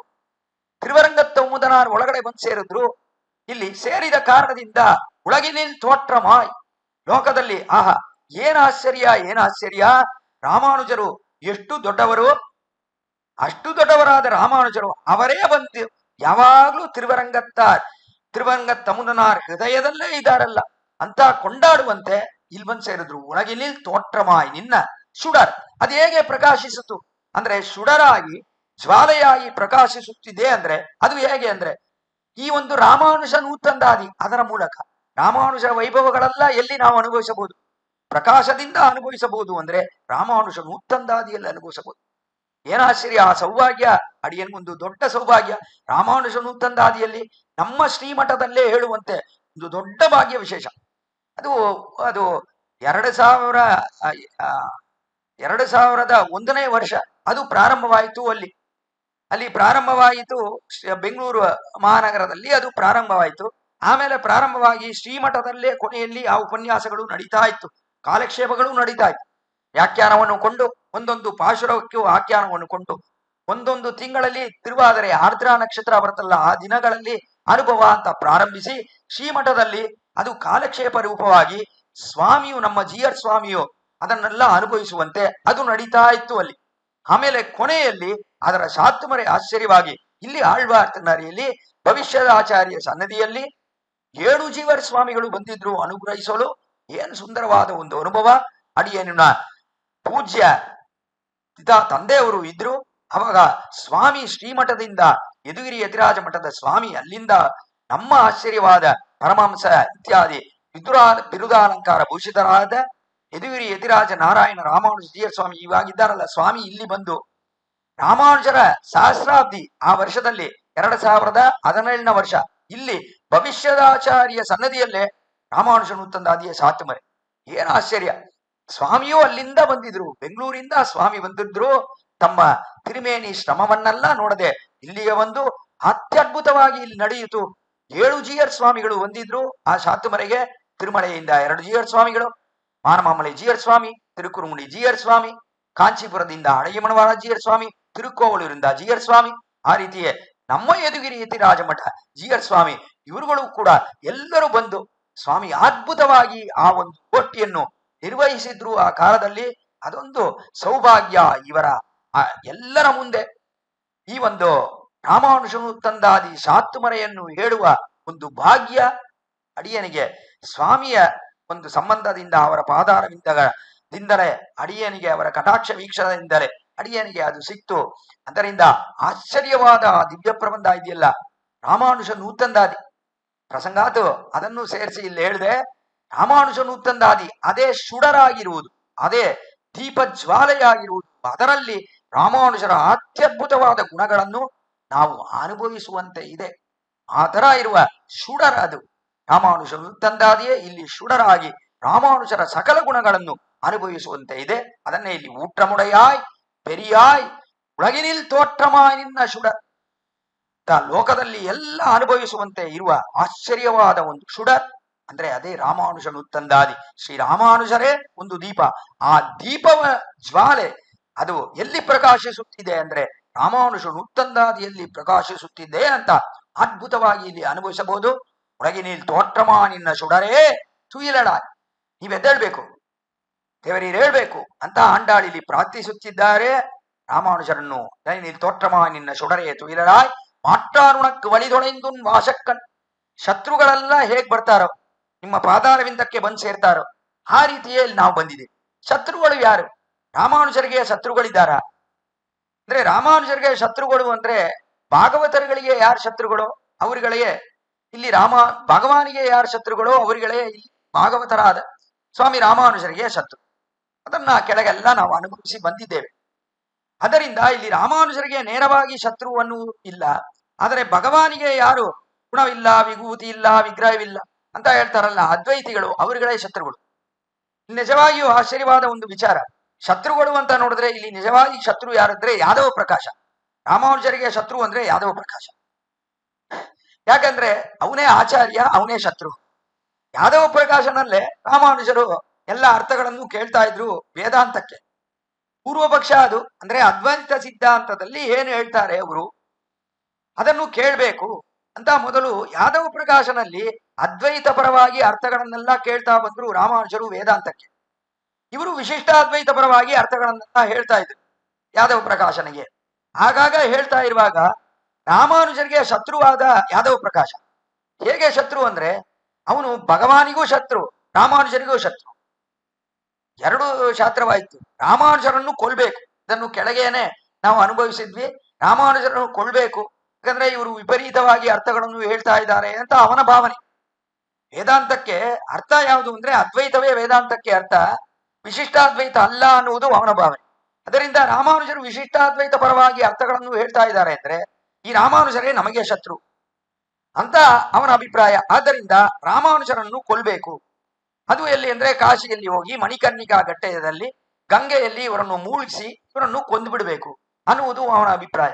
ಆದ್ದರಿಂದ ರಾಮಾನುಜರ ದೇಹಕ್ಕೂ ಅವನು ಶತ್ರುವಾಗಿದ್ದ, ಆ ರೀತಿಯ ರಾಮಾನುಜರಿಗೂ ಶತ್ರುವಾಗಿದ್ದ. ಕಾರಣ ಇವರು ಹೇಳುವ ಅರ್ಥಗಳು ಯಾದವ ಪ್ರಕಾಶ ಹೇಳುವ ಅರ್ಥಗಳಲ್ಲ, ಭಗವಾನಿಗೆ ಗುಣ ಇಲ್ಲ ಅಂತ ಹೇಳುವ ಅರ್ಥಗಳು. ಆದ್ದರಿಂದ ಇವನು ಭಗವತ್ ಶತ್ರು, ಆದ್ದರಿಂದ ನಮಗೆ ಶತ್ರು ಅನ್ನುವ ಅಭಿಪ್ರಾಯದಲ್ಲಿದ್ರು ರಾಮಾನುಜರು. ಆದರೂ ಕೂಡ ಅವನನ್ನು ಬಿಡಬಾರ್ದು, ಹೇಗಿದ್ರು ಅವನನ್ನು ಶಿಕ್ಷಿಸಿ ಹೇಗಾದ್ರೂ ಮಾಡಿ ಈ ಸಂಪ್ರದಾಯದಲ್ಲಿ ಅವನನ್ನು ಕರ್ಕೊಂಡು ಬರ್ಬೇಕು ಅನ್ನುವುದು ರಾಮಾನುಜರ ಅಭಿಪ್ರಾಯ. ಈ ಪಾಶುರಕ್ಕೆ ಕೆಲವಾರು ಅರ್ಥಗಳನ್ನು ಕೊಡ್ಬೋದು.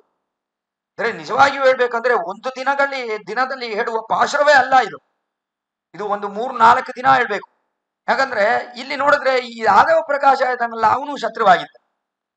ಈ ಶತ್ರುವಾಗಿರುವ ಯಾದವ ಪ್ರಕಾಶ ಇನ್ನ ಎಷ್ಟೋ ಶತ್ರುಗಳು ಇದ್ರು ರಾಮಾನುಜರಿಗೆ. ಅವರುಗಳೆಲ್ಲ ಹೇಗೆ ಸಂಪ್ರದಾಯಕ್ಕೆ ಬಂದ್ರು ಅಂತ ಹೇಳ್ತಾ ಹೋಗ್ಬೋದು. ಆದರೆ ಅವಕಾಶ ಇಲ್ಲ ಅಷ್ಟು. ಕೃಪಾವಯ್ಯ ಹೇಳಕ್ಕೆ ಅವಕಾಶ ಅಷ್ಟೊಂದಿಲ್ಲ. ಅದರಿಂದ ಸ್ವಲ್ಪ ಕಡಿಮೆ ಆಗಿ ಅಡಿಯನಿನ ಮಂದಮತಿಗೆ ಎಷ್ಟೆಲ್ಲ ಆಗತ್ತೋ ಅಷ್ಟೆಲ್ಲ ಹೇಳ್ತೀನಿ ಅವಕಾಶಕ್ಕೆ ಅನುಗುಣವಾಗಿ. ಇಲ್ಲಿ ಯಾದವ ಪ್ರಕಾಶ ಅವನು ಶತ್ರುವಾಗಿಯೇ ಇದ್ದ. ಶತ್ರು ಅಂದ್ರೆ ರಾಮಾನುಜರಿಗೆ ಅಭಿಪ್ರಾಯದಲ್ಲಿ ಇವನು ಶತ್ರುವಾಗಿದ್ದ. ಆದ್ರೆ ಶತ್ರು ಅಲ್ಲಿ ಯಾಕೆ ಹೋಗಿ ಶಾಸ್ತ್ರ ವಿಚಾರವನ್ನು ಮಾಡಿದ್ರು ರಾಮಾನುಜರು ಅಂತ ಒಂದು ಭಾವನೆ ಬರ್ಬೋದು. ಅದು ಪೂರ್ವ ಪಕ್ಷವಾಗಿ, ಅಂದ್ರೆ ಅದು ಸಿದ್ಧಾಂತವಲ್ಲ, ರಾಮಾನುಜರ ಅಭಿಪ್ರಾಯವಲ್ಲ. ಪೂರ್ವ ಪಕ್ಷವಾಗಿ ಅದ್ವೈತಿಗಳು ಏನು ಹೇಳ್ತಾರೆ, ವೇದಾಂತಕ್ಕೆ ಅರ್ಥವನ್ನು ಏನು ಅಂತ ನಿರ್ಣಯ ಮಾಡಿದ್ದಾರೆ, ಅದನ್ನು ಅದ್ವೈತ ಪಂಡಿತನಾಗಿರುವನೆಲ್ಲ ಕೇಳಬೇಕು. ಆವಾಗಲೇ ಅರ್ಥಗಳು ಇದನ್ನು ಹೇಳುತ್ತಿದ್ದಾರೆ ಅನ್ನುವುದು ನಮ್ಮ ತಿಳುವಳಿಕೆಗೆ ಬರುತ್ತೆ. ಆಮೇಲೆ ನಮ್ಮ ಸಿದ್ಧಾಂತವೇನು ಅಂತ ಹೇಳ್ಬೋದು. ಆದ್ದರಿಂದ ಅವನಲ್ಲೇ ಕೇಳಬೇಕು ಅಂತ. ಅವನು ಶತ್ರುವಾಗಿದ್ರು ಕೂಡ ಭಗವಾನಿನ ಸ್ವರೂಪ ರೂಪ ಗುಣವಿಭೂತಿಗಳು ಇಲ್ಲ ಇಲ್ಲ ಅಂತ ಹೇಳ್ತಾ ಇದ್ದಾನೆ. ಆ ತರ ಒಂದು ಶತ್ರುವಾಗಿದ್ರು ಕೂಡ ನಾವು ಅವನಲ್ಲಿ ಕೇಳ್ಬೋದು. ಕೇಳಿ ಆಮೇಲೆ ನಮ್ಮ ಸಿದ್ಧಾಂತವೇನು ಅನ್ನುವುದನ್ನು ಹೇಳ್ಬೇಕು ಅನ್ನುವ ಅಭಿಪ್ರಾಯದಿಂದಲೇ ಅವನಲ್ಲಿ ಹೋಗಿ ಎಲ್ಲ ಅರ್ಥಗಳನ್ನು ಕೇಳಿದ್ರು ರಾಮಾನುಜರು. ಆದ್ದರಿಂದ ಅವನೇ ಶತ್ರು. ಅವನು ದೇಹಕ್ಕೂ ಶತ್ರುವಾಗಿದ್ದ, ರಾಮಾನುಜರ ಭಾವನೆಯಲ್ಲೂ ಅವನೇ ಶತ್ರುವಾಗಿದ್ದ. ಆ ತರ ಇರುವ ಶತ್ರು ಕೂಡ ಮಾತ್ರ ಅಂದ್ರೆ ಶತ್ರುಗಳು ಅಂದ್ರೆ ನಿಮ್ಮ ಅಭಿಪ್ರಾಯವನ್ನು ಅವನು ಸ್ವೀಕರಿಸಲಿಲ್ಲ. ಮಾಟ್ರಾರಂದ್ರೆ ಏನು, ಬೇರೆ ಪಟ್ಟಿದ್ದ ಅವನು. ಆ ತರ ಇರುವನೇ ಶತ್ರು. ನಿಮ್ಮ ಅಭಿಪ್ರಾಯವನ್ನು ಅವನು ಸ್ವೀಕರಿಸಲಿಲ್ಲ. ನೀವು ವೇದಾಂತಕ್ಕೆ ಅರ್ಥಗಳನ್ನೆಲ್ಲ ಈ ರೀತಿ ವಿಶಿಷ್ಟಾದ್ವೈತ ಪರವಾಗಿ ಹೇಳಿದ್ರೆ ಅವನಿಗೆ ಅದರಲ್ಲಿ ಸಮ್ಮತ ಇರಲಿಲ್ಲ. ಆದ್ದರಿಂದ ಅವನು ಶತ್ರು. ಮಾತ್ರ ಉಣಕ್ಕ ವಲಿದೊಳೆಂದು ನಿಮ್ಮ ಸನ್ನಿಧಾನಕ್ಕೆ ಆಮೇಲೆ ಅವನೇ ಬಂದು ಸೇರಿದ. ವಲಿದೊಳೆಂದು ಉನ್ವಾಶಕ್ಕನ್, ಅವನ ಶಾಸ್ತ್ರವೆಲ್ಲ ಹೋಯಿತು. ಏನಾಯ್ತು ಅವನಿಗೆ, ಯಾದವ ಪ್ರಕಾಶನಿಗೆ ಏನಾಯ್ತು ಅಂದ್ರೆ ಆಮೇಲೆ ನಾವು ಹೇಳುವ ಅರ್ಥಗಳೆಲ್ಲ ಸರಿ ಇಲ್ಲ, ರಾಮಾನುಜರು ಹೇಳುವ ಅರ್ಥಗಳೇ ಸರಿ ಅನ್ನುವ ಭಾವನೆಗೆ ಬಂದ ಅವನು. ಒಮ್ಮೆ ಅಲ್ಲಿ ಹೋಗಿತ್ತು, ಒಮ್ಮೆ ಕಾಂಚೀಪುರದಲ್ಲಿ ಶ್ರೀರಾಮಾನುಜರನ್ನು ಕರ್ಕೊಂಡು ಹೋದ ರಾಘವ ಪ್ರಕಾಶ. ಅಂದ್ರೆ ರಾಮಾನುಜರಿಗೆ ಏನ್ ಶಕ್ತಿ ಇದೆ ಅಂತ ಅವನಿಗೆ ಗೊತ್ತಿರಲಿಲ್ಲ. ಒಮ್ಮೆ ಅಲ್ಲಿ ಒಂದು ರಾಜನ ಮಗಳಿಗೆ ಅಲ್ಲಿ ಭೂತ ಹಿಡ್ಕೊಂಡಿತು. ಆ ಭೂತವನ್ನು ಓಡಿಸಬೇಕು ಅಂತ ಅಲ್ಲಿ ಯಾದವ ಪ್ರಕಾಶನನ್ನು ಕರೆದ ರಾಜ. ಆವಾಗ ಆ ರಾಘವ ಪ್ರಕಾಶ ಅಲ್ಲಿ ಹೋಗಿ ಆ ಭೂತವನ್ನು ಓಡಿಸಬೇಕು, ಆ ಹುಡುಗಿ ಮೇಲೆ ಹಿಡ್ಕೊಂಡಿದೆಯಲ್ಲ, ಆ ರಾಜಪುತ್ರಿಯ ಮೇಲೆ ಹಿಡ್ಕೊಂಡಿದೆಯಲ್ಲ, ಆ ಭೂತವನ್ನು ಓಡಿಸಬೇಕು ಅಂತ ಅಲ್ಲಿ ಹೋದ್ರು ಯಾದವ ಪ್ರಕಾಶ. ಯಾದವ ಪ್ರಕಾಶ ಅಲ್ಲಿ ಹೋಗಿ ಏ ಭೂತವೇ ಇಲ್ಲಿಂದ ಓಡೋಗು ಅಂತ ಹೇಳಿದಾಗ ಆ ಭೂತ ದೊಡ್ಡ ಧ್ವನಿಯಿಂದ ಚೆನ್ನಾಗಿ ನಗ್ತ, ಏ ಯಾದವ ಪ್ರಕಾಶನೇ, ನಿನ್ನ ಬಗ್ಗೆನೂ ಗೊತ್ತು ನನಗೆ, ನನ್ನ ಬಗ್ಗೆನೂ ಗೊತ್ತು. ನೀನು ಹೇಳಿದ್ರೆ ನಾನು ಓಡೋಗಲ್ಲ, ನಾನು ಇಲ್ಲೇ ಇರ್ತೀನಿ. ಯಾಕೆ ಓಡಬೇಕು, ನೀನೇ ಅಷ್ಟು ಶಕ್ತಿವಂತನ, ಓಡೋಗು ಅಂತ ಹೇಳಿದ್ರೆ ನಾನು ಓಡಬೇಕಾ? ಓಡಲ್ಲ. ಈ ಒಂದು ರಾಜಪುತ್ರಿಯ ಮೇಲೆ ನಾನು ಯಾವಾಗ್ಲೂ ಇರ್ತೀನಿ, ನಾನು ಓಡಲ್ಲ ಅಂತ ಹೇಳ್ತು. ಅವಾಗ ಯಾದವ ಪ್ರಕಾಶ ಕೇಳ್ದ, ಯಾರು ಹೇಳಿದ್ರೆ ಓಡ್ತೀಯಾ ಅಂದ್ರೆ ಅಂತ ಕೇಳ್ದ. ಅವಾಗ ಹೇಳ್ತು, ಅದು ನಿನ್ನ ಪಕ್ಕದಲ್ಲಿ ನಿಂತಿದ್ದಾರಲ್ಲ ರಾಮಾನುಜ, ಅವನು ಹೇಳ್ಬೇಕು, ಅವನು ಹೇಳಿದ್ರೆ ಓಡೋಗ್ತೀನಿ ಅಂತ ಹೇಳ್ತು ಆ ಭೂತ. ಅವಾಗ ಯಾದವ ಪ್ರಕಾಶನ್ಗೆ ಏನಪ್ಪಾ ಇದು, ನಮ್ಮ ಶಿಷ್ಯನಾದ ರಾಮಾನುಜನಿಗೆ ಇಷ್ಟೊಂದು ಶಕ್ತಿ ಇದೆಯಾ, ಇವನು ಹೇಳಿದ್ರೆ ಓಡೋಗತ್ತಾ ಅದು ಅಂತ ರಾಮಾನುಜರನ್ನು ನೋಡಿದ್ರು. ರಾಮಾನುಜರೇ ನೀವ್ ಹೇಳಿ ಓಡೋಗತ್ತಾ ನೋಡೋಣ ಅಂತ ಹೇಳ್ದ ಯಾವ ಪ್ರಕಾಶ. ಆವಾಗ್ಲೂ ಅವನಿಗೆ ಅಹಂಕಾರ ಇತ್ತು, ರಾಮಾನುಜರು ಹೇಳ್ಬಿಟ್ರೆ ಓಡೋಗತ್ತಾ, ಎಲ್ಲಿ ಹೋಗತ್ತೆ ಅಂತ ಅಹಂಕಾರ ಇತ್ತು. ಅವಾಗ ರಾಮಾನುಜರು ಅವಾಗ ಹೇಳಿದ್ರು, ಏ ಭೂತವೇ, ಈ ಶರೀರವನ್ನು ಬಿಟ್ಟು ನೀನು ಓಡೋಗು ಅಂತ ಹೇಳಿದ್ರು. ಹೇಳಿದ ಕೂಡಲೇ ಆ ಭೂತ ಆ ಶರೀರವನ್ನು ಬಿಟ್ಟು ಓಡೋಯ್ತು. ಆವಾಗ ಯಾದವ ಪ್ರಕಾಶನಿಗೆ, ಓ ರಾಮಾನುಜರಿಗೆ ಇಷ್ಟೊಂದು ಶಕ್ತಿ ವಿಶೇಷವಿದೆಯೇ, ನಾನು ಏನೋ ಅನ್ಕೊಂಡಿದ್ದೆ, ರಾಮಾನುಜರನ್ನು ಏನೋ ಅರ್ಥಗಳನ್ನು ಹೇಳ್ತಾ ಇದ್ದಾನೆ ವೇದಾಂತಕ್ಕೆ ಅಂತ ಅನ್ಕೊಂಡಿದ್ದೆ, ಆದರೆ ನಿಜವಾಗಿಯೂ ಎಷ್ಟೊಂದು ಶಕ್ತಿ ಇದೆ ಅಂತ ಯಾದವ ಪ್ರಕಾಶನಿಗೆ ಅಭಿಪ್ರಾಯವಾಗಿ ಸರಿ ರಾಮಾನುಜನನ್ನೇ ಆ ಭೂತ ಹೇಳ್ತು. ಅವಾಗ ನೋಡು ಯಾದವ ಪ್ರಕಾಶ, ನಿಂಗೆ ಉಜ್ಜೀವನ ಆಗ್ಬೇಕು ಅಂದ್ರೆ ರಾಮಾನುಜರ ಪಾದಾರವಿಂದಗಳಲ್ಲಿ ಬಿದ್ಬಿಡು, ರಾಮಾನುಜರನ್ನೇ ನಿನಗೆ ಸರ್ವಸ್ವ ಅಂತ ಸ್ವೀಕರಿಸು, ಆವಾಗಲೇ ನಿನಗೆ ಉಜ್ಜೀವನ ಆಗತ್ತೆ, ಇಲ್ಲದೆ ಅಂದ್ರೆ ನಾಶವಾಗ್ತೀಯ ಅಂತ ಯಾದವ ಪ್ರಕಾಶನಲ್ಲಿ ಹೇಳಿ ಹೋಯ್ತು ಆ ಭೂತ. ಕೇಳ್ದ ಯಾದವ ಪ್ರಕಾಶ, ಆಹಾ ರಾಮಾನುಜರಿಗೆ ಇಷ್ಟೊಂದು ವೈಭವ ಇದೆಯೇ ಅಂತ ಅವನ ಮನಸ್ಸಿಗೆ ಬಂದು ರಾಮಾನುಜರನ್ನೇ ಆಚಾರ್ಯನಾಗಿ ಸ್ವೀಕರಿಸಬೇಕು ಅಂತ ರಾಮಾನುಜರಲ್ಲಿ ಬಂದು ಬಿದ್ದ. ಯಾದವ ಪ್ರಕಾಶ ಬಂದ್ಬಿದ್ದು, ರಾಮಾನುಜರೇ ನನ್ನನ್ನು ಸ್ವೀಕರಿಸಬೇಕು, ಆದರೆ ಪ್ರಾಯಶ್ಚಿತ್ತ ಮಾಡಬೇಕಲ್ಲ. ಯಾದವ ಪ್ರಕಾಶನಿಗೆ ಅವಾಗ ಯಜ್ಞೋಪವೀತ ಇರಲಿಲ್ಲ. ಏಕದಂಡಿ ಸನ್ಯಾಸಿಗಳಾದ ಅದ್ವೈತ ಸನ್ಯಾಸಿಗಳಿಗೆ ಯಜ್ಞೋಪವೀತ ಇಲ್ಲ, ಶಿಕೆ ಇಲ್ಲ, ಕಟಿಸೂತ್ರ ಇಲ್ಲ, ಏನೂ ಇಲ್ಲ, ಬರೀ ಒಂದೇ ಒಂದು ವಸ್ತ್ರ ಅಷ್ಟೇ, ಏಕದಂಡ ಒಂದು ವಸ್ತ್ರ, ಏಕವಸ್ತ್ರ ಅಷ್ಟೇ. ಆ ರೀತಿ ಇರುವವರೇ ಅದ್ವೈತ ಸನ್ಯಾಸಿಗಳು. ಆದ್ದರಿಂದ ಏನ್ ಮಾಡಕ್ಕೆ ಅದು ಇದಕ್ಕೆ ಪ್ರಾಯಶ್ಚಿತ್ತ ಅನ್ನೋದು ಇದೆಯಲ್ಲ, ಅದು ಪ್ರಾಯಶ್ಚಿತ್ತವನ್ನು ಶಾಸ್ತ್ರ ರೀತಿಯಾಗಿ ನಾವು ನೋಡಿದ್ರೆ ಇದಕ್ಕೆ ಏನ್ ಪ್ರಾಯಶ್ಚಿತ್ತ ಅಂದ್ರೆ ಭೂ ಪ್ರದಕ್ಷಿಣ ಮಾಡ್ಬೇಕು, ಭೂಮಿಯನ್ನು ಸುತ್ತಿ ಬರ್ಬೇಕು. ಆಮೇಲೆ ಎಷ್ಟೋ ಅದಕ್ಕೆ ಪ್ರಾಯಶ್ಚಿತ್ತಗಳು ಯಾಗಗಳನ್ನು ಮಾಡಿ, ಆಮೇಲೆ ಗಾಯತ್ರಿ ಮಂತ್ರ ಜಪ ಅದನ್ನು ಲಕ್ಷ ಲಕ್ಷ ಸತಿ ಗಾಯತ್ರಿ ಮಂತ್ರ ಜಪ ಮಾಡಬೇಕು. ಈ ತರ ಪ್ರಾಯಶ್ಚಿತ್ತಗಳೆಲ್ಲ ಮಾಡಿ ಆಮೇಲೆ ಶಿಖೆಯನ್ನು ಧರಿಸಿ ಯಜ್ಞೋಪವೀತನ್ನು ಧರಿಸಿ ಆಮೇಲೆ ಈ ಸಂಪ್ರದಾಯಕ್ಕೆ ಬರ್ಬೇಕು. ಇಷ್ಟೆಲ್ಲ ಪ್ರಾಯಶ್ಚಿತ್ತಗಳಿದೆಯಲ್ಲ, ಯಾದವ ಪ್ರಕಾಶನ್ಗೆ ಅಯ್ಯೋ ತುಂಬಾ ವಯಸ್ಸಾಗ್ಬಿಡ್ತು ನಮ್ಗೆ, ನಾವ್ ಹೇಗೆ ಈ ಪ್ರಾಯಶ್ಚಿತ್ತಗಳನ್ನೆಲ್ಲ ಮಾಡುವುದು ಅನ್ನುವ ಅಭಿಪ್ರಾಯದಲ್ಲಿದ್ದ ಯಾದವ ಪ್ರಕಾಶ. ಆವಾಗ ಸ್ವಪ್ನದಲ್ಲಿ ಕಾಂಚೀಪುರಂ ವರದರಾಜ ಪೆರುಮಾಳ್ ಬಂದ. ಅಯ್ಯೋ ಯಾದವ ಪ್ರಕಾಶನೇ, ಈ ಲೋಕಕ್ಕೆ ಸಮವಾಗಿರುವರು ಶ್ರೀರಾಮಾನುಜರು, ಅವರನ್ನು ಒಮ್ಮೆ ಪ್ರದಕ್ಷಿಣ ಮಾಡು, ಅಷ್ಟೇ ಸಾಕು, ಬೇರೆ ಏನು ಬೇಡ ಅಂತ ಹೇಳ್ಬಿಟ್ರು ವರದರಾಜ ಪೆರುಮಾಳ್. ಕೂಡಲೇ ಯಾದವ ಪ್ರಕಾಶ ಮಾರನೇ ದಿವಸ ರಾಮಾನುಜರಲ್ಲಿ ಹೋಗಿ ಸ್ವಾಮಿನ್ ನನ್ನನ್ನು ಶಿಷ್ಯನಾಗಿ ಸ್ವೀಕರಿಸಬೇಕು ಅಂತ ಕೇಳ್ದ. ಆವಾಗ ರಾಮಾನುಜರು ಹೇಳಿದ್ರು, ನೋಡಪ್ಪ ಯಾದವ ಪ್ರಕಾಶರೇ, ನನ್ನ ಆಚಾರ್ಯರಾದವರೇ, ನಿನ್ನನ್ನು ಶಿಷ್ಯನಾಗಿ ನಾನು ಸ್ವೀಕರಿಸಬೇಕು ಅಂದ್ರೆ ನೋಡಿ, ನೀವು ಅದಕ್ಕೆ ಯಜ್ಞೋಪವೀತ ಶಿಖೆ ಇದನ್ನೆಲ್ಲ ಧರಿಸಬೇಕು, ಅದಕ್ಕೆ ಎಷ್ಟೋ ಪ್ರಾಯಶ್ಚಿತಗಳೆಲ್ಲ ಹೇಳಿದ್ಯಲ್ಲ, ಆ ಪ್ರಾಯಶ್ಚಿತಗಳನ್ನೆಲ್ಲ ನೀವು ಮಾಡ್ಬೇಕಲ್ಲ, ಹೇಗ್ ಮಾಡ್ತೀರಾ ಅಂತ ಕೇಳಿದ್ರು. ನೋಡಿ ರಾಮಾನುಜರೇ, ನನಗೆ ತುಂಬಾ ವಯಸ್ಸಾಯ್ತು, ನನಗೆ ಭೂ ಪ್ರದಕ್ಷಿಣ ಮುಂತಾದ ಪ್ರಾಯಶ್ಚಿತಗಳೆಲ್ಲ ಮಾಡಕ್ಕೆ ಶಕ್ತಿ ಇಲ್ಲ. ಅದರಿಂದ ಕಾಂಚೀಪುರ ವರದರಾಜ ಪೆರುಮಾಳ್ ನನ್ನ ಸ್ವಪ್ನದಲ್ಲಿ ಬಂದು ನೀವು ರಾಮಾನುಜರನ್ನು ಒಮ್ಮೆ ಪ್ರದಕ್ಷಿಣ ಮಾಡಿ, ಅಷ್ಟೇ ಸಾಕು ಅಂತ ಹೇಳ್ಬಿಟ್ರು. ಅದರಿಂದ ನಿಮ್ಮನ್ನೇ ನಾವು ಪ್ರದಕ್ಷಿಣ ಮಾಡ್ತೀವಿ, ನಿಮ್ಮನ್ನೇ ನಾವು ನಮಸ್ಕರಿಸುತ್ತೇವೆ, ಅದರಿಂದ ಇದೇ ಅದಕ್ಕೆ ಪ್ರಾಯಶ್ಚಿತ್ತ ಅಂತ ಹೇಳಿದ್ರು. ಅವಾಗ ಅದರಿಂದ ಆ ಪಾಪಕ್ಕೆ ಪ್ರಾಯಶ್ಚಿತ್ತ ಏನು ಅಂದ್ರೆ ಯಜ್ಞೋಪವೀತ ಇಲ್ಲದೆ ಇರಲೇಬಾರದು. ಬ್ರಾಹ್ಮಣನಾದವನು ಯಜ್ಞೋಪವೀತ ಕೊನೆಯ ತನಕ ಧರಿಸಿರಬೇಕು. ಅದಕ್ಕೆ ಪ್ರಾಯಶ್ಚಿತ್ತವೇನು, ಅದು ಇಲ್ಲದಿದ್ರೆ ಪ್ರಾಯಶ್ಚಿತ್ತವೇನಂದ್ರೆ ಈ ಪ್ರಾಯಶ್ಚಿತ್ತಗಳು ಮಾಡಬೇಕು. ಆದ್ದರಿಂದ ರಾಮಾನುಜರನ್ನು ಒಮ್ಮೆ ಪ್ರದಕ್ಷಿಣ ಮಾಡಿದ್ರು ಯಾದವ ಪ್ರಕಾಶರು, ಅವರ ಪಾದಾರ ಬಿಂದಗಳಲ್ಲಿ ಬಿದ್ದು ನಮಸ್ಕರಿಸಿದ್ರು, ನನ್ನನ್ನು ಅಂಗೀಕರಿಸಬೇಕು ಅಂತ ಪ್ರಾರ್ಥನೆ ಮಾಡಿದ್ರು. ಅದಕ್ಕನುಗುಣವಾಗಿ ಯಾದವ ಪ್ರಕಾಶನನ್ನು ತಮ್ಮ ಶಿಷ್ಯನಾಗಿ ಸ್ವೀಕರಿಸಿದ್ರು ಸ್ವಾಮಿ ರಾಮಾನುಜರು. ಅವರಿಗೆ ಗೋವಿಂದಜೀಯರ್ ಅಂತ ಹೆಸರನ್ನು ಕೊಟ್ಟರು. ಈ ಗೋವಿಂದಜೀಯರೇ ಯತಿಗಳು ಅಂದ್ರೆ ಸನ್ಯಾಸಿಗಳು ಯಾವ ರೀತಿ ನಡ್ಕೋಬೇಕು ಅನ್ನುವುದನ್ನು ಬರೆದಿಟ್ಟಿದ್ದಾರೆ. ಏನು ಆಶ್ಚರ್ಯ, ಏನ್ ಸಾಮರ್ಥ್ಯರು ಸ್ವಾಮಿ ರಾಮಾನುಜರು. ಅದ್ವೈತ ಸನ್ಯಾಸಿಯಾಗಿದ್ದವನು ಅವನು ವಿಶಿಷ್ಟಾದ್ವೈತ ಸನ್ಯಾಸಿಗಳು ಹೇಗೆ ನಡ್ಕೋಬೇಕು, ಅವರ ಆಚಾರ ಅನುಷ್ಠಾನಗಳು ಹೇಗಿರ್ಬೇಕು ಅಂತ ಒಂದು ಪುಸ್ತಕ ಬರೆದಿದ್ದಾನೆ.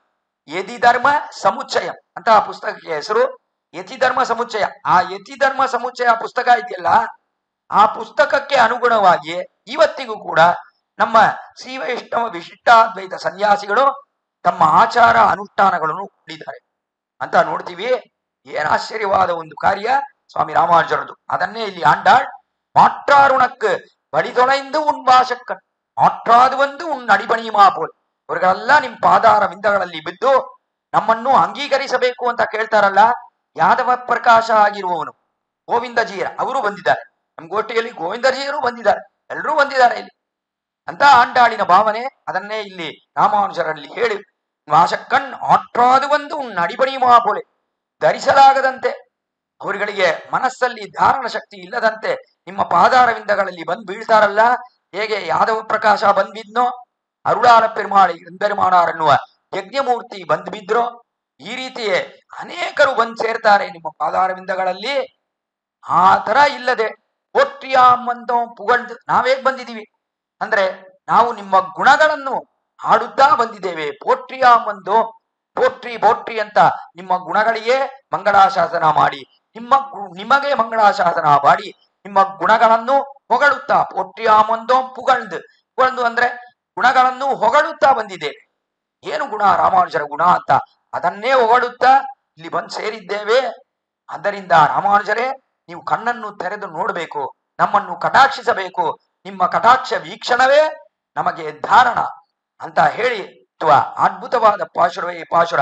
ಇದರಿಂದ ಎಲ್ಲರೂ ಶತ್ರುಗಳೆಲ್ಲ ಹೇಗ್ ಬರ್ತಾರೆ ಅಂದ್ರೆ ಅವರುಗಳೆಲ್ಲ ನಿಮ್ಮ ಗುಣಗಳಿಗೆ ಸೋತು, ಅವರುಗಳು ಗುಣಗಳಿಗೆ ಸೋತೆ ಬರ್ತಾರೆ. ಕೊನೆಯಲ್ಲಿ ರಾಮಾನುಜರ ಗುಣ ಏನಿದೆ ಹೇಗಿದೆ ಅಂತ ಅದಕ್ಕೆ ಸೋತರು. ಆ ರೀತಿಯೇ ನಿಮ್ಮ ಉಪದೇಶಗಳಿಗೆ ಸೋತು ಆಮೇಲೆ ಬಂದು ನಿಮ್ಮ ಕಾಲಲ್ಲಿ ಬೀಳ್ತಾರಲ್ಲ, ಯಾದವ ಪ್ರಕಾಶನಾಗಿರುವಂತ ವ್ಯಕ್ತಿ ವಿಶೇಷಗಳು ನಿಮ್ಮ ಕಾಲಲ್ಲಿ ಬಂದ್ ಬೀಳ್ತಾರಲ್ಲ, ನಿಮ್ಮ ವಾಕ್ ಚಾತುರ್ಯಕ್ಕೆ ಸೋತೋಗಿ ಬಂದ್ ಬೀಳ್ತಾರಲ್ಲ, ಆ ರೀತಿಯೇ ನಾವು ಹೇಗ್ ಬಂದಿದೀವಿ ಅಂದ್ರೆ ನಿಮ್ಮ ಗುಣಗಳಿಗೆ ಸೋತಿ ಇಲ್ಲಿ ಬಂದು ನಿಮ್ಮ ಕಾಲಲ್ಲಿ ಬಂದು ಬಿದ್ದಿದ್ದೇವೆ ರಾಮಾನುಜರೇ, ನಮ್ಮನ್ನು ಅಂಗೀಕರಿಸಬೇಕು, ನೀವು ನಮಗೆ ಕೃಪೆ ಮಾಡಬೇಕು, ನಮಗೆ ಅರ್ಥ ವಿಶೇಷಗಳನ್ನೆಲ್ಲ ಹೇಳಬೇಕು, ನಿಮ್ಮ ಸುಪ್ರಭಾತ ಸೇವೆಯನ್ನು ನಾವು ಕಾಣ್ಬೇಕು, ಅದಕ್ಕಾಗಿ ಇಲ್ಲಿ ನಿಂತಿದ್ದೇವೆ, ಅನುಗ್ರಹಿಸಬೇಕು ರಾಮಾನುಜರೇ ಅಂತ ಪ್ರಾರ್ಥಿಸುವ ಅದ್ಭುತವಾದ ಪಾಶುರವೇ ಈ 21ನೇ ಪಾಶುರ.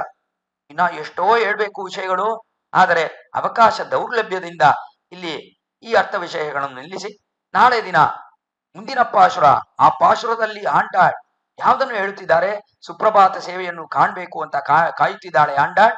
ಆ ಸೇವೆ ಆಂಡಾಳಿಗೆ ಸಿಗ್ತಾ ಇಲ್ವಾ ಮುಂತಾದ ವಿಷಯಗಳನ್ನು ನಾಳೆ ದಿನ ಈ ಗೋಷ್ಠಿಯಲ್ಲಿ ವಿಣ್ಣಪಿಸುತ್ತೇನೆ. ಎಲ್ಲರೂ ಬಂದಿದ್ದು ಕೇಳಬೇಕು ಅಂತ ಪ್ರಾರ್ಥಿಸಿ ಇವತ್ತಿನ ಪಾಶುರವನ್ನು ಅನುಸಂಧಾನ ಮಾಡೋಣ. அங்கன்மாஞான தரசர் அபிமான பங்கமாய் வந்து நின் பள்ளி கட்டில் கீழே சங்கமிருப்பார் போல் வந்து தலைப்பெய்தோம் இங்கினிவாய் செய்த தாமரை பூ போலே சங்கன் சிறு சிறுதே எம்மேல் விழியாவோ திங்களும் ஆதித்யனும் எழுந்தாற் போல் அங்கனிரண்டும் கொண்டெங்கள் மேல் நோக்குதியே எங்கள் மேல் சாபமிடிந்து ஏலோர் எம்பாவாய் ஆண்டாள் திருவடிகளே சரணம், ஆழ்வார் திருவடிகளே சரணம், எம்பெருமானார் திருவடிகளே சரணம், ஜீயர் திருவடிகளே சரணம். திருவாடிப்பூரத்து சகத்துதித்தாள் வாழியே, திருப்பாவை 30 செப்பினாள் வாழியே, பெரியாழ்வார் பெற்றெடுத்த பெண்பிள்ள வாழியே, பெரும்பூதூர் மாமுனிக்கு பின்னானாள் வாழியே, 143 உரைத்தாள் வாழியே, உயரங்கற்கே கண்ணி உகந்தளித்தாள் வாழியே, வருவாரும் திருமள்ளி வடநாடி வாழியே, வன்புதுவை நகர் கோதை மலர்ப்பதங்கள் வாழியே. यतिराज यतिराज यतिराज जय हो, यतिराज यतिराज रामानुज जय हो, रामानुज जय हो.